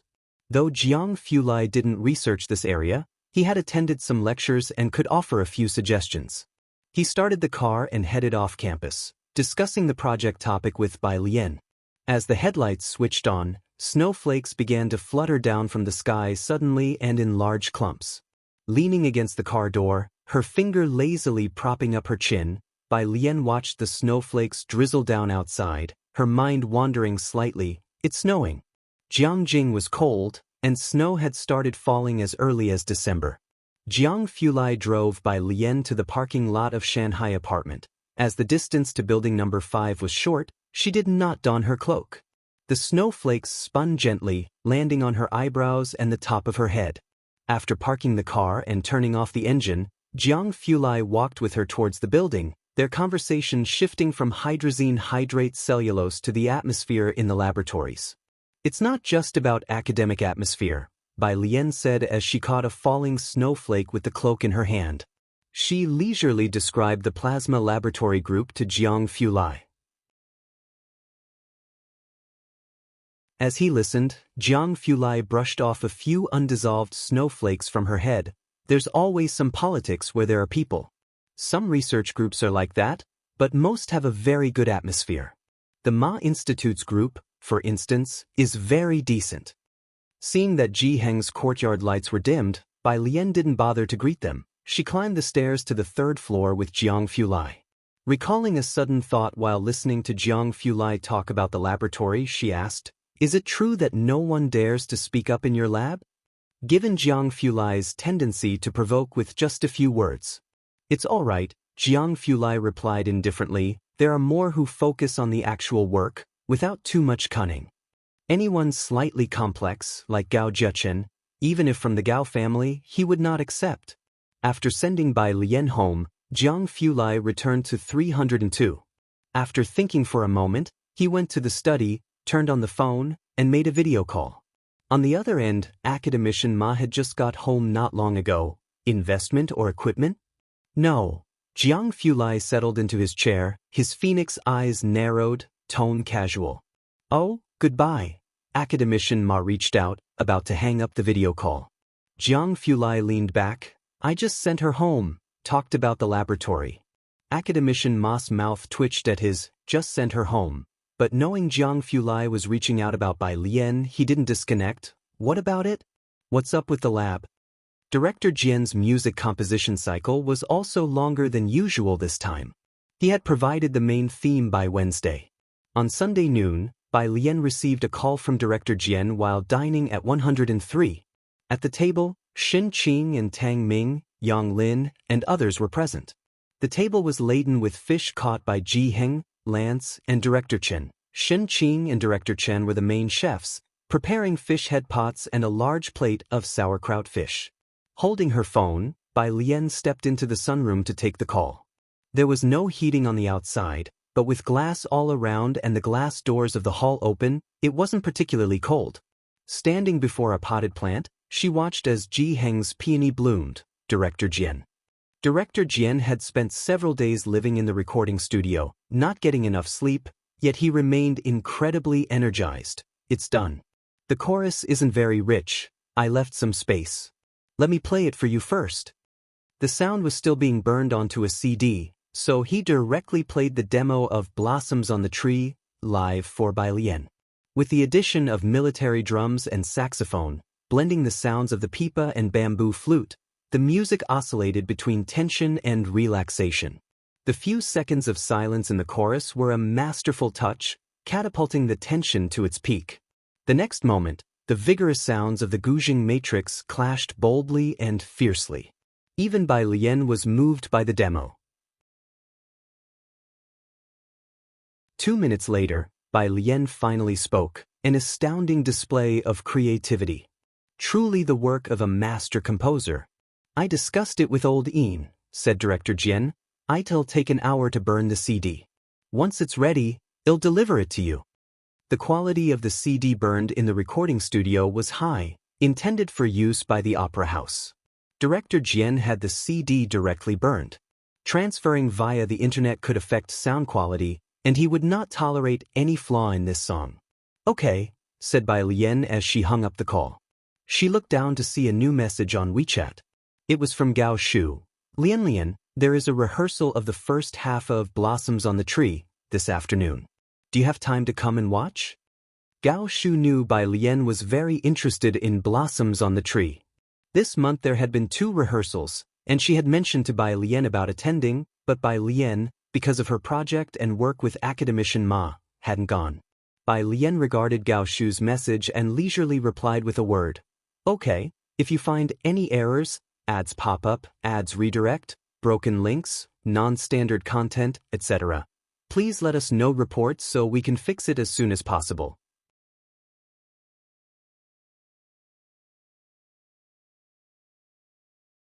Chapter 707, Fighting for 280, Bai Lian's theme song, second update, _1 When Dean Jin arrived at Shanghai apartment, Bai Lian was upstairs talking to Xiaoqi. Xiaoqi was telling her about Xingyi Martial Arts School and the medical hall. The solid foundation paste from Xingyi Martial Arts School had successfully broken out of the small business circle. Hen Jiwei had also taught several sitting doctors about myopia acupuncture, which had been fully promoted in Xiangqing. Xiankong Pharmacy became a national chain enterprise and entered the Jiangjing Chamber of Commerce. In just 1 year, despite the pressure from the Luo family pharmaceutical and the traditional Chinese medicine market, they broke through to the chained pharmaceutical market, and Zioki's contributions were indispensable. The only acupuncture that hadn't been popularized had a long treatment cycle, requiring more than 2 months. Many people inherently distrust traditional Chinese medicine, which made it difficult to promote in Jiangjing and other places. Xiaoqi was determined to spread this technique worldwide. He sat at the small tea table in Bai Lian's study, leisurely pouring himself a cup of tea. The tea here was always exceptional. "Has Dr. Lance's myopia been completely cured?" Bai Lian flipped through a report and then handed it to Xiaoqi. "What do you have in mind?" After finishing his tea, Xiaoqi said, "I want to invite Mr. Lance for a 1-day tour at Xiankong Pharmacy. He's in 103, go discuss it with him." Bai Lian knew that Xiaoqi and Mao Kun both knew Lance, as it was Mao Kun who introduced him in the beginning. The two left the study. Outside, Zhang Xiais was sitting at the table, not doing problem sets today but engrossed in a thick law book, the seriousness of his demeanor replacing his usual casualness. It wasn't until he heard noise that he finally showed a bit of his usual irreverent air, and seeing Bai Lian about to leave, he looked somewhat anxious. "Sister Lian, where are you going?" "To the theater," Bai Lian said, picking up her cloak and heading out. Zhang Xiais watched her leave, and under Ming Dongheng's expressionless gaze, he wondered how he was going to get through Jiang Fulai's questions in the afternoon without Bai Lian there. With Bai Lian around, Jiang Fulai could hold back his disdain for Zhang's foolishness. Once Bai Lian left, Jiang Fulai had only one look left. "Are you sure you want to go to the University of Political Science and Law and spread your nonsense?" The theater. Xue Na, wearing a thick long down jacket, arrived 10 minutes early and was waiting at the main entrance of the theater. The cars owned by the Jiang family had special numbers, including the business vehicle Ming Dongheng usually drove, which stood out in the traffic with its distinct feel. Xuena had indeed heard that Jiang Fulai's cars were specially modified, with each window being bulletproof. As she thought about this, she went to greet them. The rear door of the car opened automatically. Bai Lian, holding her cloak, got out. She had her hair half tucked up, and as she bent over, her black hair fell to her chest. As she did not need to walk outdoors today, she hadn't worn a cotton-padded coat. She was dressed in a white satin cross-collared shirt with light golden patterns embroidered, shimmering with reflected light, exuding an air of nobility, and a scarlet pleated skirt beneath it. When touched by sunlight, it sparkled like cold light reflected on snow. Quite a striking palette. As she stepped out of the car, she casually threw the cloak over her shoulders, every gesture exuding the grace of nobility, and she greeted Xue Na, Secretary Xue. wearing a scarlet cloak that matched her pleated skirt, adorned with embroidered flowers and blue butterflies as if ready to take flight, fluttering gently in the wind. Bright yet restrained and warm elegance. A very distinctive temperament. Due to the special nature of her job, Secretary Shui had seen many beautiful people. But even having seen Bai Lian several times, she was still taken aback upon first sight, and it took her a moment to recover. "Miss Bai, it's cold outside, let me take you in." She led the way, noticing that Bai Lian was holding a black disc case. The exterior wall of the theater was covered in a layer of snow, with the columns at the entrance clearly defined. Outside, there was also a giant poster announcing "Blossoms on the Tree," to be performed on Saturday evening at 7 o'clock. It was evident that the theater placed great importance on this play. With the theater undergoing renovations this afternoon and not open to the public, Secretary Shui led Bai Lian through the backstage to the lobby, a curved and expansive space. A grand staircase led directly to the second floor. On the stage in front, the crew was setting up, and rehearsals were about to begin. Gao Shu was talking sporadically with a man in his 30s on the left side of the stage. "This is a younger member of our family," Gao Shu introduced to the man beside her as soon as Bai Lian arrived. The man promptly greeted Bai Lian. Gao Shu also quietly explained the man's identity to Bai Lian. "This is Mr. Summer's student, who came to Jiangjing especially for the composition of Blossoms on the Tree." Bai Lian nodded her acknowledgement. She had heard about this from Gao Shu. As they conversed, the old dean arrived. His hair was gray, his eyes behind presbyopic glasses, exuding a great deal of authority. He sat in the middle, and Gao Shu went to greet him. The rehearsal today focused on an earlier segment. Drama is a very direct form of performance. Bai Lian sat to the side, watching the segment intently. The character in the play, modeled after Qin Yi, also included scenes featuring the actor playing Bai Zhongyu. She watched with rapt attention. The first half lasted only an hour, and after it finished, the two leads did not take a bow. The sound of music began to play. The rhythm of the music, emphasized by drum beats, drew Bai Lian out of her emotional immersion. She looked up at the stage. The male and female leads were singing the theme song. Meanwhile, Jiao Yinghui was talking to the old dean. "Dean, this is the theme song Mr. Shuo composed for Blossoms on the Tree. We wanted to ask Dean Jian to do the arrangement, but he didn't have the time. Please listen." As the prelude played, the old dean sat up straight with interest. The theme song matched the rhythm of Blossoms on the Tree perfectly, with its narrative building up tension. It was evident that there was a study of new drama involved. After the song ended, the old dean nodded. He looked at Shuo Qingyu and nodded slightly. "This theme song is very intriguing, well done." For the usually strict dean, this was already exceptionally high praise. After listening to Dean Jian's demo and then this theme song, Bai Lian didn't feel much of anything. She glanced at Jiao Yinghui and figured that this was probably the person who had tried to snatch someone away from Gao Shu midway through. Beside her, the student of Mr. Xia stood up after listening, and without a word, walked out through the backstage. Gao Shu immediately followed, signaling Secretary Shui to take Bai Lian for a walk around the theater. Bai Lian asked about a few things concerning Jiao Yinghui and Shuo Qingyu. Secretary Shui recounted a few minor disputes between the two, and Bai Lian contemplated them thoughtfully. Only when Gao Shu was about to be done, did Secretary Shui take Bai Lian to the second-floor lounge and brewed a pot of tea for her. Secretary Shui waited outside the lounge until Gao Shu came up from downstairs, then nervously inquired, "What did he say?" She was asking about Mr. Xia's student. "He said he couldn't compete with Mr. Shuo in composition and left early. I had oldly take him to the airport." Gao Shu massaged her temple, looking rather helpless. She had listened to Mr. Xia's student's work too, and indeed, it couldn't compare to Shuo Qingyu's. Shuo Qingyu had prepared for this opportunity for a long time. Ordinary works simply couldn't compete. Even the old dean had praised him repeatedly. The first performance would start next Saturday, and the day after tomorrow was the old dean's final deadline. To the side, Jiao Yinghui and Shuo Qingyu, along with the two leads, made their way from the end of the corridor, lively. "I've booked a private room at Qingxin Building for 6 p.m. The dean will be there later too, you all must come. Mr. Shuo, rest assured, I'm still in contact with Dean Jian. He's been busy lately, but we'll definitely have an opportunity to collaborate on the next piece, Jiao Yinghui said with a smile in passing to Gao Shu. Vice Dean Gao, I'm not staying late today, I'll be going first. Shuo Qingyu was aware that Jiao Yinghui could indeed get in touch with Dean Jian, so even in front of Gao Shu, he didn't feel the slightest bit guilty. The group departed. Boss, Secretary Shui asked, should we still keep Bei Tong and the others to practice the theme song?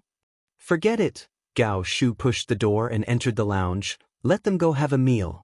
We're giving up on this theme song.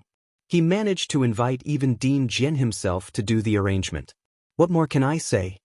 The bond with Lu Jiao was strong, yet she had not managed to persuade him to come out of retirement. Are we really giving up? After months of effort, at this critical juncture, Secretary Shui found it difficult to voice the notion of giving up. If Vice Dean Jiao did ascend to the position, then Gao Shu would truly be marginalized. But the disparity was there for all to see. Mr. Xia's student had already conceded defeat and left Jiangjing on his own accord.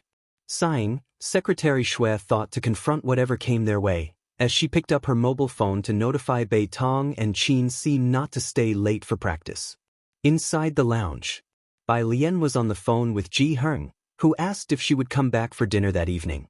I will. Glancing as Gao Shu entered the room, Bai Lian stood up. Xianming is already waiting downstairs. Bai Lian picked up her cloak and ended the call. Are you leaving now? I've already called the chef over. Gao Shu shook off her thoughts, still speaking softly to Bai Lian. Don't go back. I'll make you one of my specialties today.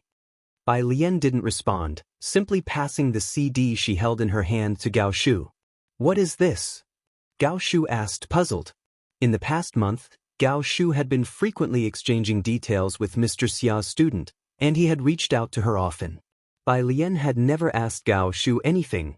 Gao Shu had forgotten that Bai Lian was also composing a theme song for Blossoms on the Tree. The theme song for Blossoms on the Tree, Bai Lian dusted off her slightly wrinkled sleeve, draped her cloak elegantly, and lifted her eyes, smiling calmly and breezily. I thought, you probably wouldn't have time to cook these past few days. If you find any errors, ads pop up, ads redirect, broken links, non-standard content, etc., please let us know reports so we can fix it as soon as possible.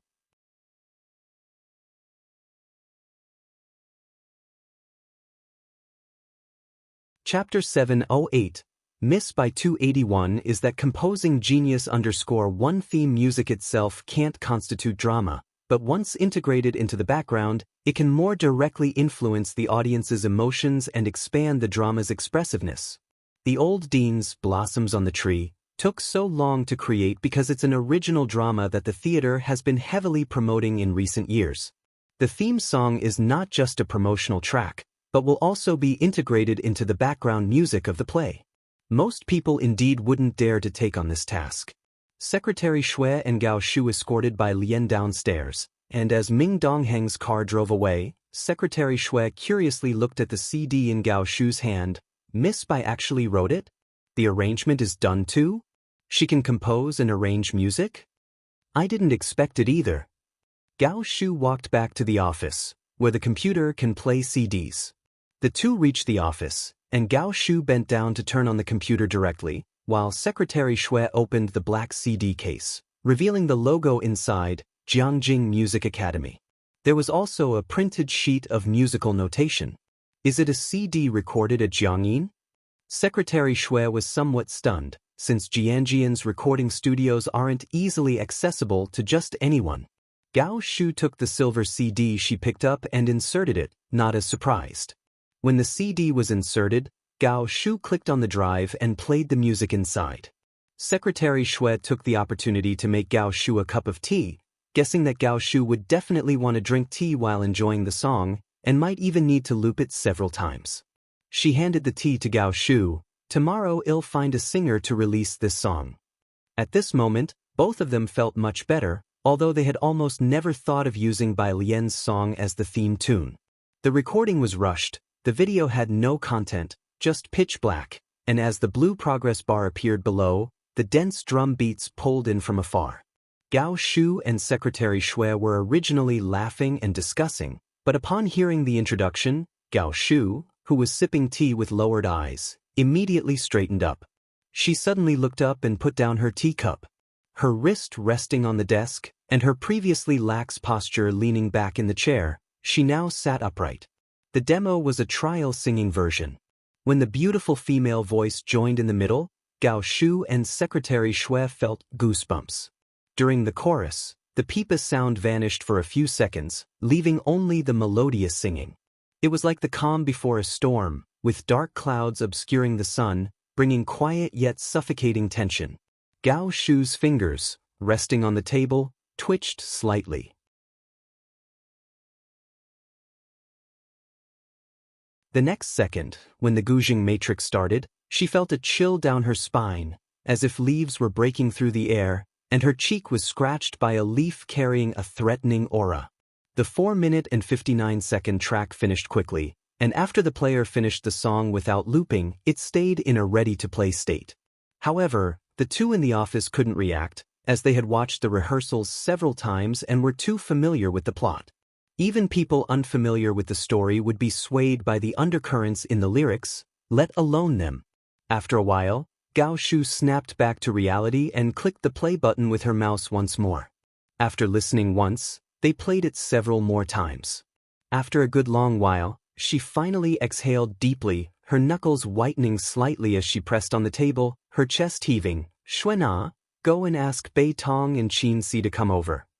If just after hearing the song written by Shuo Qingyu, she felt that it encapsulated the tension of Blossoms on the Tree very well, a student of teacher Xiao's music composition indeed had no comparison. Even lay people could discern the good from the bad.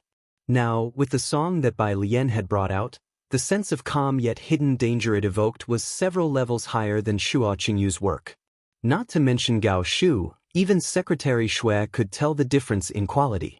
At this point, Gao Shu finally understood why Bai Lian had left with that remark, "You won't have time to cook these next few days." This time Xuena didn't send a text, but went directly backstage to find the two main actors. Today, Jiao Yinghui invited the male and female leads, as well as the old dean, to a meal.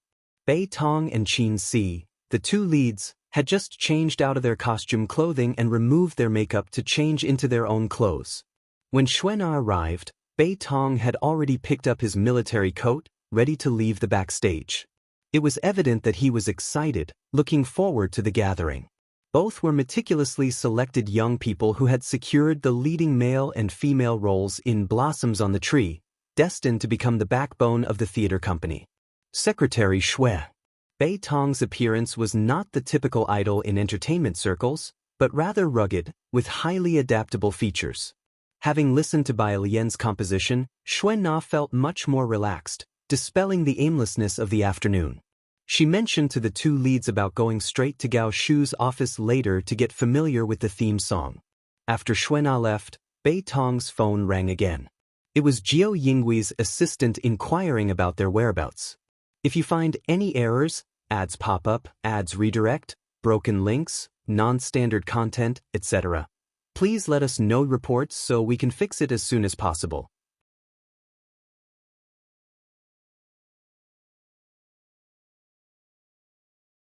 Chapter 709. Miss by 281 is that composer genius _2 Bei Tong hesitated before saying they hadn't left yet. After hanging up the phone, Bei Tong exchanged a glance with Qin Si. Between Jiao Yinghui and Gao Shu, neither was easy to offend, and not attending the dinner invited by Jiao Yinghui, wasn't that losing face for him?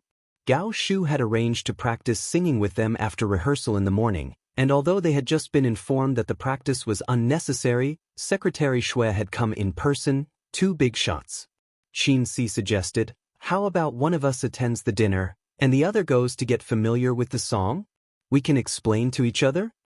Bei Tong put on his scarf, spoke without changing his expression. "Then you go to Vice President Gao's office, you are more familiar with her and both of you are women. I'll go to Qingxin building." Mentioning women was just a pretext. In this round of the game, observing the old dean's reaction, Jiao Yinghui clearly had a slight edge. And moreover, it is said that the composer Gao Shu invited has already returned to Beijing. Whether to practice the song or not, Bei Tong felt that it wasn't very meaningful, as it was almost confirmed to be Shuo Qingyu's piece. Gao Shu's office.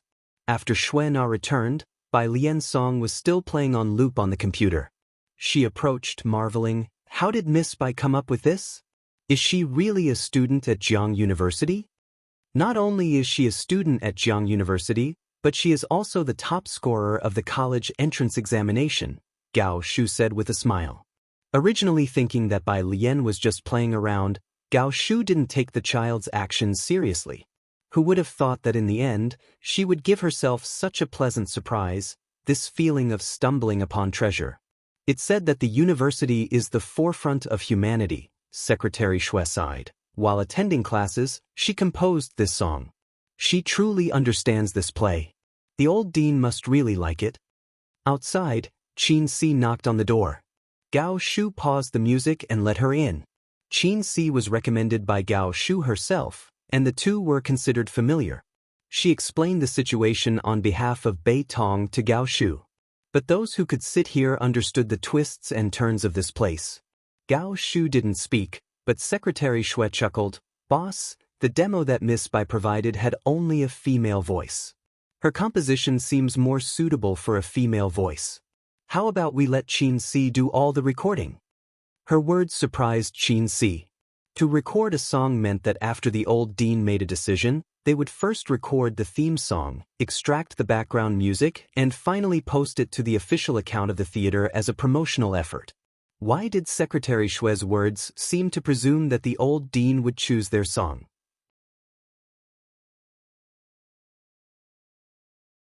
Bai Lian returned to Shanghai apartment, nearing 6 o'clock. Dean Shuo had been tense for half a month and was relaxing in room 103, planning to go ice fishing with Ji Hing next week. Bai Lian took a plate of fruit to room 303. Jiang Fulai returned from the lab in the afternoon, his face cold as he checked on Zhang Shi's learning progress. The scene was tragically poignant. Even Qi Yundai, who wasn't present, was innocently dragged into it.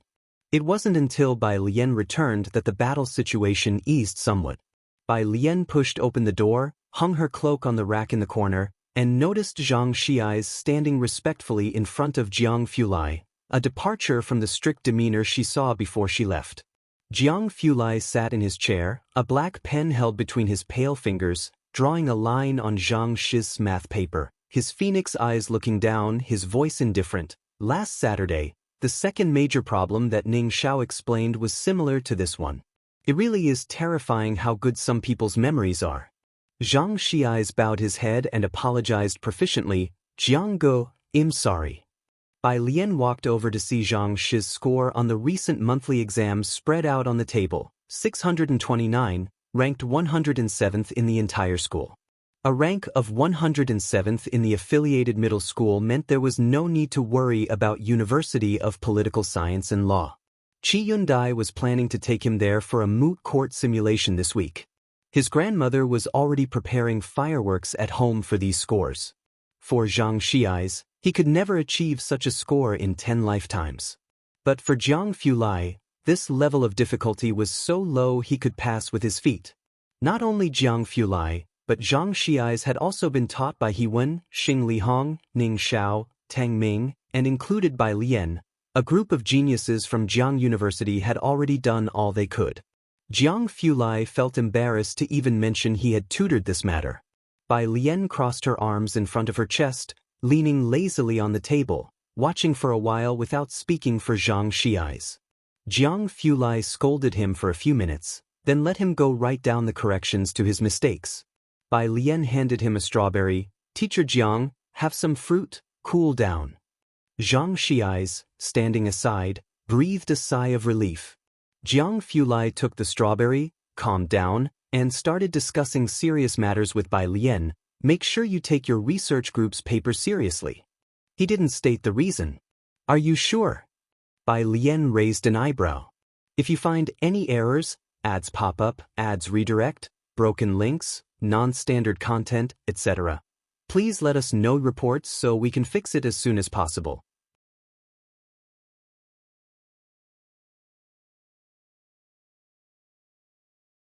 Chapter 710. Miss by 281 is that composing genius _3 Jiang Fulai pinched a strawberry, took a bite, and the sweet taste spread. He said in an unhurried tone, right. Monday morning. Xiaoqi took Lance on a tour of the official Xian Kong website, and by the afternoon, a flurry of news had flooded all the major browsers. Oh my god! Acupuncture can actually cure myopia. This is actually true. I watched it 3 times and still can't believe it. Completely defies your imagination. Without Lance even knowing, he appeared in shock reports on the headlines of major browsers. Since the medical conference had just ended, Lance's popularity from the conference naturally went without saying. Once the netizens did a bit of science popularization, with Lance leading the way, the effect of celebrity endorsement was beyond question. At this point, quite a few netizens from Xiangqing who had already cured their myopia came forward to corroborate the story, making Xiangqing traditional Chinese medicine clinic catch fire again. In the follow-up, the first group of people who went to try acupuncture at Xian Kang's various branches was not in short supply. There were even quite a few internet celebrities who took this opportunity to carve out a brand new route for themselves in new media. Day and of checking in for Xian Hu myopia acupuncture, they documented the entire check-in process. And they recorded the process of continuous eyesight improvement, sparking a trend of checking in at Jiangjing for traditional Chinese medicine acupuncture, no less popular than the previous Xiangqing trend. The name of Hen Jiwei, the resident doctor at Jiangjing's main store, became a hot topic within a short 2 days. Plasma laboratory. In the past few days, Bai Lian had been discussing with Ning Xiao the possibility of plasma seawater purification. Jiang Fulai asked her to take it seriously, so she temporarily stopped the research at Ma Institute. She suggested 2 possibilities to Ning Xiao. But they needed experimental verification, and Ning Xiao looked towards the inside of the laboratory. You cannot enter laboratories 2 and 3, Hen Shuyan said with a frown, seeing Bai Lian and Ning Xiao standing outside the second door of the lab. Bai Lian, Ning Xiao, have you finished calculating the data? Don't run around. Senior Hen, Tang Ming came over with a smile, inserting himself in the middle. The data are here. Bai Lian didn't speak, only walked back with her phone, pondering about taking Ning Xiao to Ma Institute's laboratory over the weekend. Since the National Day, she had almost been going to Ma Institute's laboratory every weekend, using various precision instruments. She hardly ever forgot what she saw and could operate more instruments than Hen Shuyan.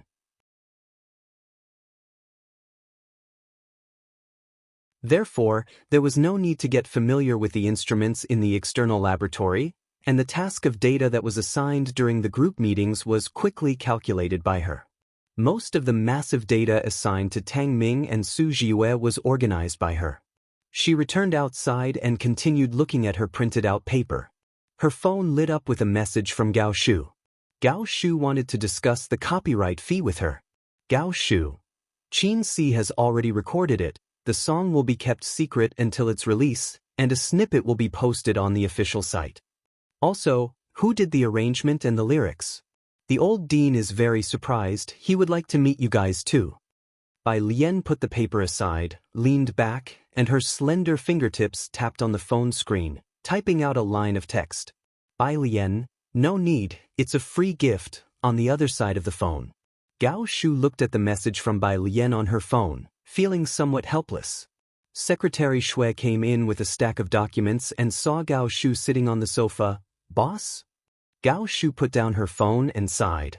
I originally wanted to help her and her friend to gain some popularity. Such a good song, I didn't expect she'd say it's a free gift. I've already found some marketing accounts, Secretary Shui pondered. This song won't be buried, don't worry. National Theater. Bei Tong. Why haven't you recorded the song yet? Blossoms on the Tree was set to debut on Saturday, and Bei Tong and Qin Si had been getting familiar with the stage in the past few days, ensuring that nothing would go wrong. Strangely, Bei Tong hadn't recorded the song they had agreed on beforehand. When a colleague asked, Bei Tong also felt puzzled. Maybe recording doesn't need to be paused anymore. He had no other suspicions. After all, the dinner he had last time was quite satisfactory. He didn't talk much at the table, and although the old dean didn't say much either, he acknowledged the work of Shuo Qingyu. There shouldn't be any accidents. 7 o'clock in the evening. The official account of the National Theatre posted a 1-minute song news clip. V Theatre, this Saturday at 7 o'clock, Blossoms on the Tree, passionately performed. A work officially launched after 5 years. Under the Weibo post, there was a 1-minute promotional theme music video.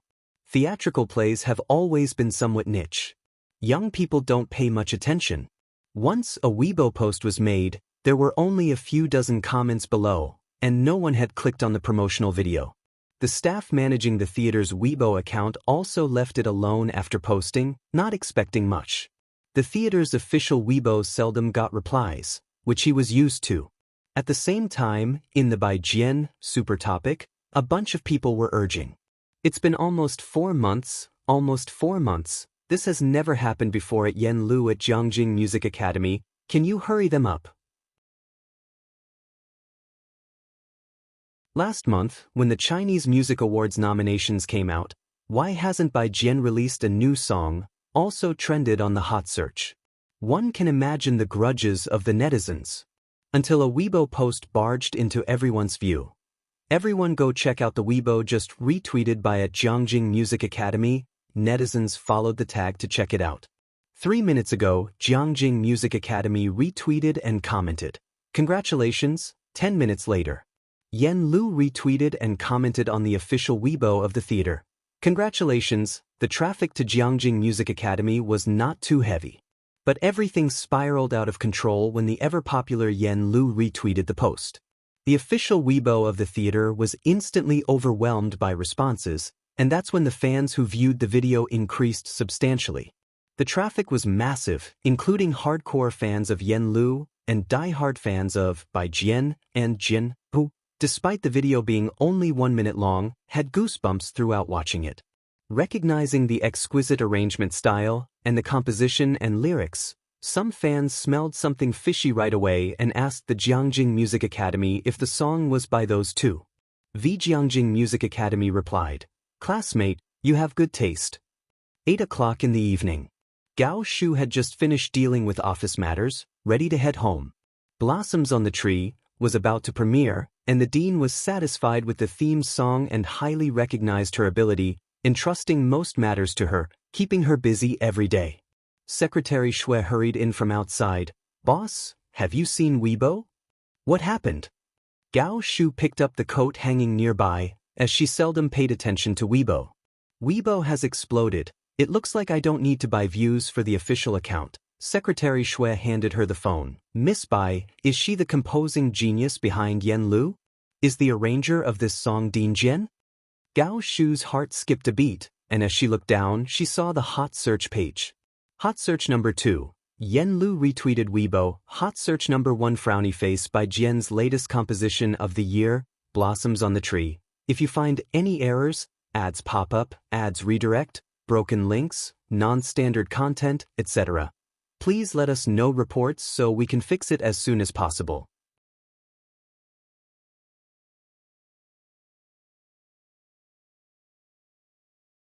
Chapter 711. 282 It's too late for regrets. Brother Jiang is on the phone, Part 1, _1 Blossoms on the Tree, according to official confirmation, was still composed and arranged by those two individuals.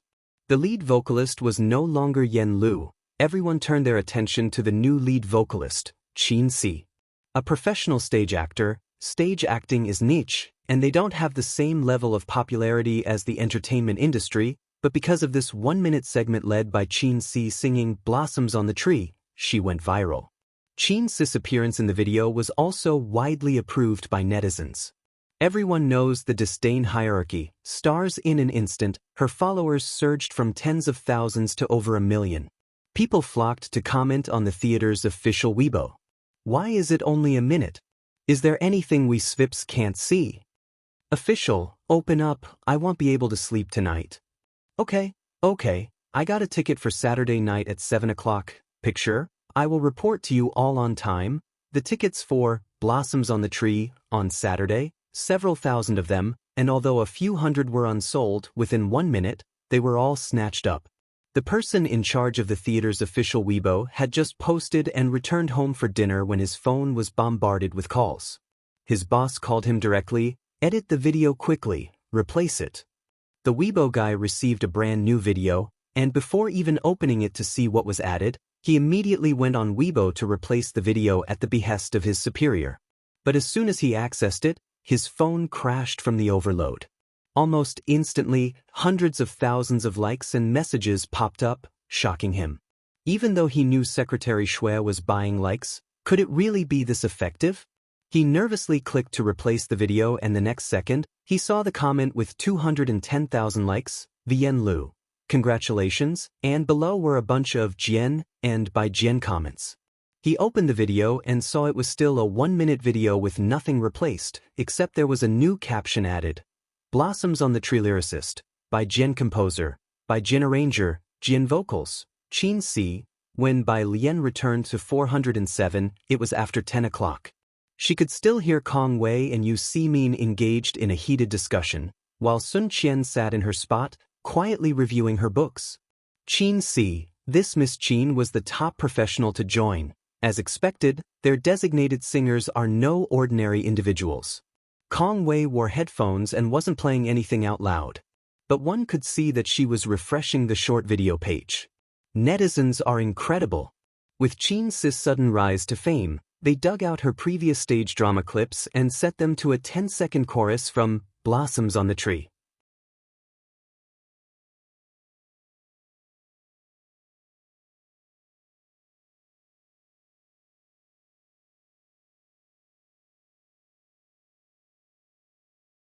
Chapter 712, 282 It's Too Late for Regrets, Brother Jiang is on the phone, Part 1. _2 Remembering something, she flipped back to the WeChat page of Academician Ma. Can you bring Ning Xiao with you to the lab this weekend? The plasma low-temperature test bench. It took a few minutes before Academician Ma replied, preparing new materials? By Jian, for the paper. Academician Ma, understood. Bai Lian sent the new experiment plan to Ning Xiao and told him to prepare to go to the laboratory with her this weekend. Behind her, Sun Qian was bowing her head all the time, her cool and gorgeous face seemed distracted, as if she was hesitating. After half an hour, Sun Qian finally opened her own locker, took out 3 gift boxes, and distributed them to the 3 dormitory roommates. These are the gifts I ordered for you guys, and they just arrived today. After Bai Lian had finished giving gifts last time, Sun Qian had been thinking about what to give in return. She had ordered these luxury items, which arrived a bit late at the end of the year. Only that they were not as valuable as Bai Lian's hair clip, that was why she was hesitating. Kong Wei opened the gift box and found a beige plaid scarf from the well-known Ji brand. She was hesitant. Sun, this is too extravagant. She had only shared some local specialties with her 3 roommates. Sun Qian watched Kong Wei clip her bangs with the pink diamond hairpin. Yu Simin pushed the gift box to Kong Wei. When one man gets into a position, all his friends get in too, you just keep it. The scarf for Bai Lian was pure white and very soft. She didn't stand on ceremony with Sun Qian and directly accepted it. Thank you. The other 2 also accepted the gifts with politeness, and Kong Wei had no choice but to silently carry the scarf to her bed. Sun Qian also tidied up her own desk and, before going to bed, she remembered something and invited her 3 roommates. My birthday is next weekend. Saturday morning. Despite the cold weather in Jiangjing, Blossoms on the Tree hadn't even started, and already the theater entrance was packed with people. The most devoted fans were holding support signs for Qin Si, with pictures featuring her character. The theater staff had not anticipated that followers from the entertainment industry would be so crazy, arriving early in the cold morning to camp out. They urgently called in dozens of security guards to maintain order. At noon, Qin Si, Bei Tong, and other actors from Blossoms on the Tree arrived, preparing for their first performance at 7 in the evening. As soon as Qin Si got off the car, the crowd surged forward with a whoosh. Fortunately, the security had set up barricades, and the fans were sensible enough not to break through. Qin Si. Sister, can I get an autograph? Someone handed a postcard to Qin Si. Sister, have you ever met Bai Jian in person? Qin Si felt like she was dreaming these past few days. The number of her followers on Weibo had already reached 3 million. She had also connected with Yen Lu, took the postcard and said, "Thank you, everyone. I hope you will pay more attention to our blossoms on the tree." While smiling, she promoted the play and signed autographs and took photos with all the fans present. She was humble and generous, not showing the slightest bit of affectation common among celebrities. She's probably the most popular in the troupe now. Bei Tong's companion turned to glance at Qin Si, who was signing autographs and sighed. "It's all thanks to Vice President Gao. He really pulled off a masterstroke by bringing in President Jian and Bai Jian. Yesterday, during rehearsal, when they used that song as background music, I got goosebumps." Becoming explosively famous because of a single song is something almost no one in the entertainment industry can achieve these days. Qin Si's buff was stacking nicely. The fact that she had been selected to play the lead actress in Blossoms on the Tree showed her strong capabilities, and Bai Lian had not released any new songs for several months. This song was also their most earnest collaboration, and the two were already the brightest new stars in the music world over the past year. With all these factors combined, Qin Si's rise to fame was inevitable and hard for anyone to replicate. It's a bit of a pity, though, that Bai Jian songs are only for female singers. The male friend patted Bei Tong on the shoulder. "Otherwise, you could have become as famous as Qin Si even before the show aired." These drama actors struggle to break out of their circle. It's too difficult. Bei Tong heard the boy's words. His lips twitched slightly, but he did not laugh. Netizens and most people in the troupe thought the song only suited a female voice, so he wasn't included this time. However, he knew that wasn't the case, as on that day Secretary Shui came personally to call him and Qin Si. He weighed the pros and cons and chose to dine with Ji Yinghui, so Gao Shu cut him off from the opportunity. If that evening he had gone to Gao Shu's office with Qin Si, the lead singers would definitely have been him and Qin Si, right? With arrangements by Head Ji and Yen Lu's favorite composer, no one could have imagined, with Shuo Qingyu in the picture, that Gao Shu would still be able to pull out such an ace in the end, even making Shuo Qingyu himself believe it could connect him with the old institute head and the next Spoken Drama Institute director. Under the promotional image of the Drama Institute, Shuo Qingyu looked at the several names under the theme song. The students behind him didn't dare make a sound at this moment. They all knew that Ji Yinghui had promised Shuo Qingyu a pie in the sky, saying he could get Head Ji to arrange music for Shuo Qingyu. In the end, Ji Yinghui promised a grandiose pie, but it was Gao Shu who effortlessly managed to invite Head Ji. Who could have known that Gao Shu had this trick up her sleeve? Bai Lian brought Ning Xiao to Ma Institute's lab early on Saturday morning. As for Plasma, she had taken leave. And in the evening, Yunshao Hospital's orthopedics department received a special visitor.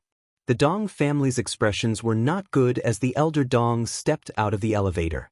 Usually a scholarly figure, he immediately began to furiously rebuke his grandson Dong Chuan, whom he had always been proud of. "Dong Chuan, oh Dong Chuan, where did all your daily learning go?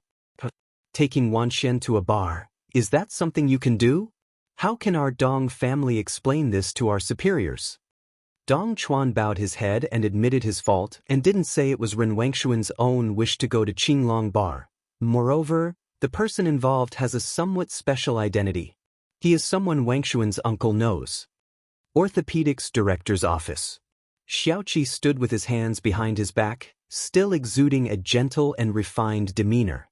Mao Kuan, wearing a skull-print jacket, didn't wear a cotton coat despite the cold weather, his hands in his pockets and a cigarette hanging from his mouth.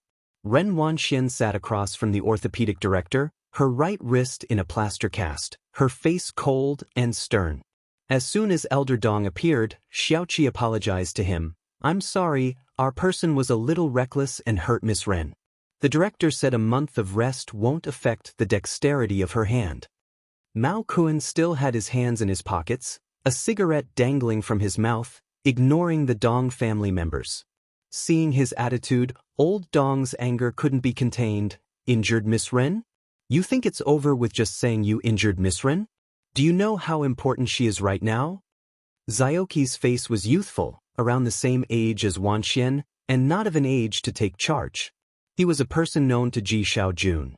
It's fine. Where are your parents? Have them come and speak to me. Parents? Mao Kuan bit his cigarette and gave Elder Dong a smirk. My godfather, I dare not call him. Give your phone to you, will you invite him? Xiaoqi gave him a look and Mao Kuan stopped provoking. Only then did Xiaoqi withdraw his gaze, pondered for a moment. He was an orphan with no parents, but he touched his phone and called Bai Lian. On the other end of the phone, Jiang Fulai arrived early at Ma Institute, viewing papers in the lounge. The lab was a sensitive area and required protective suits, so Ning Xiao and Bai Lian didn't bring their phones and had left them in the lounge. Seeing Xiaoqi's call, Jiang Fulai's eyes fell slightly. He adjusted his glasses, answered the call, and the cold light from the window outside made his side profile seem even colder. Yes. If you find any errors, ads pop up, ads redirect, broken links, non-standard content, etc., please let us know. Report so we can fix it as soon as possible.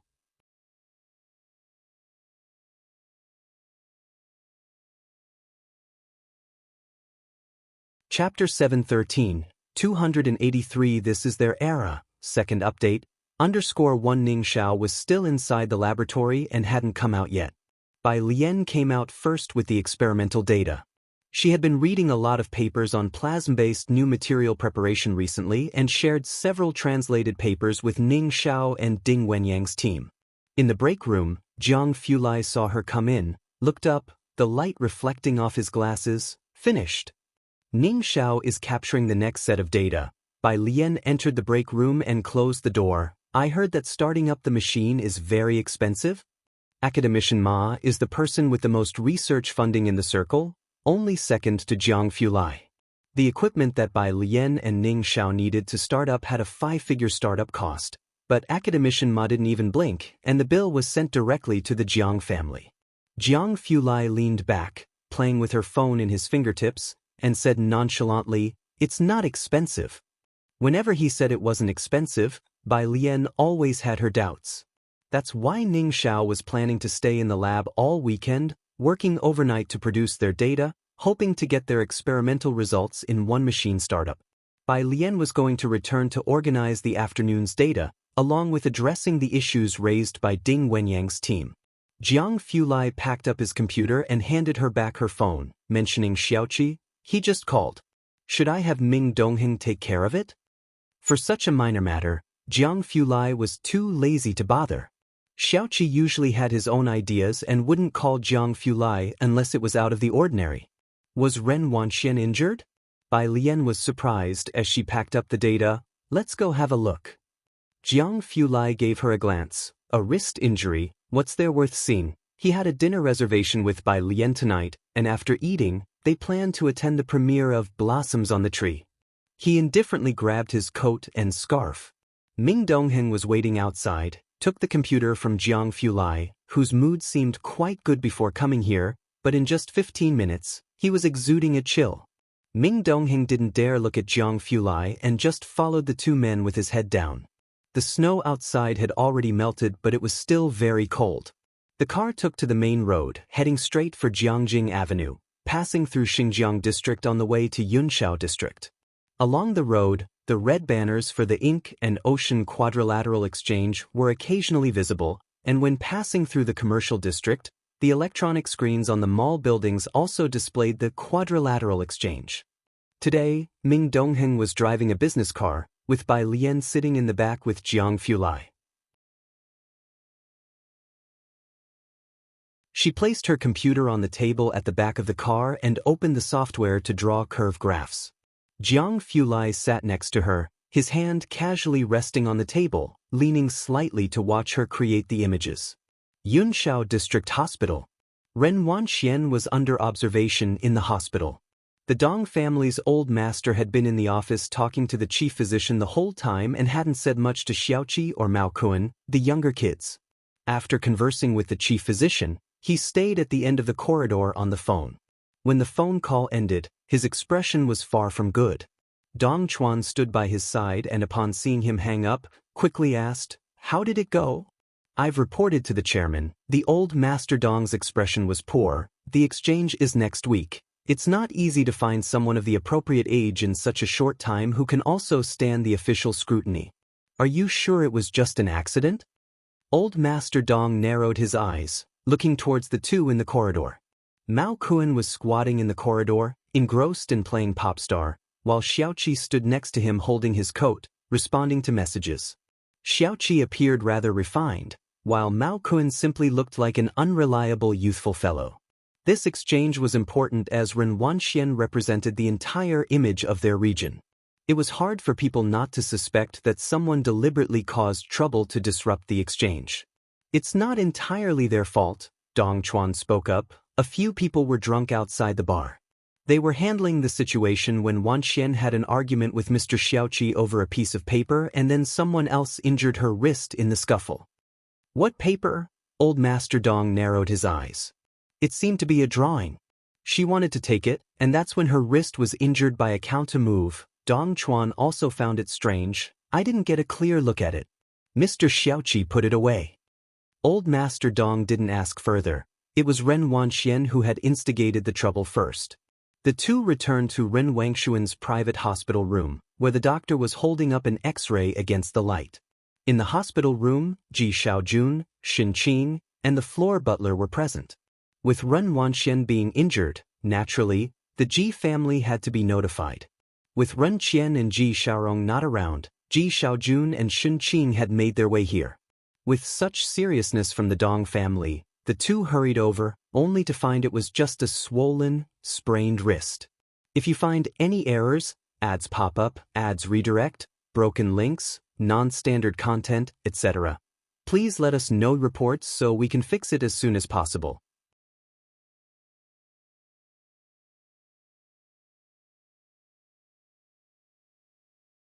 Chapter 714, 283 This is their era, second update.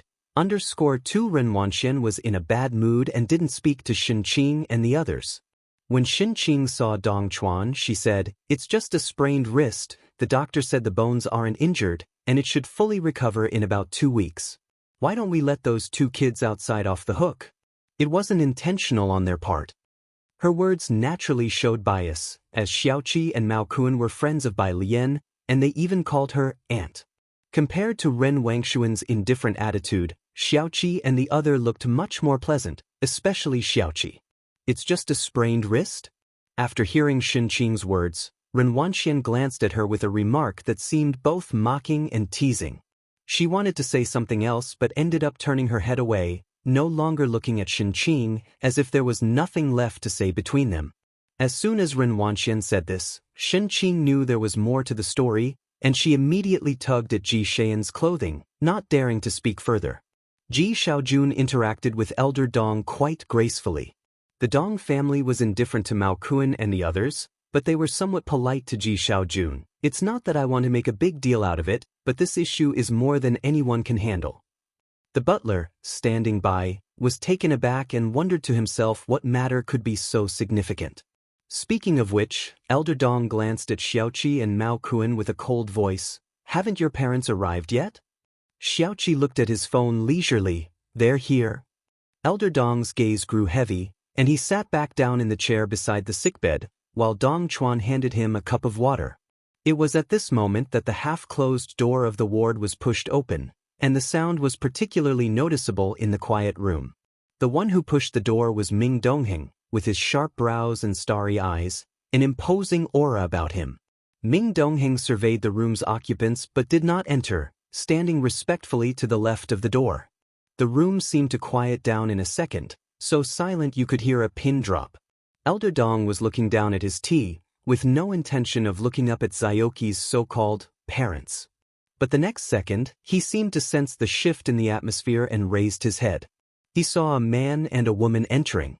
The girl wore a simple white sweater, her features bright and beautiful, and the man beside her was straight as a rod, holding a black long cotton jacket, his eyebrows and eyes cold like jade. Upon their entrance, the temperature in the ward seemed to drop several degrees. Elder Dong's hand trembled and hot water spilled onto his hand, but he appeared not to feel it and quickly stood up from the chair. Mr. Jiang, what brings you here? He didn't recognize Bai Lian, but he did recognize Jiang Fulai. Jiang Fulai stood by Bai Lian's side, gave Elder Dong a fleeting glance, and remained silent. The butler was also surprised by the sudden appearance of Bai Lian and Jiang Fulai, quickly bowing respectfully and standing aside. Next to them, Mao Kuan removed the cigarette he had been chewing on from his mouth and touched the back of his head. Sister Lian, Brother Jiang. Zioki's voice was slightly softer. Sis?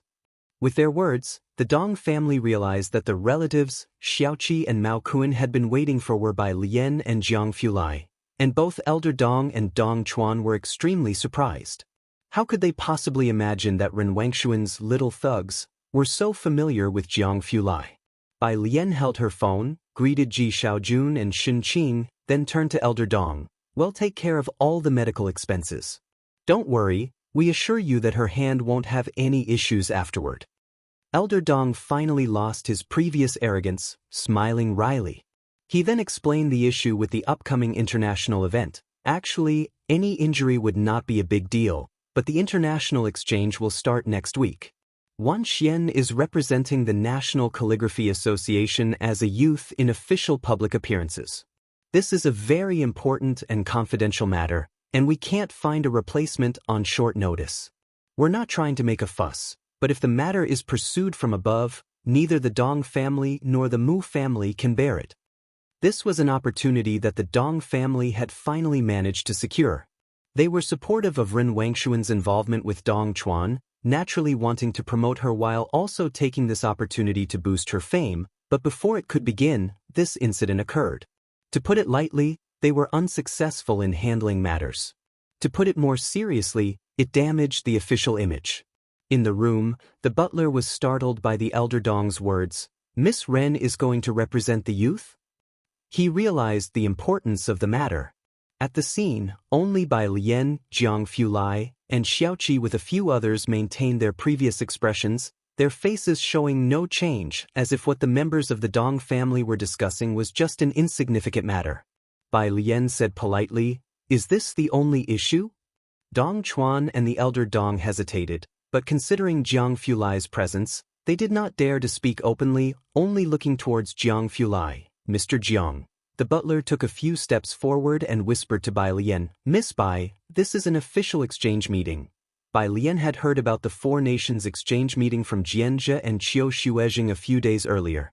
In a couple of days, they were also supposed to represent the Xiangqing Calligraphy Association at this grand event, and it so happened that Jianzhe was also preparing for his postgraduate entrance exams.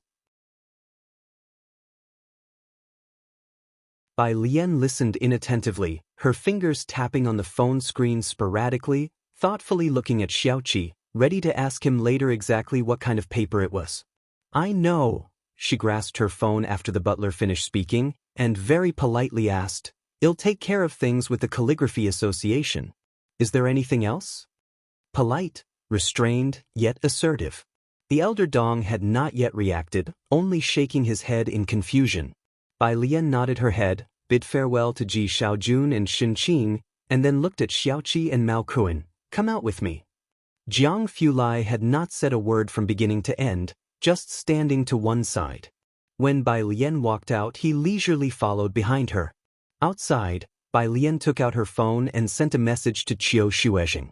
On the other end of the phone, Qiu Shuezheng in Xiangqing was eating watermelon when he saw the message and paused for a moment. Next to him, Jianzhe put down his heavy book and looked up. "Mr. Qiu, what's wrong?" "Miss Bai," Qiu Shuezheng said with a strange expression. "She's going to represent the youth at the Four Nations exchange meeting. I need to prepare in advance." "Jianzhe, what's the issue with Miss Bai attending the exchange meeting?" asked a student from Xiangqing No. 1 Middle School after Qiu Shuezheng left. "I remember Mr. Qiu always saying, if your writing had 1/10 of Miss Bai's strength, it would be good. Miss Bai's writing is very beautiful." "It's not really a problem, it's just, last year, she won first place at the Orchid Pavilion Award by a wide margin, and because of her, the 3 first prize awards were exceptionally reduced to only 1. Mr. Chiu said her brushwork wasn't even as steady back then as it is now. Ajenja picked up his book again and shrugged. Her writing alongside a group of her peers would be like Miss Bai, at her current level, joining a group of elementary students. The Liang style, the era of the Xiangqing Calligraphy Association, was now upon them. If you find any errors, ads pop up, ads redirect, broken links, non-standard content, etc., please let us know reports so we can fix it as soon as possible.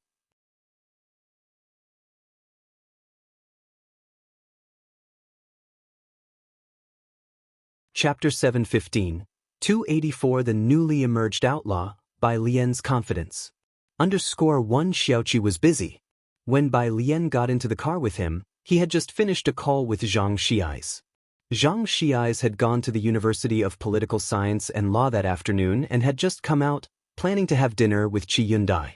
Bai Lian, with her keen senses, overheard Zhang Shi's voice. Brother Xiaoqi, you do what you think is best, no problem. What's this? You call this a preemptive defense mechanism. If the Luo family dares to sue you, that's just perfect. You can then get several media outlets to say that the Luo family is afraid of your Xian Kang's influence and expand your influence. Hee. As a leading domestic pharmaceutical group, the Luo family had entered into a joint venture with an island nation last year, deliberately driving down the price of Chinese herbs by hoarding them, and also had hired a number of veteran traditional Chinese doctors.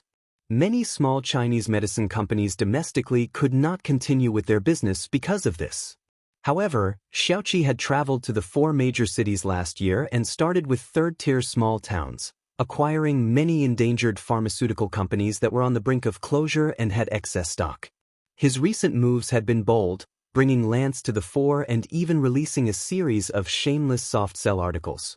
The Luo family was beginning to feel unsettled. Listening to Zhang Shi's words, Xiaoqi seemed contemplative and then started talking about the evening's events. But I wasn't really hurt. Xiaowu even injured their people. Wouldn't demanding a shop be going too far? How much is an hour of your time worth, brother? On the other end of the phone, Zhang Xiai saw Qi Yundai up ahead and raised his eyebrows. Do you know how much of your time they've wasted? Not to mention compensation for emotional distress. 1 shop is nothing. You should just sue them for 3 shops worth of damages.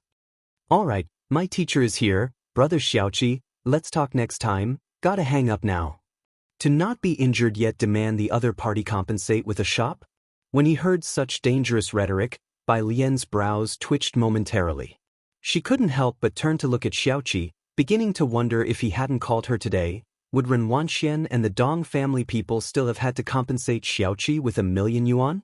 Qi Yundai was clearly a law-abiding good lawyer, so why was Zhang Xiais, who followed in his wake, such a scoundrel? She stopped in front of the commercial vehicle, wanting to say a few words to Xiaoqi. Jiang Fulai took a cloak from the back seat and handed it to her before getting into the car, not interrupting their conversation. Sister, Xiaoqi put his phone back in his pocket and showed her a piece of paper from his pocket. This is it.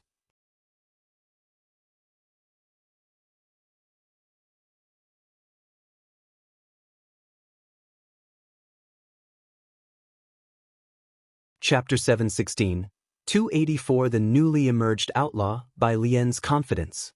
Under Squirtu, but as the curtain rose, everyone was infected by the humor intertwined with tense atmosphere. Qin Si and the other actors had much better acting skills and lines than the everyday actors one sees, possessing a strong emotional contagion.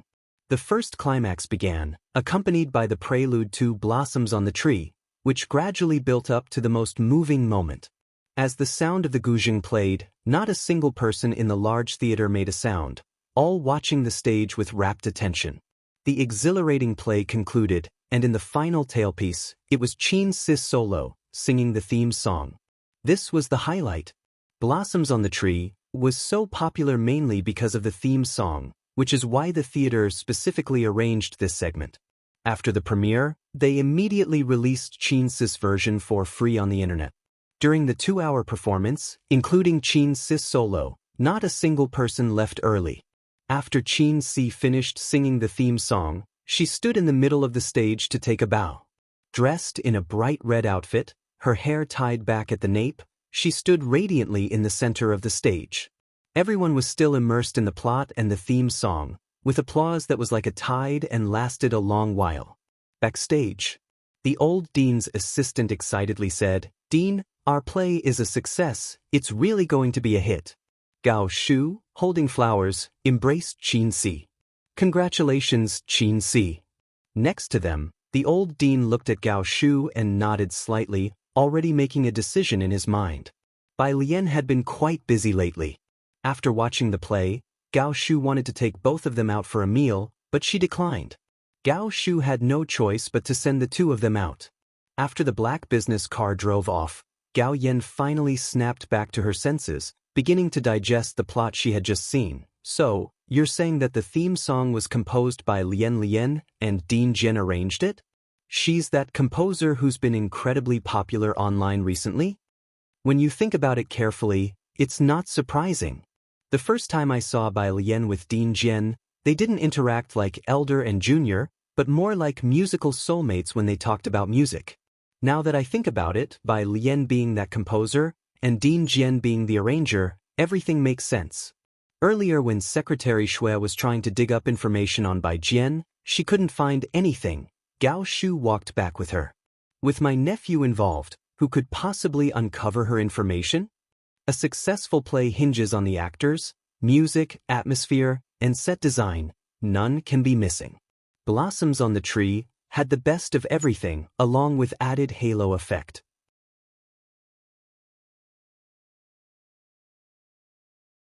The viral Yen Lu by Jian craze from a few days ago hadn't even subsided yet, and tonight's plot and theme song exceeded everyone's expectations. After this evening, Blossoms on the Tree had just ended and the theme song had soared up the hot search list again. The popularity of the song Blossoms on the Tree was unprecedented and more fiery than the initial drinking wager. Suggest everyone to experience it live for the true feel of the plot, actors, sound system, and atmosphere. It's genuinely different listening to this song live. The plot is truly amazing. Yen Lu might still have a little hope of holding a concert. Qin Si really has no hope for that. The only chance to hear her live is in the theater. I've got to get ready. See you in Jiangjing for New Year's. Sunday, another piece of news shocked the netizens everywhere. Two major corporations come to blows. Xian Kong serves Luo family with a court summon demanding compensation for 3 stores. The news spread across various video platforms simultaneously, humorous and witty, and the comments below. "I'm dying of laughter. I heard the agent from Xian Kong didn't get a scratch. Shouldn't Luo family sue them for extortion?" The boss of Xian Kong said he counts his time by the second, and wasting even 1 second is worth tens of thousands. Forget 3 stores, even if they asked for 10, it would be standard negotiating. Sneaky, sneaky, sneaky. Guys, what's key is that the court actually issued the summons. Damn, who's the King Yen backing Xian Kong? Horrified, Xian Kang's move caught Luo Pharmaceutical utterly off guard. The acupuncture craze hadn't yet faded and the 3 stores meme caught fire again. Do you have 3 stores? If not, better not mess with me. While the netizens were playing with the meme, they were curious about who was the renegade legal advisor behind Xian Kong. It had been really bustling in Jiangjing recently, not only because of Xian Kong but also because the theater was on fire. It's not the new year, but it feels just like it. The upcoming Hanhai Inc. C4 Nations Cultural Exchange event, squeezed in the middle, received a lukewarm response. The folks from the Culture Bureau were also anxious. Tuesday morning. This is the evaluation material the Calligraphy Association just brought over. Vice Director Liang presented a new list to Dean Jian in his office, suggesting we should increase promotional efforts. The interest in this year's exchange is low. Everyone's attention is on the theater and Xian Kong. If you find any errors, ads pop up, ads redirect, broken links, non-standard content, etc., please let us know reports so we can fix it as soon as possible.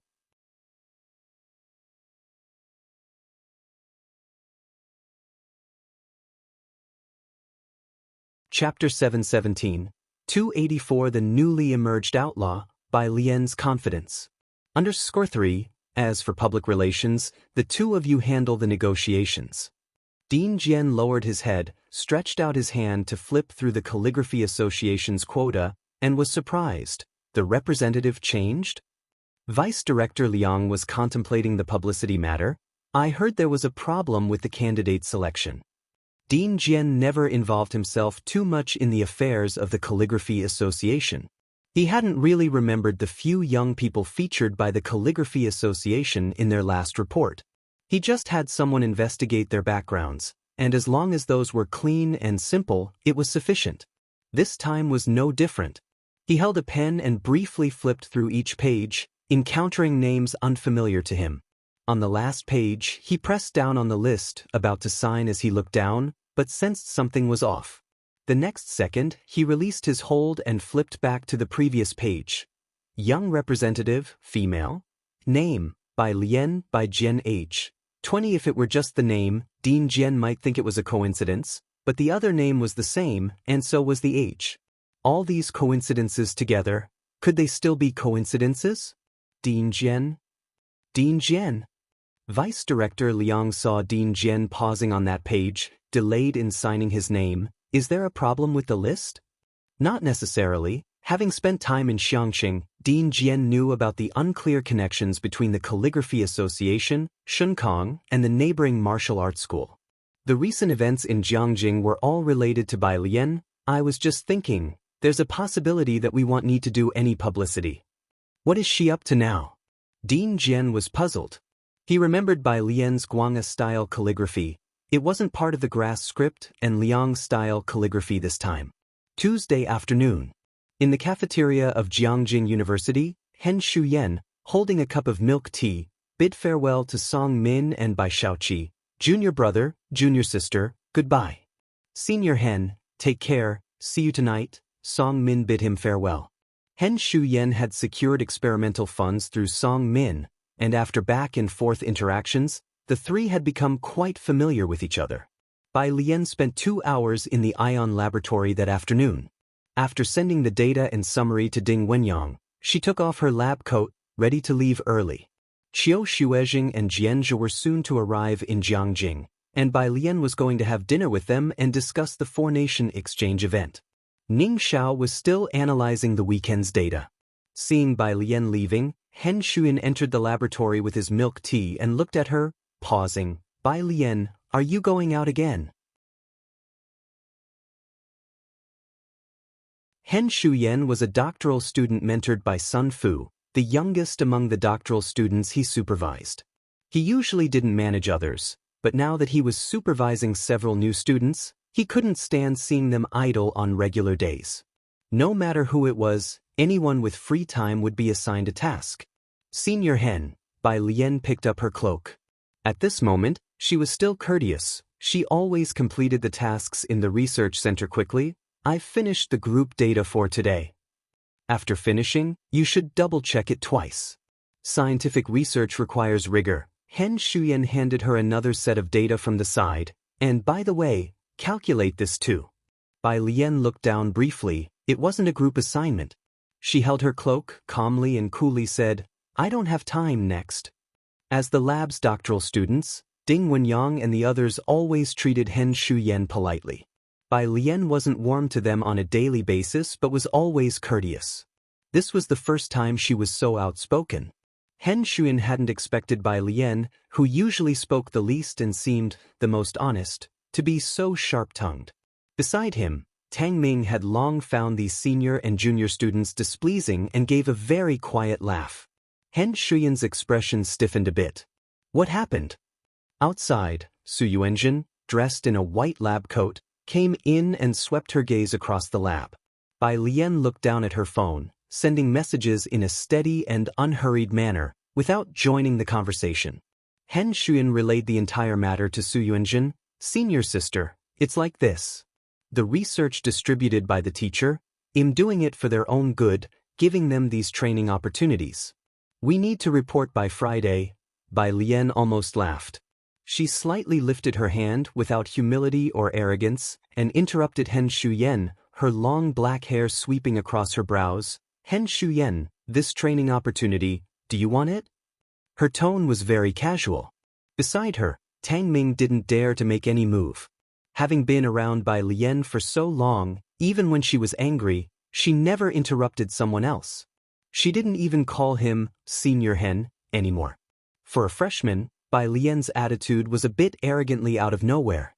Of course, Su Yuanjun sided with her own junior brother. She gestured dismissively, "Classmate, you have to be steadfast. The chance to experience the academic atmosphere in the laboratory isn't available to every new student. Your senior hen is also considering your welfare. Apologize to your senior brother. I don't want to report everything to the teacher. It wouldn't be good to send you home for self-reflection. If you find any errors, ads pop up, ads redirect, broken links, non-standard content, etc., please let us know reports so we can fix it as soon as possible."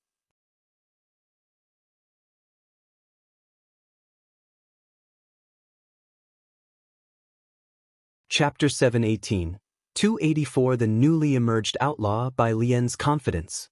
Underscore for the implication was clear: if she didn't apologize, she would report to Sun Fu. She held quite a bit of prestige in the lab, and with one word from her, the entire external laboratory fell silent. Su Jiue even set aside her work and didn't dare to breathe too heavily, while Ding Wenyang anxiously looked at Bai Lian. The opportunity for newcomers to come to the lab was rare. "Fine, I won't come at all this week." Bai Lian was not affected. She slowly draped her cape over herself, her slender fingers tying the drawstrings, and she waved her cell phone towards Hen Shuyen and Su Yuanjun. "Professor Zhou just approved my leave for a week." The International Exchange Conference was a big national event, and Professor Zhou even asked her if 1 week would be enough. Having said that, she picked up her computer and turned to leave. Her snow-white cape traced an arc in the air. Behind her, Hen Shuyen narrowed his eyes. He had heard from Song Min and Bai Shaoqi that Bai Lian came from Beijing, with no major scholarly factions backing her. In the lab, such people were actually quite easy to manipulate. He had prepared for Bai Lian to apologize, but didn't expect her to be so straightforward, leaving as soon as she said she would. Where did she get this confidence? Hen Shuyen and Su Yuanjun didn't pay much attention to Bai Lian's departure, and no one wanted to inquire further. She was just a freshman, one more or less didn't matter to them. That evening, Song Min invited Hen Shuyen for dinner, and Hen Shuyen brought Su Yuanjun along. Song Min was now into student entrepreneurship and was doing quite well, and both Su Yuanjun and Hen Shuyen were eager to make connections with him. At the dinner table, Hen Shuyen brought up Bai Lian again. She took a leave for such a great opportunity? Bai Shaoqi heard this and looked up with her drink in hand. How long had Bai Shaoke waited for such an opportunity? Too young. I heard she's this year's top scholar from the National College entrance exam and quite popular at school. She's inevitably a bit arrogant. Su Yuanjun, having heard a few things about Bai Lian from Bai Shaoqi, commented, "I will report to the teacher tomorrow." With a student like her, the teacher might not want to keep her around. How popular Bai Lian was, Su Yuanjun and Hen Shuyen, who spent their days in the lab, had both heard about her. Sitting to the left of Bai Shaoqi, Song Min slightly lifted his gaze upon hearing this. Bai Shaoqi smiled lightly and said no more. Just then, Su Yuanjun received a message from Sun Fu. After reading the message, Su Yuanjun put down her chopsticks. "Is the group assignment done? The teacher just said he's coming in person on Friday to listen, so check on the progress."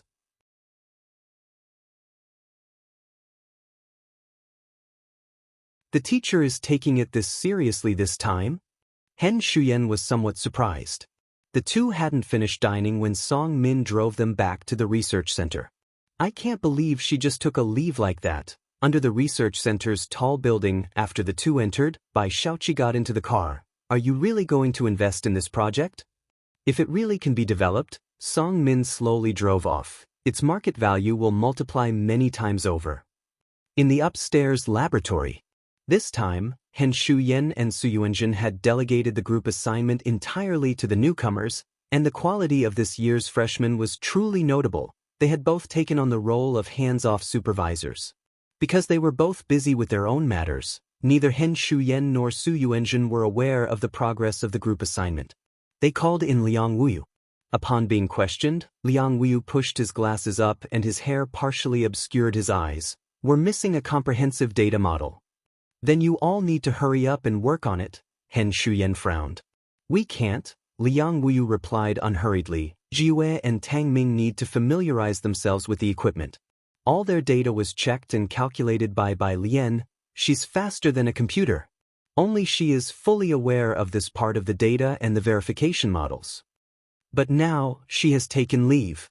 If you find any errors, ads pop up, ads redirect, broken links, non-standard content, etc., please let us know reports so we can fix it as soon as possible.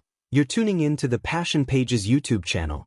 We're so grateful for your support, and don't forget to subscribe to join us on this incredible journey through captivating stories. Your generosity through donations truly makes a world of difference, as it's the primary source of revenue that allows me to expand and enhance this channel for you. Thank you from the bottom of my heart for being a part of this adventure.